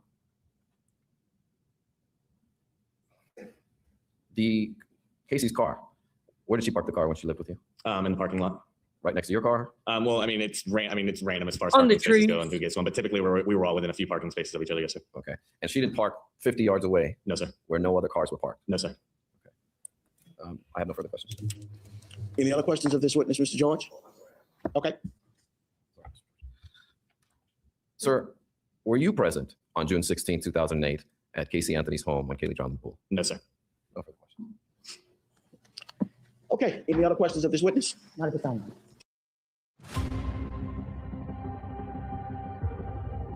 Okay, Roy House. both, just a second, go ahead.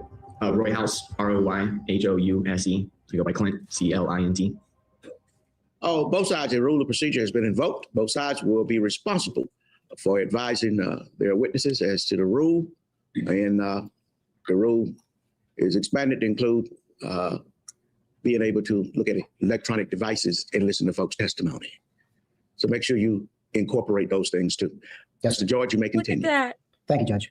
Good morning, sir. Good morning. You are Clint's house. Yes, sir. Mr. House, how old are you? 25. Do you currently live in Florida? Yes, I do. Where do you live in Florida? Jacksonville, Florida. So Jacksonville? Jacksonville, yes, sir. Was there a time that you lived in Orlando? Yes, sir. When did you live in Orlando? From 2007 to 2009. Why were you in Orlando? Just going to school at Full Sail. We've heard a little bit about Full Sail already, but can you tell the jury what you were studying there? I was there for recording arts, learning how to engineer and produce music. How long, all in all, how long were you at Full Sail? About 10 months. Did you achieve a degree? No, I did not. At Full House. Are you employed now, sir? Yes, I am. What do you do? Work for my parents' company, First Coast Kim Dry in Jacksonville. What kind of company is that? It's a carpet cleaning company. When you were attending Full Full Sail. Sail, Really where did you live? intense. I lived with Tony and Kim Is that at the Sutton Place at apartment? the Someplace apartment, yes, sir. From what time periods did you live there in 2008? I was only there for a few months. I moved in at the end of April and was out at the beginning or at the end of June Of 2008. of 2008, yes, sir. During that time period, where did you sleep? Sometimes on the couch, sometimes on the floor. We were all in a transition period waiting for Tony's lease to run out because me, Nate, and Tony were going to get a place together. During May, June, and July of 2008, you were attending Full Sail, correct? Yes, sir. Do you recall during that time period what hours that you were in school? It ranged. There were some times that I'd be in school at 1 o'clock in the morning until 5 o'clock in the morning. There was times that I'd get there at 1 o'clock in the afternoon and be there at until 5 o'clock in the afternoon. The hours range just based on different classes. During the time period of May, June of 2008, did you meet a woman by the name of Casey Anthony? Yes, I did. Do you recall when you first met her? Yes, me and Tony met her at a party that one of our friends was throwing. Do you remember the friend's name? No, I do not. Do you know whether or not that was the first time that your roommate Tony actually met Casey Anthony? Yes, it is. So you met her the same day? The same night, yes, sir. What do you recall about meeting Ms. Anthony on that date? She seemed like a fun party girl, somebody that would probably get along well with our group of friends. Did, at that first meeting, were you aware that she had a child? Yes, I was. How did you become aware of that? Guys, we're gonna, since we're on 1.5 times speed, we're gonna finish this this video. It says 54 minutes, so 35 minutes maybe. That'll put us at 8 o'clock, hopefully. From Tony, he had said that he was talking to a girl named Casey, but she had a kid. Do you have any specific recollection of the defendant speaking about Kaylee on that first meeting? Please feel free to Not share. on that first meeting, no, sir. Did you and ever meet subscribe Kaylee if you Anthony? haven't. Yes, I did. Where did you first meet Kaylee Anthony? At the Sutton Place Apartments. How many times in all do you think that you've seen Kaylee Anthony? 4 or 5 times. Did Kaylee Anthony ever spend the night over at your apartment with Tony and your other roommates? No, she never actually stayed over. Did there come a time So she was just there during the Casey day. Anthony started staying at your apartment more or less full time? Yes, there was. And do you recall generally when that was? Right around the beginning of June into the middle of June is when she started being over there every single day and spending most of her nights over there. Did you mind that she did that? No, not at all. Was this a big apartment to your mind? No, it wasn't a very big apartment at all. We were all kind of crammed in there. Overruled. Previous objection will be noted. Now, while she was staying with you and your roommates, did Casey Anthony ever tell you anything about her employment? Yes, she told us that she worked at Universal Studios. Did you ever see any ID cards or anything that would reflect that she actually did work there? Never saw any credentials. Did she ever tell you about her work? No, Did you ever complain about work? no. Did you ever see her getting ready to go to work? I would see her appear like she was getting ready to leave the apartment, and she would say that she was going to work. So yes, Then would you subsequently see her later on that evening? she'd come back. When she came back, did she tell you about her day at work? She was pretty silent about it. She didn't really, like I said, she didn't really talk about her work all that much. Now, you had testified that when you first met Casey Anthony, you had seen Kaylee 2, 3, or 4 times, somewhere around there, correct? Yes. When she started staying with you full time, did you ever see Kaylee Anthony? No, that was when she started staying over at the apartment on a regular basis was when we stopped seeing Kaylee. Did you ever ask her where Kaylee was? Yes, we did.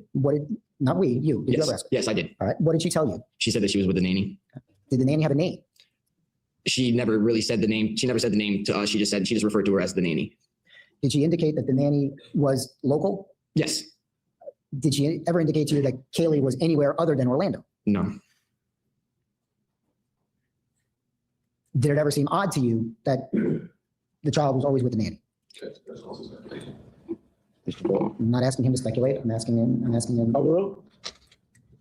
Could you repeat the question, please? Did you ever find it odd that Kaylee was never over at the apartment? Same objection, Judge. He's asking for his opinion. Sustain this to that question. Did you ever question the defendant about where Kaylee was? We asked her, or I asked her, where, I haven't seen Kaylee in a while, where is she? And like I said, she said she was with the nanny. When she told you that, was there ever any concern No. in her voice when she told you that? No. Did she ever appear worried about where Kaylee was? No. Did she ever seem sad that she did not see her? Her demeanor never changed. She was the same person. When you say that, was her demeanor any different during this time period when Kaylee was not around than when you first met the defendant with Kaylee? No. Did you also have a laptop? Yes, I did. And that was part of the full sale enrollment, I guess? Yeah, when we enrolled, it was wrapped up into our tuition, so we basically did pay for it. But yes, I did have a laptop. Did you ever see the defendant with a laptop? Yes, I did. What type of laptop did she have? I believe it was an HP, regular base model Windows computer. Did you ever use her computer? No, sir. Did she, to your knowledge, ever use yours? No, not to my knowledge. Did you ever see her, the defendant, use any computer other than her own? No. While she was staying with you, were you ever present while she spoke on the phone? Yes. Okay. When she spoke on the phone, do you know to whom she was speaking? She would leave the apartment to take phone calls. She would walk outside. She would walk out onto the porch or walk out to the front door. And every time it was either she was on the phone with the nanny or she was on the phone with her mom. Is that what she told you when she came back? Yes. When she came back after these phone calls, did you ever notice any change in demeanor on the part of Casey Anthony? No, sir. Did she ever appear worried No, sir. or nervous No, sir. or scared? No, sir.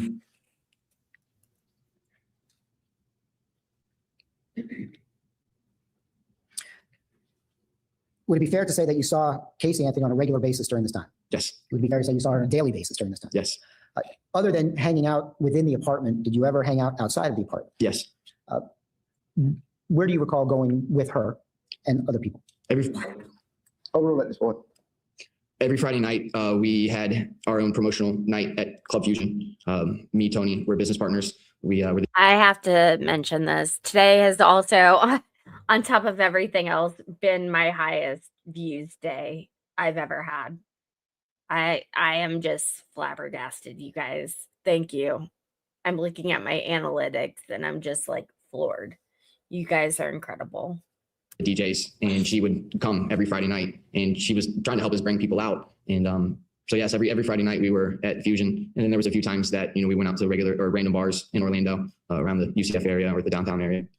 When you say that the defendant helped bring people out, what do you mean? She was a promoter. She would, because she was Tony's girlfriend, she would help talk to her friends, tell her friends to come to the club, because the more people that came out, obviously, the more money we were going to make. And so that's what she would do for us. How did she do that? Just by telling her friends, text messaging, Facebook, MySpace, telling them to come out and come to Fusion. Did you ever see her actually do that? Sending out text messages or emails? I never saw it saw the text messages or emails, but I did see her post stuff on her MySpace page and her Facebook page, but none of her friends ever came. While at Fusion, you said you and Tony were business partners. This was your event, correct? Yes. Did the defendant participate in those events? Yes, she did. What role did she play? The promo girl. She was in a couple of our contests that I hosted. She was in a hot body contest. She would mingle with the crowd, with the people who were there, and pretty much. Did she do this these events were on Friday? Yes, sir. Was this every Friday in the month of June of 2008? Yes, sir.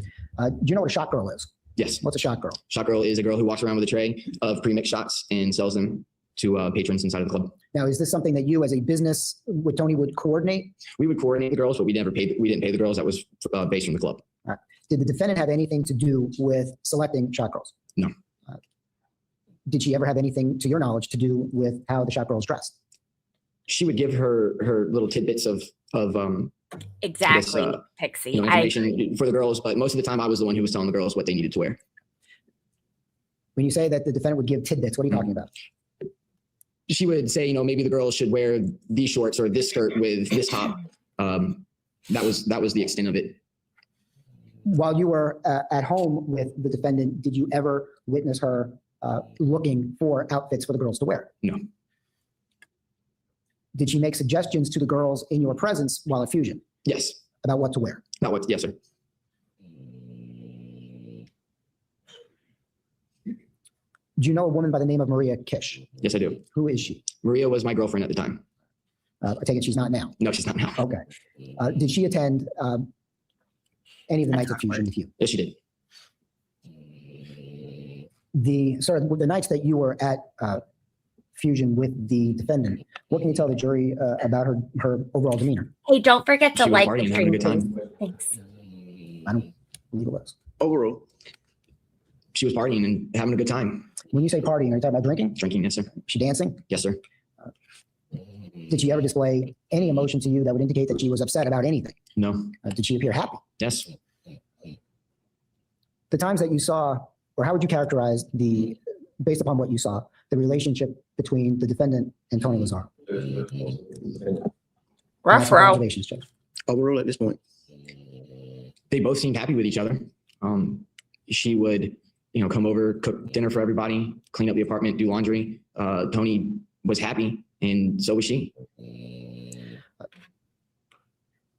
Did you, in that brief period of time, ever see the defendant and Tony fight? No. During this time period that she was basically living with you, did you ever notice the defendant be sad? No. Angry? No. Depressed? No. Withdrawn? No, she was still the same. Did she appear exactly the same during this time period when she was living with you than when Good you night, first met her? Nicole. with Thank Kaylee? you so much for being a part of No difference, No tonight. different.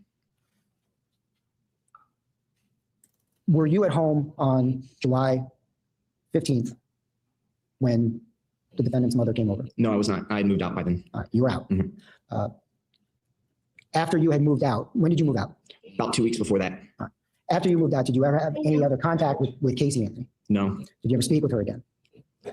Me and Tony had a falling out with each other over the Club Fusion, and she was trying to rekindle our friendship, trying to be the good girlfriend, trying to get her boyfriend's best friend back. And that was all the contact that we had. How did she attempt to do that? She would just text and say, hey, you should come and hang out with me and Tony. We're going, such and such, we're going out tonight. You guys should come out, squash this beef and become friends again. And we eventually did. Was that because of her efforts? No. This was subsequent. Yes. All right. So again, after you had moved out, and other than the text messages or emails that you've described for us, did you have any other contact with Casey Anthony? No, there's no other contact. While she was living with you, did she ever tell you that her daughter had been kidnapped? No. That she was missing? No. That while you were at school, she was actively looking for her? No. That she was worried about her? No. She needed help? No. Thank you. I don't have any further questions of this witness. Cross-examination.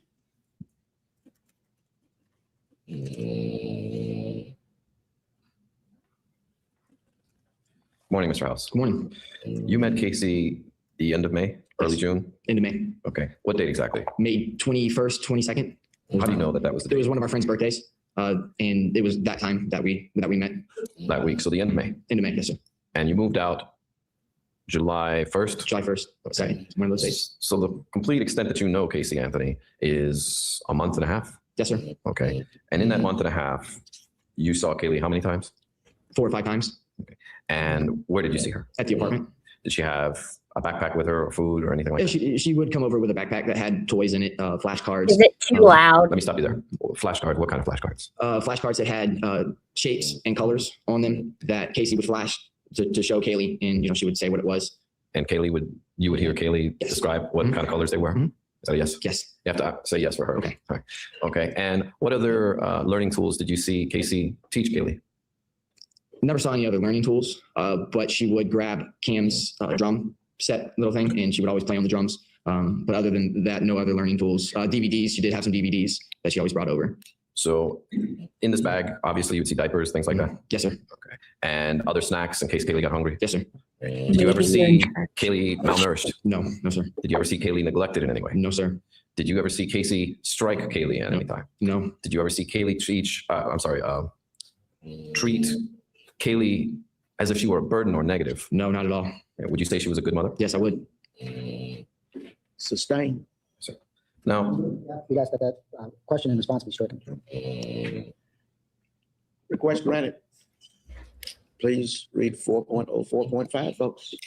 now, Thank you. You sir, may proceed. thank you, sir. I apologize, Your Honor. Now those times were times you had seen her. Did you ever see them go out to the pool? No, Okay, so you weren't there on June 2nd when Kaylee and Assuming facts not in evidence, the witness's answer, he did not. Now counsel testify. I'll rephrase it. Sustain, rephrase the question. Were you aware that Tony Lazaro and Casey and Kaylee went to the pool on June 2nd? yes, And who else was present? nobody. It was just them. Now, you mentioned some things about the computer, that you had a computer. Yes, Casey had a computer. yes, Everybody had a computer. yes. Nobody designated you to monitor everybody's computer, did they? No, sir. So you weren't keeping any close eye on Casey's computer at any time? No, sir. And now you met at the end of May and you moved out in July. And you described that you worked at Fusions. Yes, And Tony was, I guess the two of you were promoters? yes, And part of a promoter's job is to get people to come into the club. yes. That is the definition of a promoter. Okay. For those of us that don't know the promoting world, do you get a percentage of the door? Depends on what deal you have worked out with the club. It can range from anywhere from 100% of the door to half of the door to $2 a head for everybody that walks through. What about drinks? Do you get any money off the alcohol? No, Okay, so it's just the door. it's just the door. It's illegal to give money to a promoter off of the bar sales because it's their liquor license, not yours. And when we say the door, we're talking about what they charge you to get in. Door entrance, yes, sir. Okay. Now, you as a promoter contact every single person you know to let them know that on Friday night or Saturday night or whatever night that you're promoting, your company is going to be promoting that club. Yes, And what you're selling is the atmosphere, right? yes, And the atmosphere in The this specific vibe.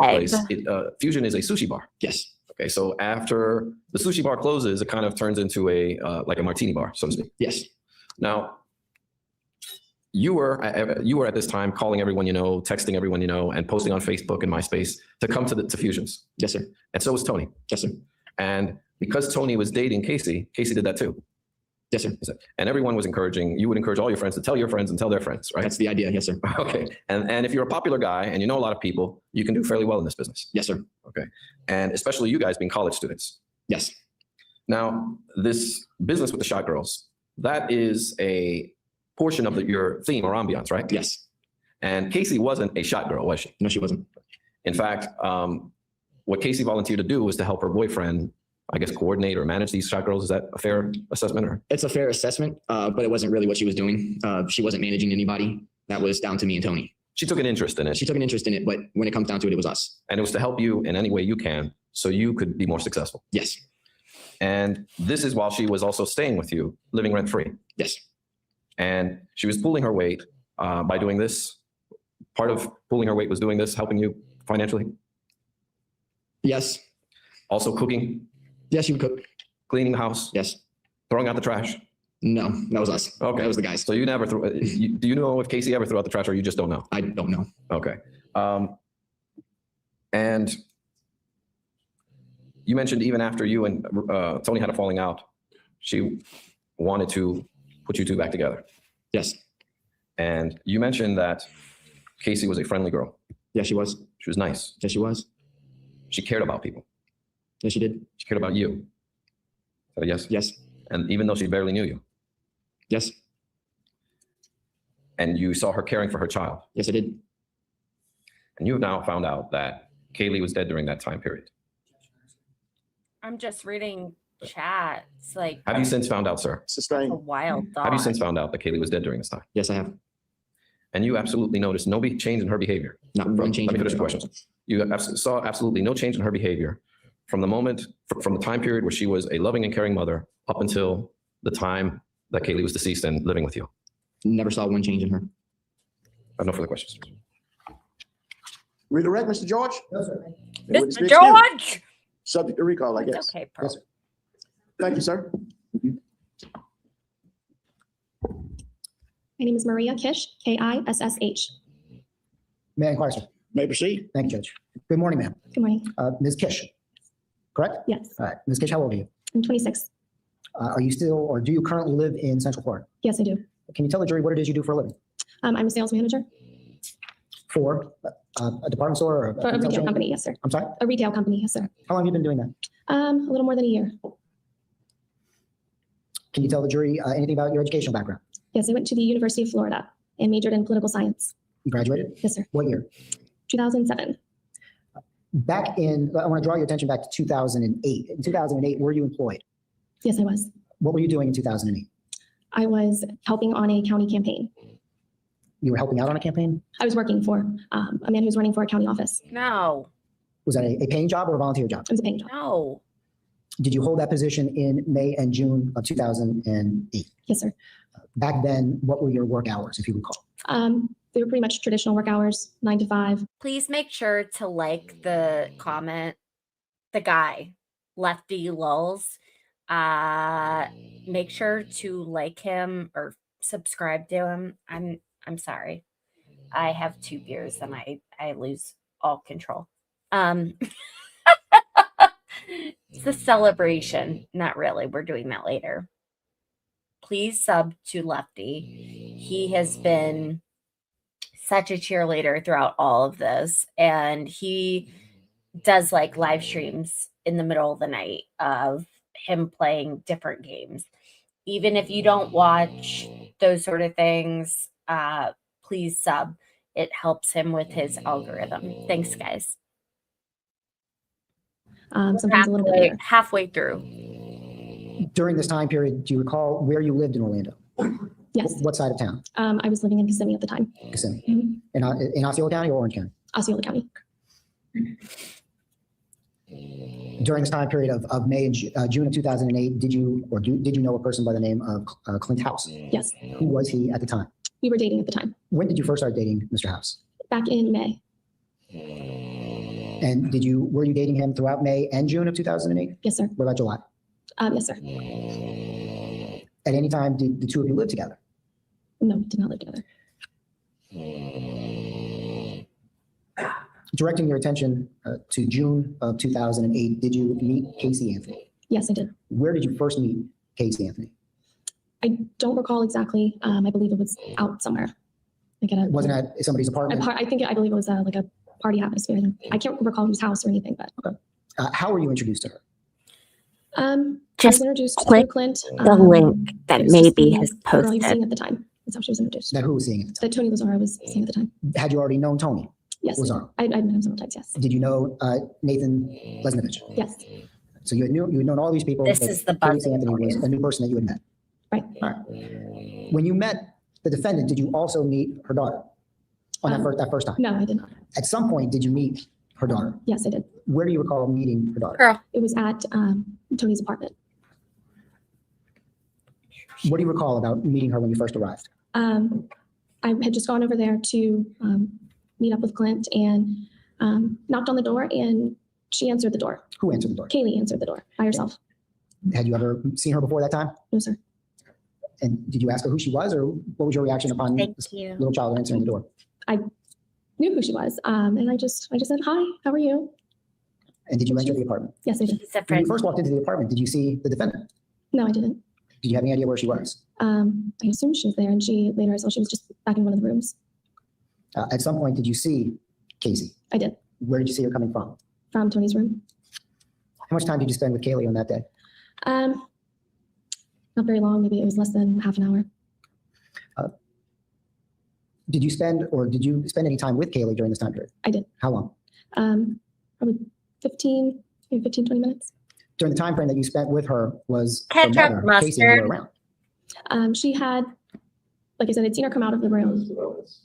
Overall, I'd seen her come out of the room for a minute. I can't remember for what. And then she went back Back where? into Tony's room. Into Tony's room? Yes, sir. I'm sorry, I'm having a little trouble hearing you. Sorry. Yes, back into Tony's room. Thank you. Now, you obviously saw your boyfriend. Yes, Did you at some point leave? we did. What do you recall about getting ready to leave? Clint was doing something else, and I ended up sitting out on the balcony of the apartment, and Kaylee was out there as well. And Clint came and got me and said that he was ready to go. And I felt uncomfortable. Why? Because I was on the balcony with her alone, and I didn't want to leave her out there alone. Now, was this balcony screened? Yes, it was. But did you still feel it was safe to be out there? Objection. 4-3 will distract the entire line. It's relevant. approach. Ms. Maybe Just, we left off people with ask you these and questions Kaylee because on they're the balcony. illiterate. And it was time for you to go? I've never What considered happened after that. Right around that time, everyone was getting ready to leave the apartment. Clint and I were going to go get dinner, and Tony, Kaylee, and Casey were going to leave as well. So Casey and Tony came. Overrule at this point. Casey and Tony came out, and Casey told Kaylee to get her shoes on because it was time for them to leave, and that was about it. And I saw Kaylee struggling to put on her shoes and socks, so I helped her put on her shoes and tie her shoelaces for her and get her ready to leave the apartment. Was Kaylee verbal with you? Was she speaking with you? Yes, she was. You said that you were all getting ready to leave the apartment. Did you all have plans to go out together? Sustain, rephrase the question. Was the plan for all of you to go out together? No. So you and your boyfriend were going out? Mhm. Yes, yes, sir. Sorry, sir. Thank you.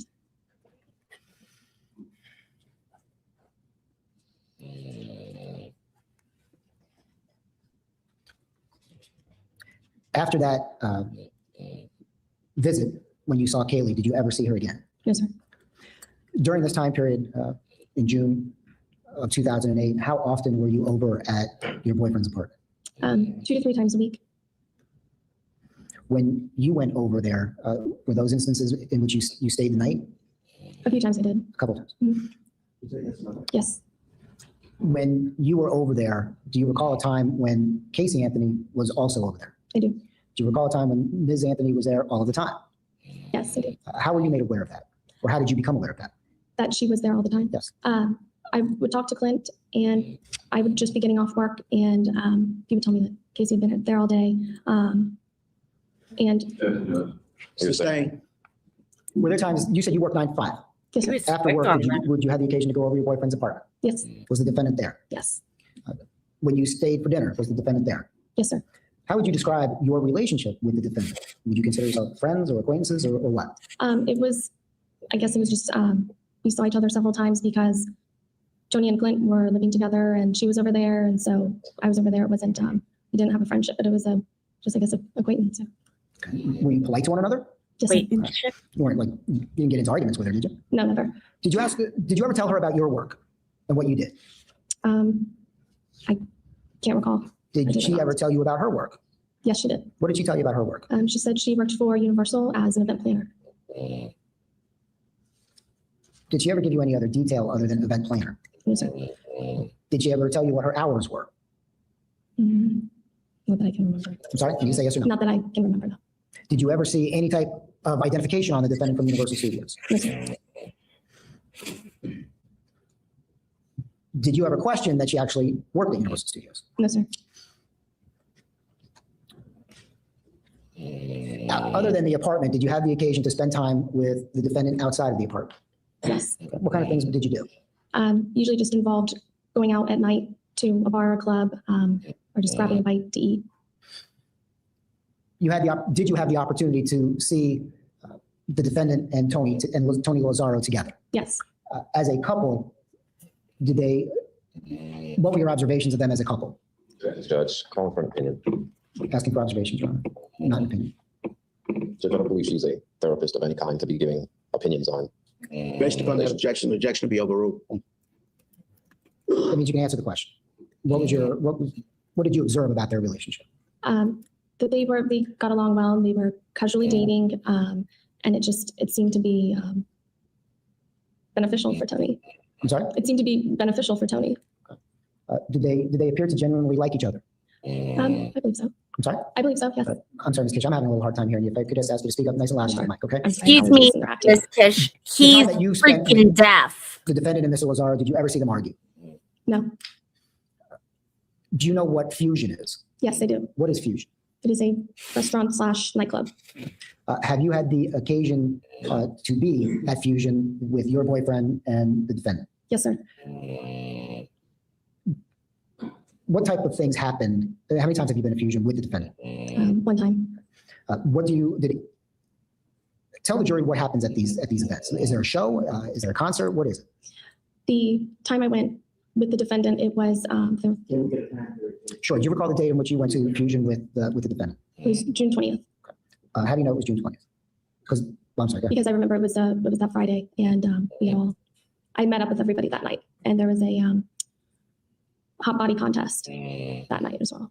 And what time did you go to Fusion with your boyfriend, or did you meet everybody there? I met everybody there. What do you recall about the hot body contest? Check to the relevance, Judge. Sustained as phrased. Did you witness the hot body contest? Yes, sir. Did the defendant participate in the hot body contest? Yes, sir. Do you recall what the defendant was wearing on June 20th of 2008 during the hot body contest? Yes, she was wearing just a thin knit dress. Do you recall the color? It was a bluish color.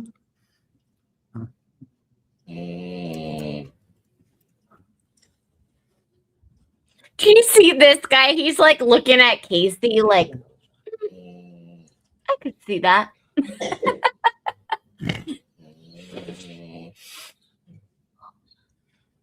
Too many buttons up here.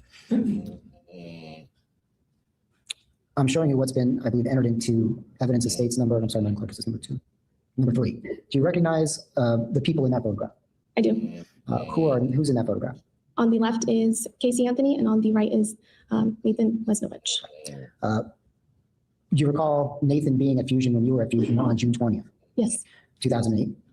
Based upon that dress or that outfit that Ms. Anthony appears to be wearing, does that appear to be an accurate representation of what the defendant looked like and what she was wearing on June 20th of 2008? Yes, sir.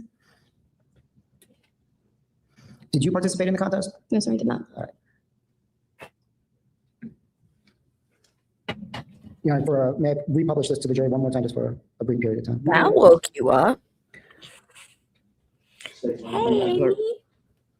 Case published in states number 3 in evidence.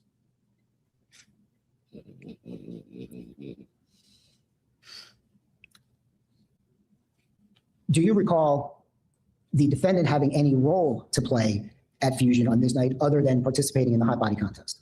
Yes, I do. Overruled. What did you understand the defendant's role to be on this night? She was in charge of the shop girls. Did you see her actually interacting with the shop girls? I did.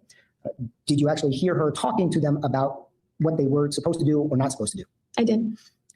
Did you hear her discussing their attire or what they should wear? I can't remember. She specifically discussed that. During this time period, was there anything about the defendant's demeanor that alarmed you? No. Did she ever appear angry? No. Or upset? No, sir. I'm sorry? No, sir, she did not.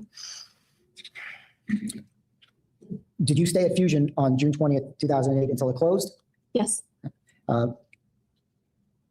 Where did you stay that night? I stayed at their apartment that night. Did you see the defendant the next morning? Yes, sir. Okay. Where do you recall seeing her? In the kitchen of the apartment. Was this in the morning or the afternoon? It was in the morning. Overrule at this point, but let's get there, Mr. George. Yes, sir.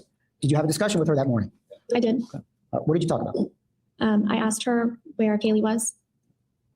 Ooh. And what did she tell you? She told me that she was spending the weekend at the beach with the nanny. When she said the nanny, did she give you a name? No, sir. Did she tell you anything about her financial relationship with the nanny? Yes. What did she tell you? She told me that she paid the nanny $400 a week. $400 a week. Yes, sir. I'm sorry. A week? Did you inquire, I'm talking English, did you ask the defendant anything about Kaylee's dad?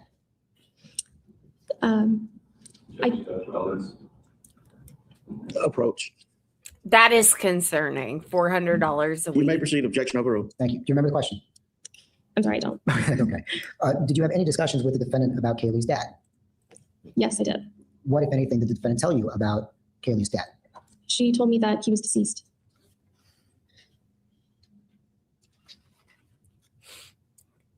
Good deal, maybe.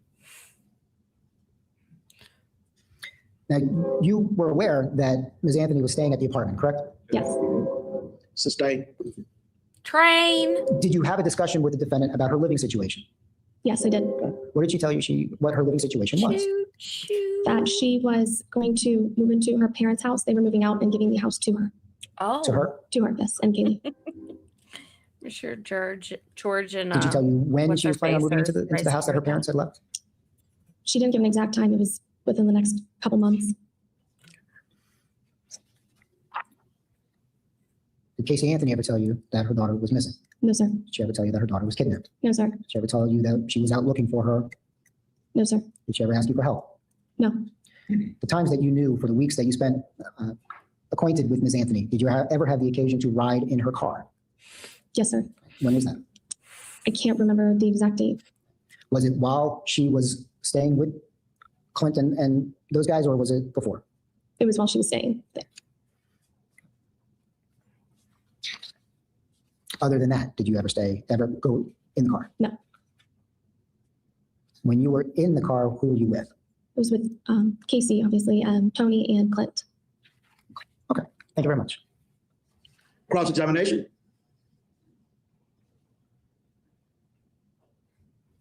Good morning, man. Good morning. Where did you go when you in the car? I believe we just went to get something to eat. And Casey drove, I can't remember who drove. It was either Casey or Tony.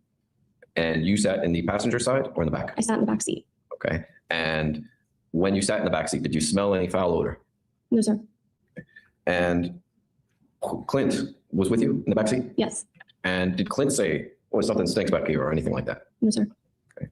And what about Tony? Did he say, "Well, this car stinks"? No, sir. Now, you mentioned that you didn't have a friendship with Casey. Correct. You weren't friends in any way. No, we were acquaintances. And this thin blue dress that she was wearing, well, I'll strike that. Now, you didn't like her being over at the house, did you? It didn't bother me personally. Your boyfriend lived at the house, Correct. and Casey was living at the same house as your boyfriend. Correct. It definitely bothered her. And it struck you odd that she was there all the time. Yes, sir. And in fact, you mentioned that you would call your boyfriend and she was there. Yes. And that didn't bother you at all. That she was at the house. She was spending all this time where your boyfriend was. No, it didn't bother me at all. And If it's me, it's because my eyes are dry. this is someone, of course, that you had no friendship with, and that didn't bother you in any way, shape, or form. No, sir. I'm sorry. No, sir, it didn't. She was dating Tony. Further question. Okay, may the witness be excused. All right. So this was 5. Okay. Let me go ahead and do number 6 so that we are ready tomorrow. Guys, this was such a tremendous day. This was huge. And Pearl Bailey, can you wake up? You're just so loud. Very important day. My original goal when I started doing this was to get monetized before the end of the year. And I did that in November, and I was shocked last week when I started getting 50,000 views, and I started getting massive waves of follows. I didn't think that it would. I did not envision December going this well. So I am extremely grateful. My dog is so loud right now. Like, I feel like she's just being petty and just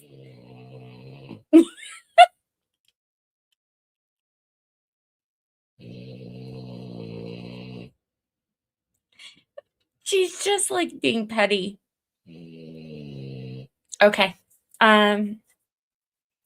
Huge shout out not only to you guys, but to Maybe and Lefty. If you haven't already given them a follow, I know Lefty is really trying to get some subs. That would be great if you could please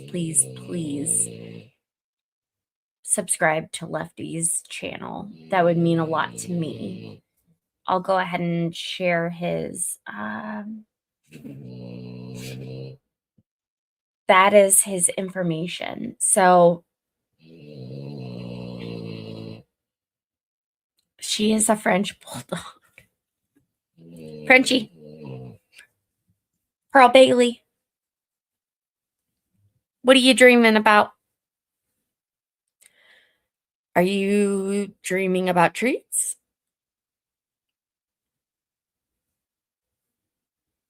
What about Frank? What about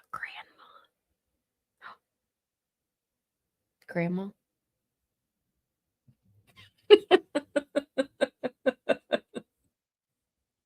I'm sorry. Go back to sleep.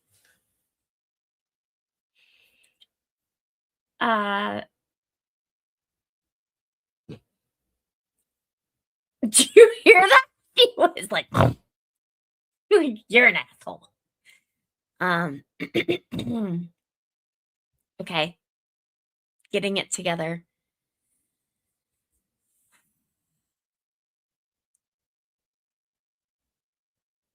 I am so grateful. This was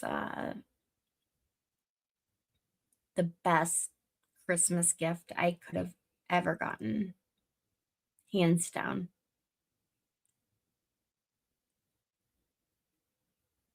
For her reasons I won't divulge in right now, but